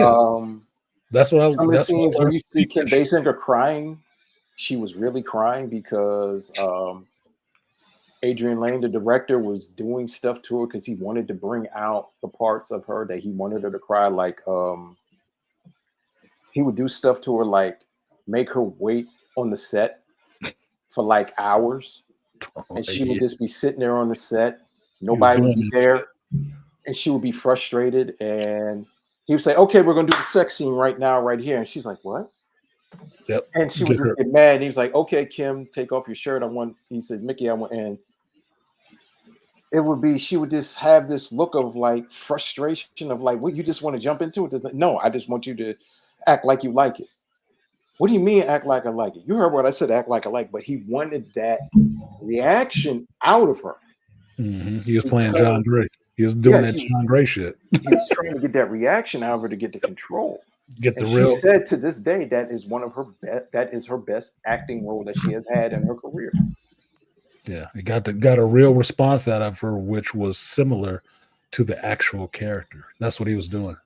That's why I say a lot of this stuff, when you get into understanding some of this stuff with this sexual shit, you understand it's actually just a way of life. It's a way of approaching things, right? It's like, it'll be funny when I make this analogy. It's like parkour. Parkour is about continuous motion, no matter what obstacle is in your way, and finding a way to hop over, get around, or whatever obstacle is in front of you. If you do that long enough, it translates to how you see life. Every obstacle is just something to be maneuvered around, and you figure out ways to maneuver around it. It's the same thing with this dom and sub shit. It's the same thing. It's a way of learning how to deal with people in the world. And either you take that dominant approach or you take that sub approach. But each approach has some control involved in it. And you only understand the dominant side of controlling it if you've actually been submissive to somebody. Then you understand the responsibility of the dominant person, and you understand the power of the submissive person. You understand that in both ways. And I'm not saying I understand all of that shit. I'm not. This is not my lifestyle at all. But I've delved into trying to understand it more enough from a psychological perspective than just, man, that's some freaky sex shit. Yeah. That's the easy part. That's the surface level shit. What's deeper involved in that shit? There is some roles, there is some responsibilities, because everything that you hear in this book in 9.5 weeks, I don't know if you got to that part, Malika, where she lined out and she said, what did I have to do? What did he do? He did this, he did this, he did this, he did this. All of this is masculine man shit that we talk about in this space all the time. All of it. And what did she have to do? She had to do just, her list was short as fuck. One thing. All you had to do was follow directions. All the rest of this shit is taken care of for you. And he wasn't super rich. I mean, he was rich for the 80s because he was a stockbroker, but they didn't say what kind of stockbroker he was. They didn't say he was fucking Gordon Gekko. They didn't say that. He went to work every day just like she did. He just did his damn job. And he came home and he structured his life in a way where he can have the control over his life that he wanted to. And when he did his things that he did with his woman, he wanted it a certain way. And she gave it to him that way. But also one of the things that I realized with him, and she realized it, but they kind of glanced over it in the movie. And it's real deeper in the book, Toya, where she's in his bedroom. And she's really seeing how structured and strange how the way he is. But she's relaying the structure to how his lifestyle is and how the way he wants certain. Very structured. He is very structured and very controlled. Where he goes to shop on a certain day, how he shops for things, what he's wants. Very specific on what he wants.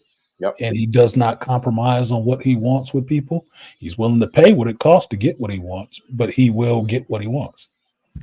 Now, and he's not disrespectful to anybody. Don't take it that, because most people hear control and think, oh, they're assholes and disrespectful. He's never disrespectful to anybody. Never.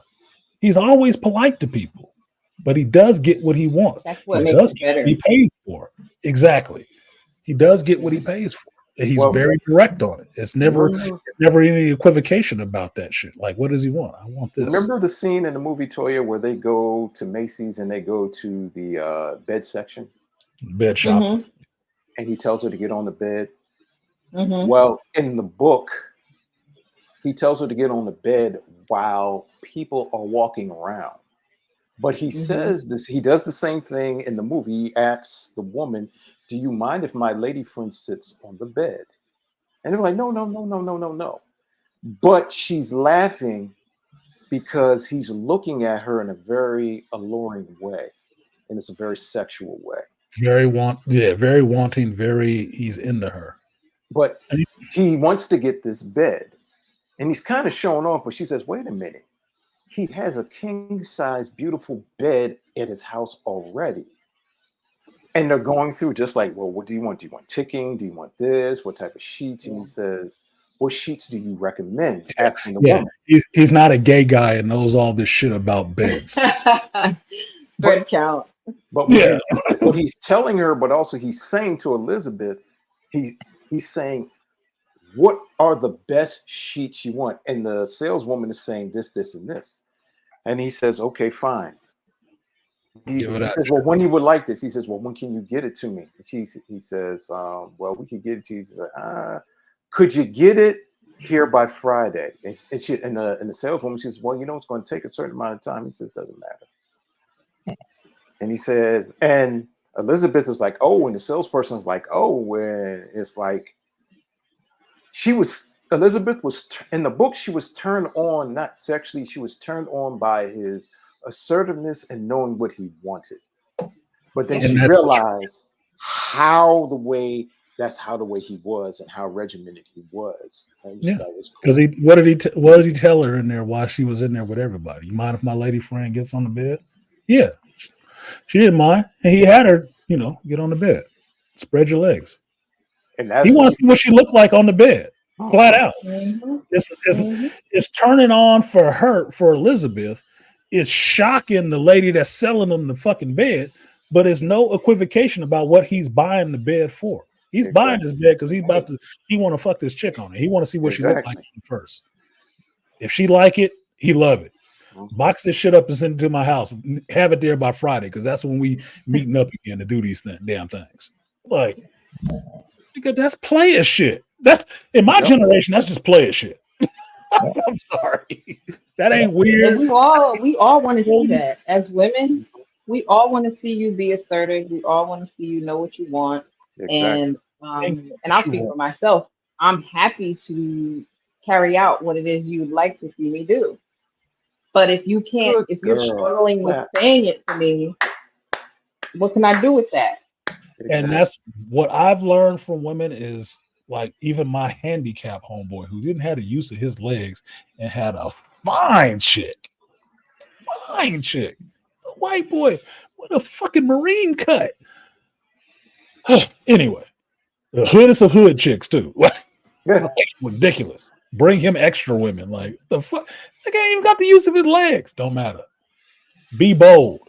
If it's what you want, say what the fuck it is that you want. That shit turns them on because everybody else lied to them and beat around the bush. Say what the fuck it is that you want. In that story, it's not a story. It's an actual account of what really happened. And this what got that woman wet. He told her exactly what he wanted. Get on the bed and spread your legs. In the department store? Did I stutter?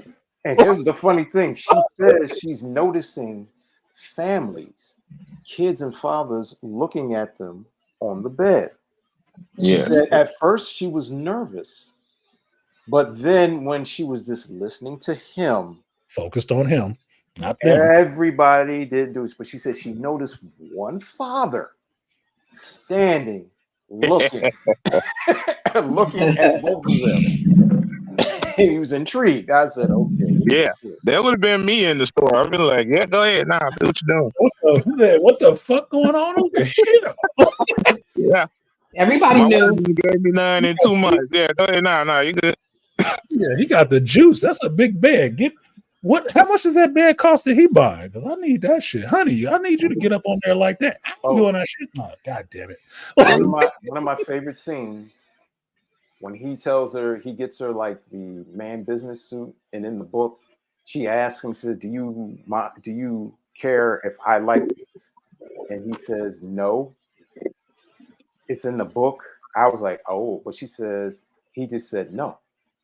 And just paid and went in his pocket, gave out a wad of money and paid. I was like, oh, yeah. Get that. Yeah, I was like, he bought her some clothes. He bought her some clothes. And do you care what I like? No. Do you care that I like it? No. He bought her the clothes he wanted her to wear. And she said it was a specific type of dress, specific type of shoe, specific type of pantyhose, and he wanted her to wear her hair a specific type of way. But the other thing of it too, Malika, was that she modeled that shit for her. He let her wear the shit to see how she looked in it. He bought what he thought looked nice on her for him, and he paid for it. So they went out that day and that's what they did. They went shopping. That's how they went shopping. Yep. Now, what do you hear from a fucking Cardi B or something like that? He got to spend money on me. He got to spend bags. He got to we got to hit the mall for you to buy all this trashy looking shit. Does your man like it? He was buying nice shit, designer stuff. Even he from he took her down to what did they say at the time? It wasn't Macy's or something like that, because they were in New York or Chicago, I think it was. No, they were in New York. New York. I think they went like to Bloomingdale's or some shit. Yeah, like Bloomingdale's. That's what it was. He took her to some expensive spot and just cashed it out. Like, no, I don't care. then when he said when he takes her and he gets the riding crop in the book,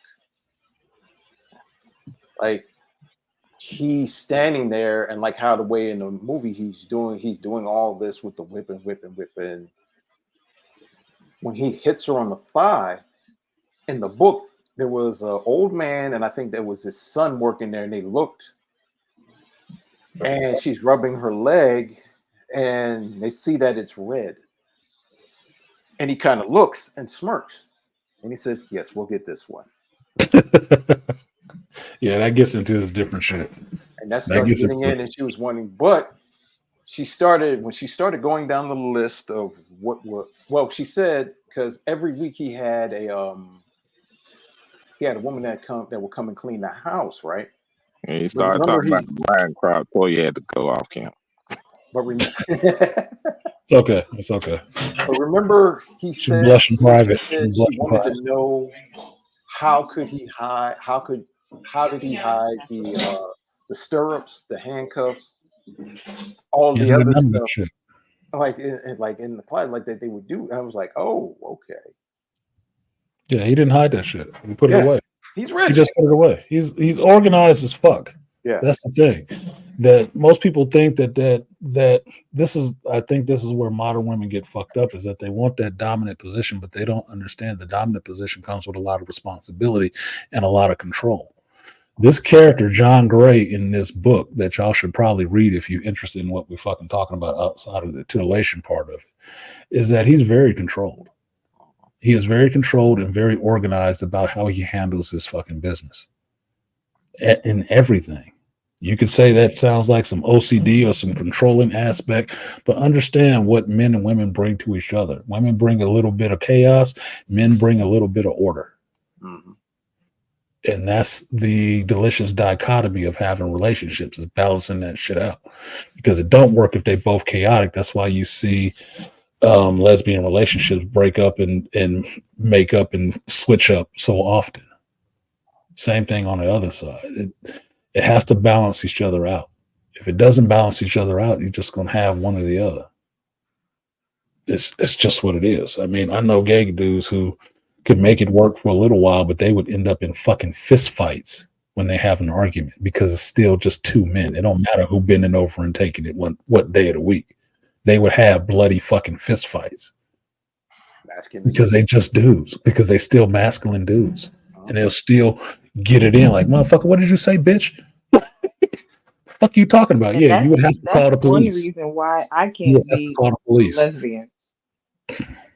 Because I would be putting my hands on a woman. I would. I'm not even gonna lie to y'all. Yeah, no doubt about it. Because even if you, Toya, you're a pretty feminine woman, right? I think if you were attracted to a woman, the woman would have to be kind of masculine, which means she's going to be emulating the worst aspects of a masculine dude. She would be trying to put her hands on you, trying to get you to not be smarting off. And the first thing that would probably happen is she'd probably smack the shit out of you when you were giving some of them snarky, sarcastic responses. She would do what she think a man would do and be trying to go upside your fucking head, and you wouldn't be feeling that shit. Like, bitch, you just like me. The fuck wrong with you?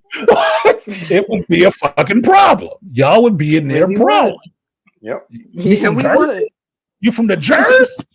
Mm-hmm. You be throwing bolos in that bitch. It wouldn't be no like, bitch, I'm gonna take this shit in the no. None of that. None of that. No, you went to elementary school. You already been fighting chicks. That's not gonna be what you do. Your reaction is not gonna be, I'm gonna take this from this bitch. Nuh-uh. You're gonna be fighting with her flat out. Yep. And that's why those fights in them same-sex couples can end up being so brutal.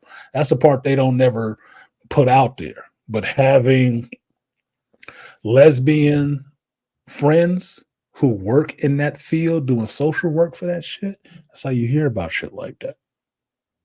You hear about all this intergender violence that happens in these couples. The grapes and all the rest of that shit. Like, are you fucking kidding me? With implements? Yes. All that shit that they don't like to talk about. It's like, okay, because people is just people. Because people is just fucking people. And dysfunctional people are just dysfunctional people, whether they with different same-sex partners or different sex partners. They're still just dysfunctional fucking people. When I was a cop, those were the very unique and trying domestic cases. Domestic cases. Very rare you would see men, but when you would get women, now, I tell you where the main ones will come from. Women that were mixed couples, meaning it was black and white. Women that were in college. Women that were professional, and they were making. Very rare you would see lower income. It would happen in lower income, but very rarely you've seen it. But I would get calls. I remember getting a call, and it was an apartment complex. It was a nice apartment complex, and it was two women. There was a black woman and there was a white woman. The black woman was the dom.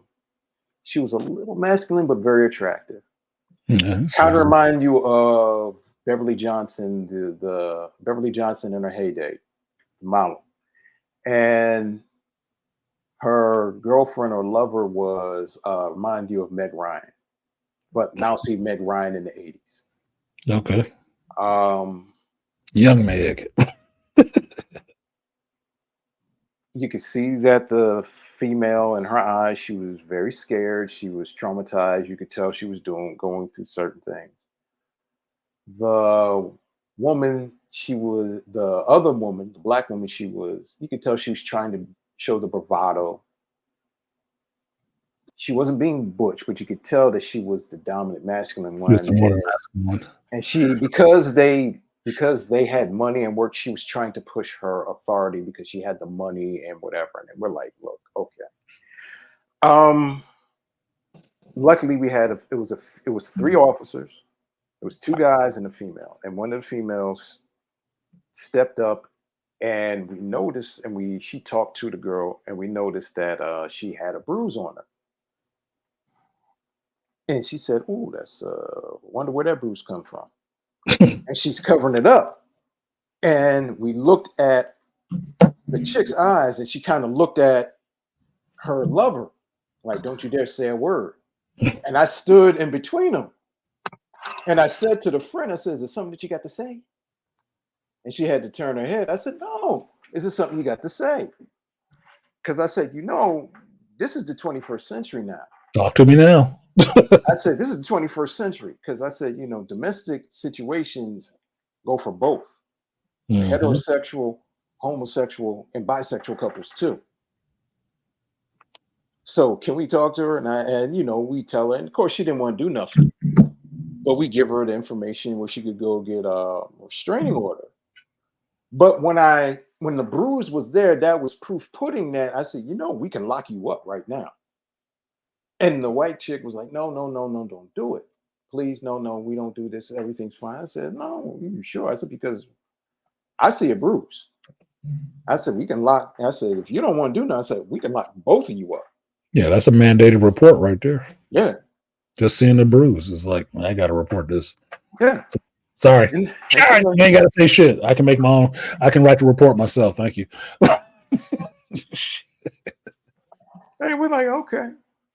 And it was just funny because when you're seeing the reality, when you're seeing it different, but that's when I said abuse is abuse, no matter who the person is doing it. But you have to see it from a certain perspective where you're seeing that. And they told us that in the academy. They said you're going to see homosexual people getting domestics. You're going to see blacks, whites, Asians, Latinos, people getting in that. Mm-hmm. And that was just something that was there. I would see more women that were gay getting into domestics than I would see men. Because a lot of men, and especially where I was at, where I was at in Philadelphia, very rare, you would see very rare open gay men. You would see more open gay women. Now, it's more closet. Yeah. And also, depending higher up you will go on the social economic ladder, even if that they were gay, they would not allow their domestic problems to come out to the public because that would be an issue. Whereas women were more apt to do it because of the emotional reactions and actions to it. And that was just unique. And this is late 90s, early 2000s, where being out was more was coming out and more open than it was now. And it was more and I hate to say that word appropriate, but it was more appropriate or was more accepting, I guess, women to do it. And even if you had that lipstick lesbian, it was okay. Where if you saw the masculine butch chick with the very ultra femme chick, it was a different thing. It was like, no, and I remember telling someone, I said, no, these two women were attractive. And like when I said, this woman looked like Beverly Johnson in her heyday. And I said, this apartment was like an upscale apartment. It was a condo. I'm sorry. Like $150 a month condo. Damn. I said, y'all heifers got money. I said, oh, you got yourself a nice little young white chick. Okay. Yeah, my mother hit me to that earlier. Why she didn't have a problem with gay men because she had always worked with them especially when she got to working in San Francisco. But her competition with them was the fact that it was two men earning two men's salaries. Right. And that's what put them at an advantage to politically and all the rest of that stuff, because they get to grab this higher salary and it's in the same household. So if he a six-figure earner, the husband is a six-figure earner. And this was at the time before there was gay marriage or anything. So they just lived together and they pooling all that money into one house with no children. And I saw my mother was kind of envious of them and how they got shit, because they could get it a lot quicker and amass a lot more political capital and stuff like that and influence campaigns and shit like that because they got more money to play with than single mama with two kids. Yeah, that's the way it works. So, excuse me. I don't shit on them for the game and playing the game the way it's rigged up. But there's a lot of shit that can go into that. It's a lot of stuff that goes into it. It is a different lifestyle. You are changing your lifestyle, but I don't think that changes. Well, it's just me because I don't have to do that shit, but I don't think that changes everything about you to only being about how you do things like this. You know, when I saw the power and the influence, when I first came to the West Coast, when I went to San Francisco, and when I went to the area where the homosexuals reside, right? Castro. And my buddy was telling me, and we saw the big gay liberation flag, and he said, if you don't know right now, he said, we are in the Castro district, where the gays are. And I just saw, now we were driving around, I saw the most beautiful, immaculate neighborhoods, businesses, going there. And I said, oh my God. And my buddy says, what do you see? He's smart like us, right? He says, what do you see? I said, I see a thriving business in the community. He says, exactly. And he said to me, he said, Malika, these ain't no just regular 9-to-5 people. Said these are people that got money. They could be regular 9-to-5s. Yeah, they could be regular 9-to-5s. Like 50K in like the 90s. 50K and 50K is 100K in the house in the 90s. That's hella money. But what I was noticing, right? And this was the time when what was the actress that starred in the first Top Gun? Terry McGillis, right? This is the time when she came out and she had did a bunch of different homosexual movies. And in the Castro district, they had the gay movie theater. And they showed like Kelly McGillis. I was like, oh snap, that's right. She came out, dude. And he was like, yeah. And we just started seeing, and I just started like, when you just start seeing an area that, well, San Francisco's cleaner than Philadelphia.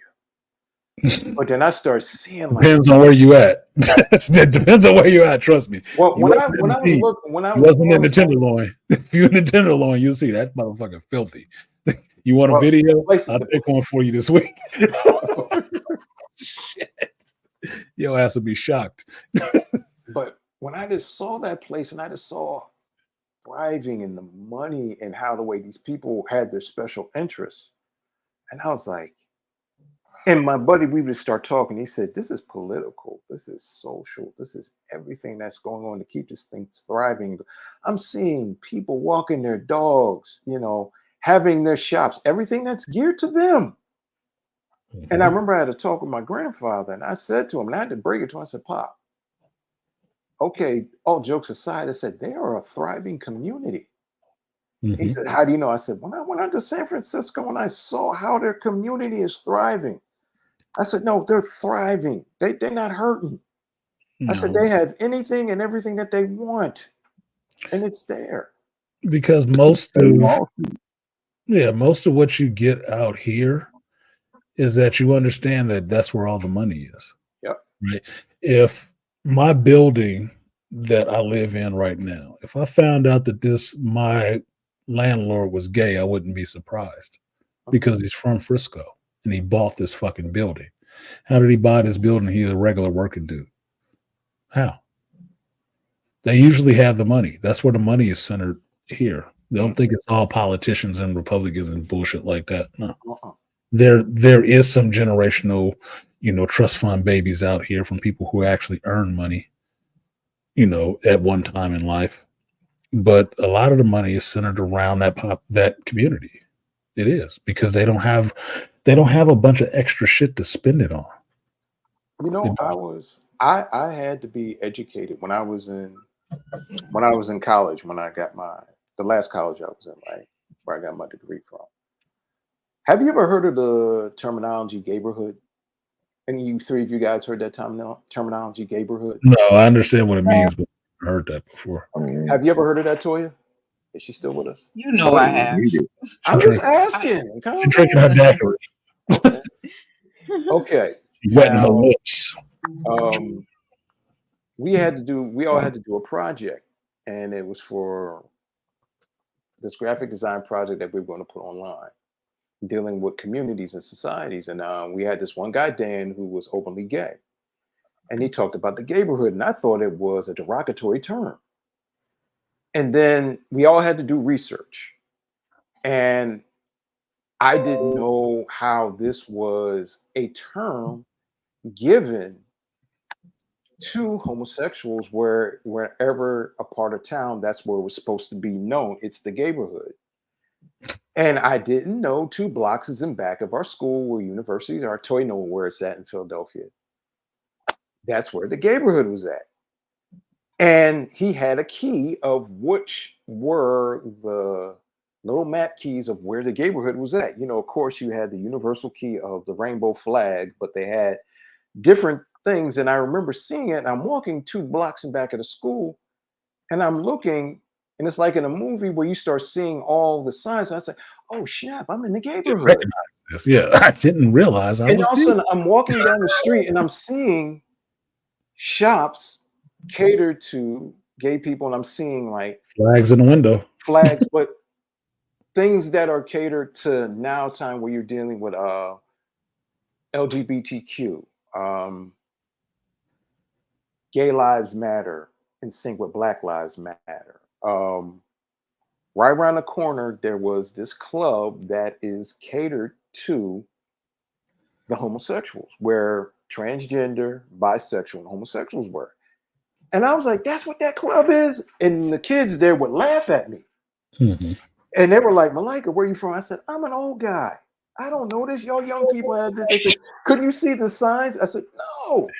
Set you up experience. But the thing was, because I was open-minded, and I was just like, "Oh, okay." But learning that, but then, like, here again, those shops, money. Those 2 blocks, money. Well, I'd say in my In my city right now where I stay, there's a bar not far from my house. I used to shoot pool on league in that bar. That bar got taken over. It is now a gay bar. And people ask me, locals have asked me why I haven't gone in there and drink. I said, because it's not my fucking bar. It's not for me. It's for them. Why am I intruding their space? They bought it. And the people who bought it are from San Francisco. So they spread out. Got into Oakland, they got over here in the V. They buying this shit. So it's a lot more rainbow flags down the street now. Yeah. Because they buying this shit up. It's cheap. They're gonna put money into it, you know that much. They're gonna put money into it and pay some taxes and try to revitalize the neighborhood and shit. They're not just gonna run it down. So why the fuck would I care? I had to have a serious talk with myself, but then a talk with my mentor. I remember,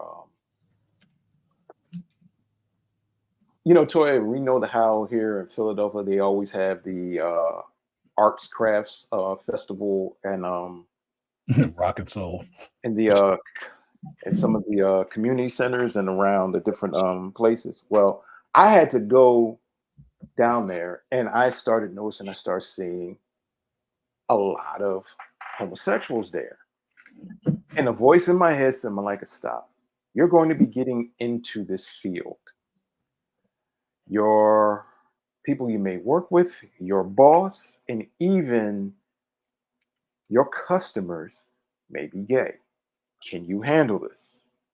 And I was a grown-up woman. I said, yes. I said, because this is something you have to realize. And I realized, especially when I went to University of Arts, a lot of your creatives are in the LGBTQ. Yes. And I had to recognize and realize it. The first, call me slow on the uptake and ignorant. One of the guys that became a cool friend of mine, young guy, he said, "You're slow on the uptake." He said non-binary. I first heard that. I said, "What the hell is that?" What do you mean? You're non-two numbered? What? I didn't say that out. I said, not a 1 or a 0? What is this, a Matrix reference? And I'm like, what the hell? And I had to pull my friend. I had to pull one of the girls aside. I said, "Don't look at me like I'm crazy." I said, "I'm just an old dude, not hip with the times. What does non-binary mean?" And she laughed at me. That's how you learn. And she told me. I was like, oh shit. And I said, pardon the look on my face. I said, I just didn't know. And she's like, for real? I said, no. So what I did was I did a Google search, went on Wikipedia, and I had to get a crash course in being updated on this terminology. And I didn't know. I was like, oh, okay. I was like, oh, all right. And I just started asking questions. I said, wait a minute. So they can claim themselves non-binary, but they can still have sex with women and men, but still not do this and still do the same things that they want to do. And they were like, yeah. I said, that's selfish. Have your cake and eat it too. And I said, that's selfish. I said, that's some selfish like cake bullshit. and pie. Like, let me have cake and pie. Like, okay, well, whatever the fuck. I'm gonna wrap this up soon because I'm about to hit 8 hours on this stream, and I don't think it's Toya's fault. It's not Toya's fault. It's my fault because I didn't shut the stream down. She ain't responsible for that shit. She over there doing Toya shit, showing kneecaps and shit, letting mosquitoes suck on her legs and shit. I'm jealous. Letting? Yeah, letting, because you didn't kill him. You ain't showing me no bodies. You just showing me bites. Those are rope burns. You just saying they're mosquito bites. Exactly. Yeah. Those are cigarette burns, brother. You know that rope burn song by Janet Jackson. Feel that slow rope burn. That's why Janet is my estranged wife. Not a bad choice. Songs like that. Like, I don't give a fuck how crazy she is. I don't care. I grew up on Darlene from Different Strokes, nigga. So I got a question. Janet, who would win? Selma or Janet? Depending on who I saw first. Selma is shorter than Janet Jackson. Selma is entertaining, but Selma does little cheeky shit to be sexual, But you said but she's your Janet animus. has actually put it out there what her sexuality kind of is. So that's a known quantity right there. Mhm. That's a known quantity. I know what I'm in for if I was fucking with her. And Selma get too political shit. I'm like, nah, just be simple like Janet. Yeah, she does, but Selma is cute. Like I like Selma because Selma is attractive. She is attractive. She's happy being feminine, and she does shit. She seems like she can have fun because her cussing and making jokes is funny as fuck to me. It is funny, right? It just gives to her personality, right? But some of the other shit, I don't know anything about her. I don't know her personally, Well, but she the seems reason like why a pretty decent person, and she's cute to look at. the reason why I asked She that tells good because stories. I can say that much. She tells good stories. the She reason gives why me I Pillow asked Princess vibes. she gives you Yeah, Yeah, she gives you what but kind of Janet vibe? got daddy issues, so that you know what I'm saying. Pillow Princess. Pillow Princess. I didn't hear that phrase in a long time. Pillow Yeah, princess. Just I can saying, see that. I can see that, Toya. right? I can see that. I mean, she got an old white dude. Well, he white looking, but Right. I think a Latino or Spanish or something He's like that. French. He's French. French? Yeah, Okay. Hmm. she ain't going nowhere. So she at least No. got that Latino loyalty. She ain't going nowhere. That motherfucker been with her forever. And she got 2 kids by him too. Yeah, he locked that shit up, boy. And look, he ain't looking like he walking around with the biggest dick in the world, but he got some money and he French. He obviously got Selma, and she still get insecure about that motherfucker. Like, whatever, man. She a normal woman, right? She just look a little better than. Well, the reason why I said that because you will always say Selma is your animus, and you often talked about Janet Jackson, but it wasn't just like, oh, she was hot, but you remembered her because she has that girl next door, and also you said she has that little something that okay, that's something about it. Like she's a true Well, Taurus. Janet for me is like I said. I go back to Darlene Janet. I don't go back to fucking Penny from Good Times getting burned with the iron, Janet. I go back. I remember that one, but that wasn't the one that was attractive to me. I'm not attracted to some chick getting abused and shit like that. That's not attractive to me. I don't get into that shit like that. But Darlene from Different Strokes was always cute, always not bubbly but smiling and stuff like that. And I always thought that fucking Willis was a fucking simp. He was a fucking doofus for not trying to bang her out. Like, I'm sorry, Yeah. I'm Scorpio. I've been interested in this shit for a long time. I understood how I was born from the beginning, and Janet as Darlene was fine as hell to me.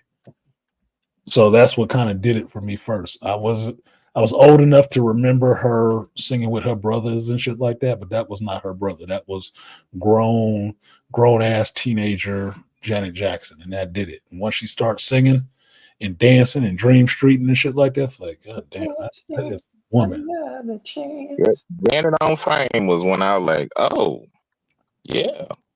That's when she sung Dream Streets Mhm. from her first album. That first album sucked. Here we go. This is I found y'all an image before I get out of here. Janet Jackson's first album was horrible. I found it in the dollar bin and I put that shit back. I swear. It is horrible, but if you like Janet Jackson, you just bought the shit. That's why she got with Jimmy Jam and Terry Lewis, so she can get a better album out that shit. That's Jam. That's Darlene. That's Darlene from Different Strokes. Mm-hmm. She got the hair. She got the nice smile and the eyes. The nice brown skin. Toy, where your picture at? See? Same skin tone. I got a type, motherfucker. Same antithesis. I got a type. A type. It's just look fine. at us smiling. Y'all got the same cheekbones too. I like that. I like the cheeky smiles, right? So it's there. I've always looked for that. So although Janet Jackson is not my animus was named when I figured out what it was and what I was attracted to and what comes up most common. I haven't had Janet Jacksons a bunch. I haven't. That's not my animus. I'm attracted to it, but it's not what I catch.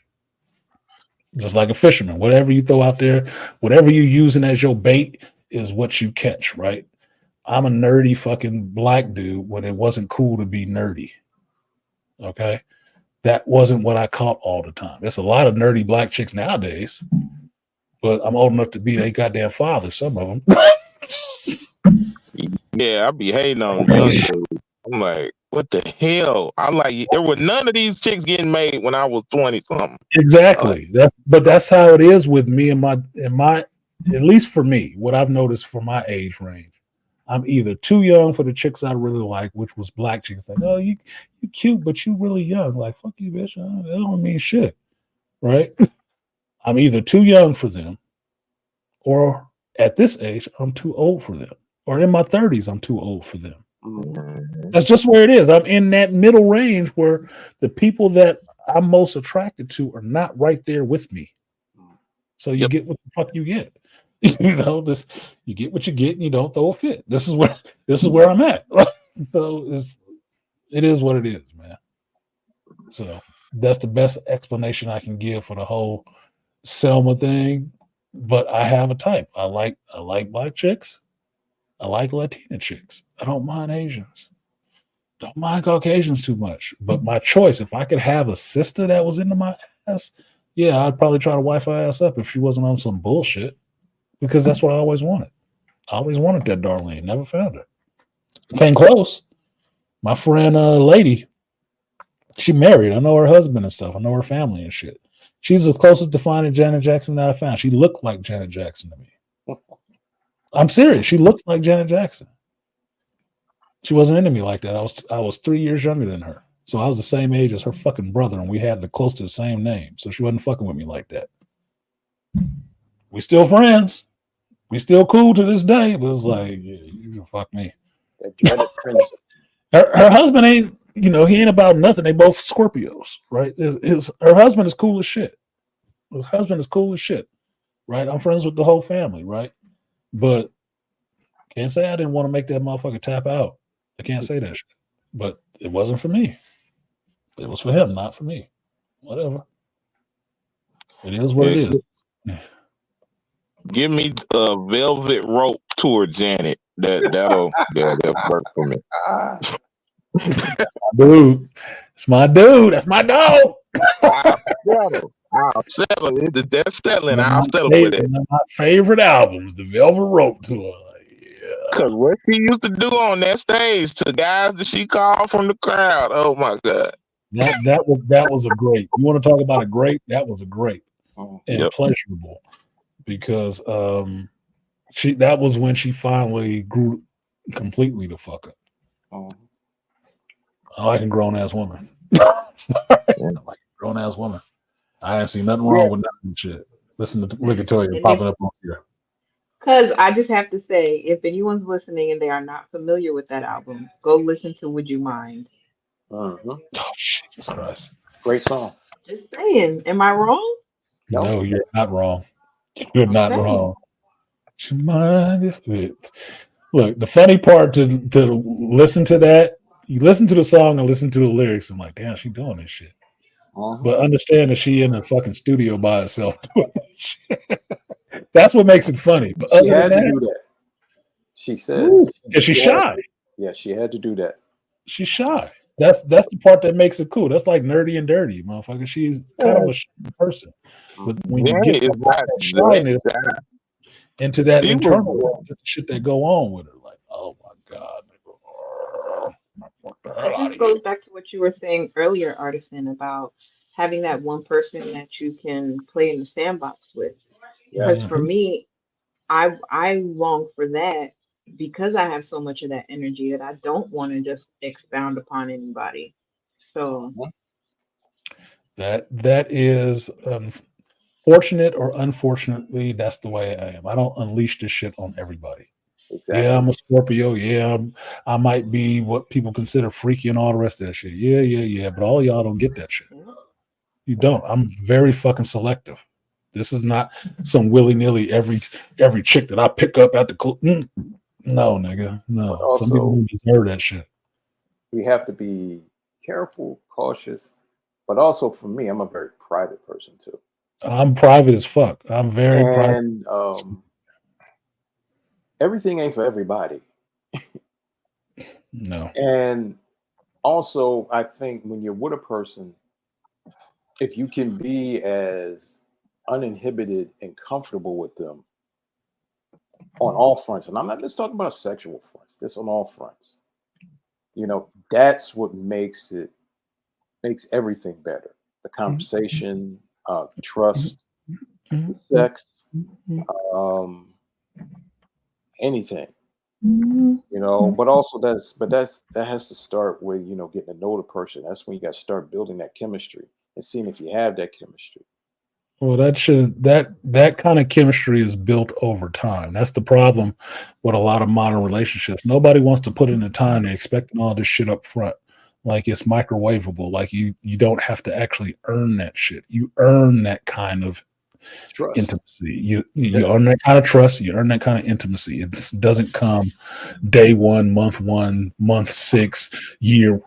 Dude, it's gradually over time. That's why I always use the union mind state. You earn all of this shit. You earn it up to the tears. And you get all that openness. If you don't want to spend the time, get the fuck out of here.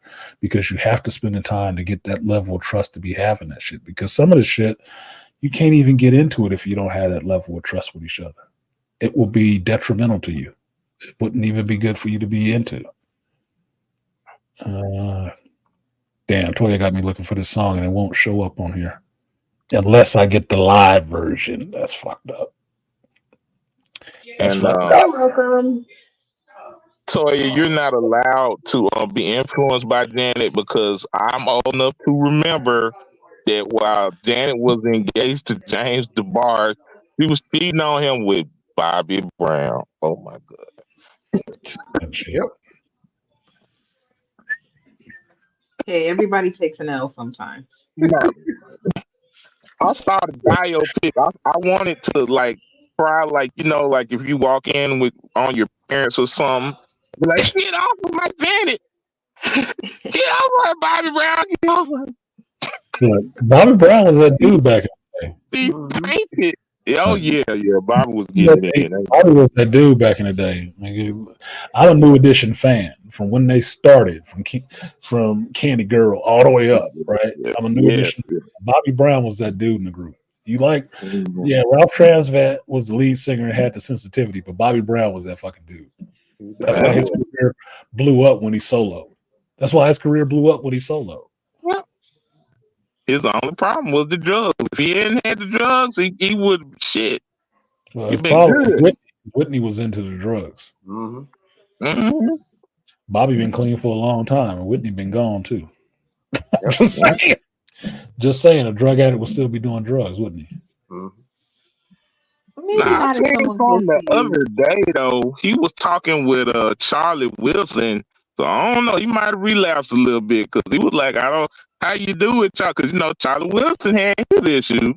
And somebody found him and dusted him off and shit. Nice loving white woman dusted him off and got him off of the soft and stuff. Yeah, he found a woman that wanted to actually feed into him to be better and not feed into him to suck the life out of his ass. Be a leech. You could be mad that it's a white woman, or you can be appreciative that some woman came along and actually want to feed some life into his ass and not some death. What it is, because it's really easy for black men to get used for whatever resource they can be, and then tossed by the side of the road like an old potato chip bag or an empty Coke can. It's very easy. It's very few people that will take that up and understand that it has value. It's never lost its value. It just needs to have that life put back into it. And that's why I don't get mad at Charlie when he doing his shit. He be giving props to his wife. That shit. I don't give a fuck what color she is. Thank you. You found one that actually gives a fuck about you, because you had nothing and she gave a fuck about you. Very rare. What do you hear modern brothers complaining about nowadays is women that don't even want to invest in them because they ain't got shit right now. And like Dr. T would tell you, like Dr. T would tell you, these is kids sitting in the same college class together. You ain't a millionaire, you ain't got a six pack and six figures. Like, bitch, we in the same class together. What are you talking about? What do you need with 6 figures in school? Shut up. Man, if you don't get get on the good bus. You come They're over here saying and you this. eat these ramen noodles with me. That's what you do. Yeah, you better figure out how They're to make yeah. the noodles. You was in the They're bursar saying office this. crying. Go ahead. But like it, They're Toya. saying this. Draped in the finest of Fashion Nova and Forever 21. That's what bugs me out about it. No shit. These people be on one. I'm really understanding that now that they really be on one. That's why I don't trip. And I'm glad I don't have to trip so hard on going through the whole mating and dating thing because all that part of it is over for me. I can just do it and have a good time, or I can sit out and watch the young kids fuck around on the playground. Because I've done the heights, I've had the lows already. It's that part I'm not actually really worried about. It's not entertaining me to go through the rat race and deal with that fucking dumb shit. But I can sit here and listen to younger people dealing with it and understanding what I don't want to deal with and what I do want to do. It's just not me. It's just not me. I don't have the patience for that shit anymore. That's why I say when you get older, the first thing that goes is your patience. And that's why you start just pushing away from people like, you on that bullshit. Yeah, I'm going to be over here. I'm going to be over here. It was nice meeting you. You have a good life. I'm gone. I don't have time. I don't have the patience. No. But I got some final thoughts. I'm just logged in 8 hours on the stream. I don't think that's my first time doing it, but I did log in 8 hours on this one, so I will have to cut it up to make it watchable for somebody with short attention span.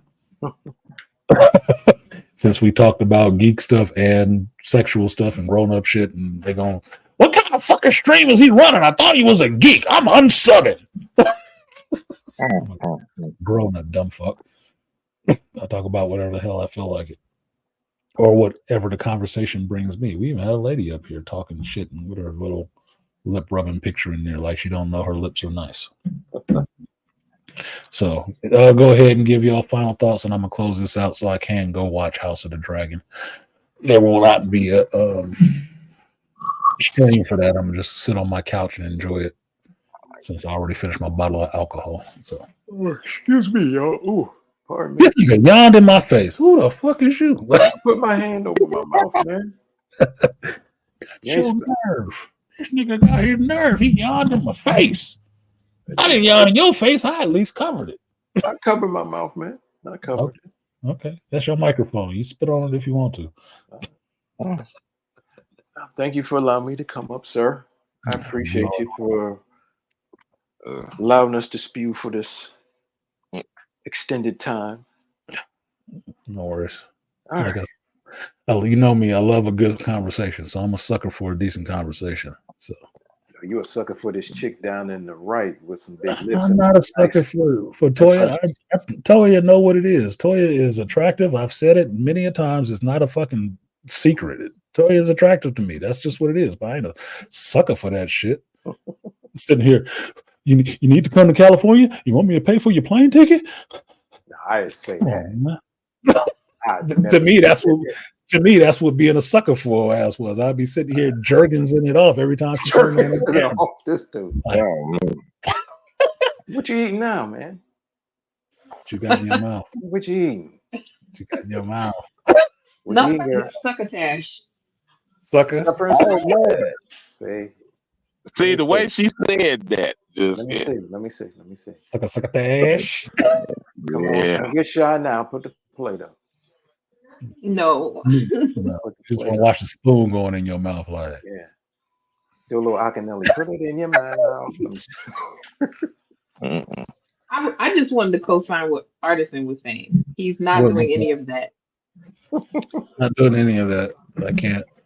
I'm a grown up, but I can make no bones about it. No, I don't have a problem saying that shit because I don't think it's that big of a fucking deal to say that shit. I mean, what the hell? She ain't ugly. Told chicks that they got shocked. I was like, what do you think of me? well, you're not ugly. Like, what the fuck does that mean? You're not ugly. What the fuck?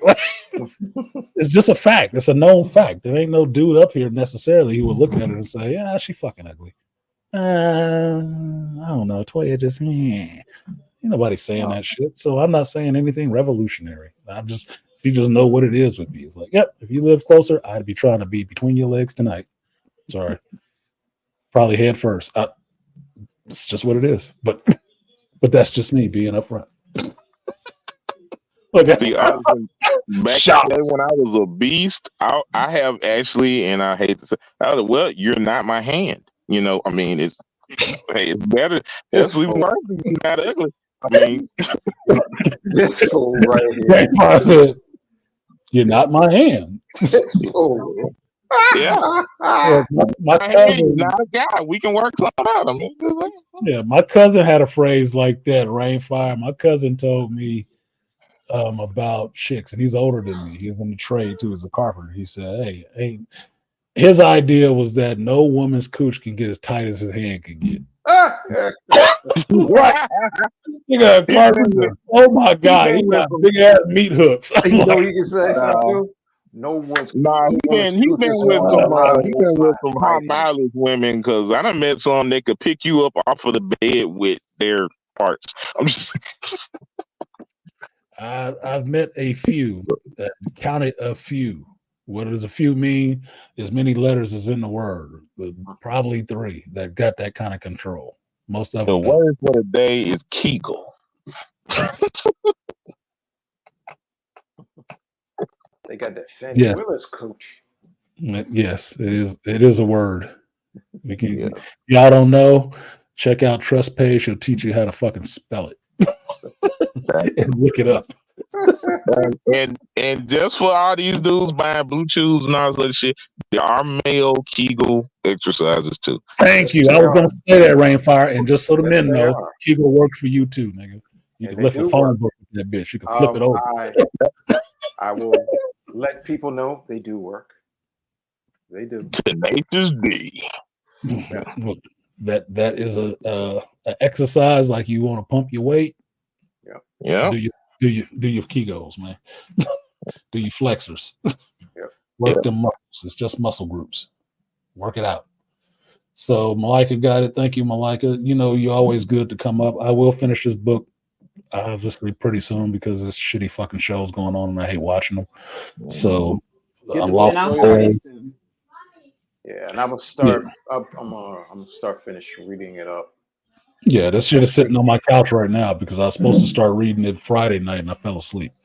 So don't worry about it. It'll be finished because you're catching up and I'm competitive, so I gotta finish first.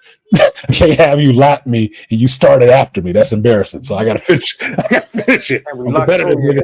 I'm competitive. Like, no, I'm gonna finish the shit first. And I still gotta watch the movie with fucking again. So I'm not watching the movie until I finish the book. Oh, I caught it, Toya. I caught it. I caught the eyes. You see? I caught the eyes. I caught him. What? I caught him. What? I caught him. I caught him.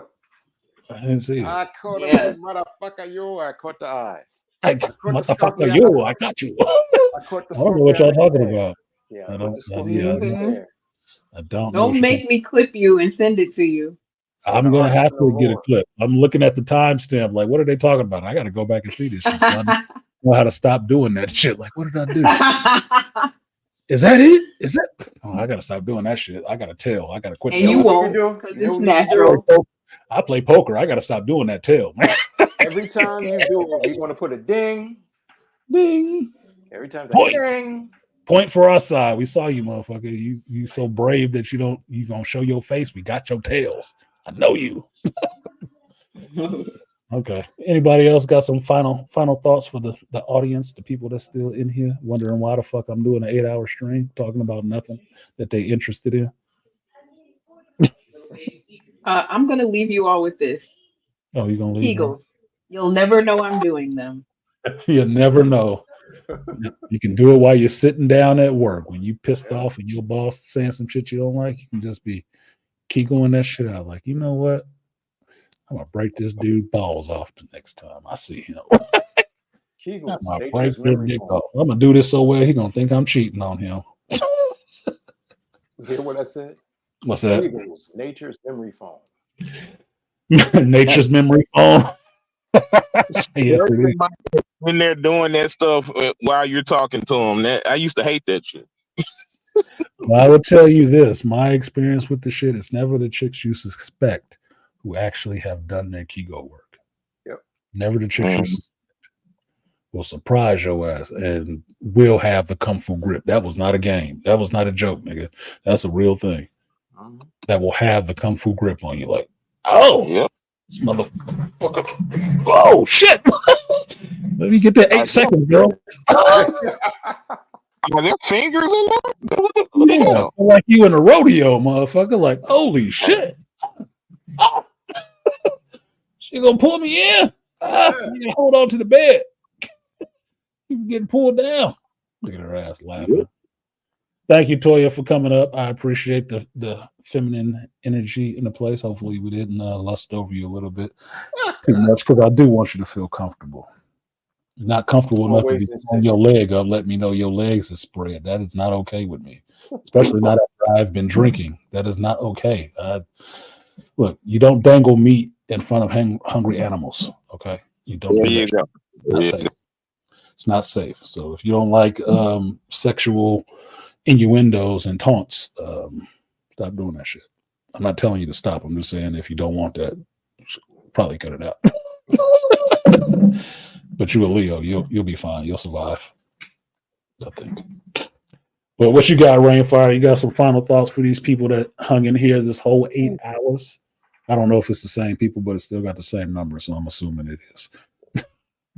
Well, no, I had to dip out for a while, about 2 hours, because I was introducing my cousins to the Mexico City Cuban torta and some tres leches cake. So I'm sorry about that, but tres leches. Oh, I can go for tres leches right now, boy. That'd be better than sex right now. Yeah, they never had it before, so I was like, nah, y'all got to try this sandwich. So y'all got to try this sandwich, and but not and where I was gonna go, well, I didn't get a chance to hop in, but when Maleka was talking about why he was getting those calls with the lesbian domestics and why there were so many and why they didn't report it is because they're like, from what I've heard, what they have told me and what I've seen, they say it doesn't count if it's another woman. Doesn't count as abuse. It's just a fight. And also, they're more likely to do it because in their mind, it's a woman. So I'm just as strong as her. So I'm gonna try her more than I would try a dude. That's what I've heard. I can take her.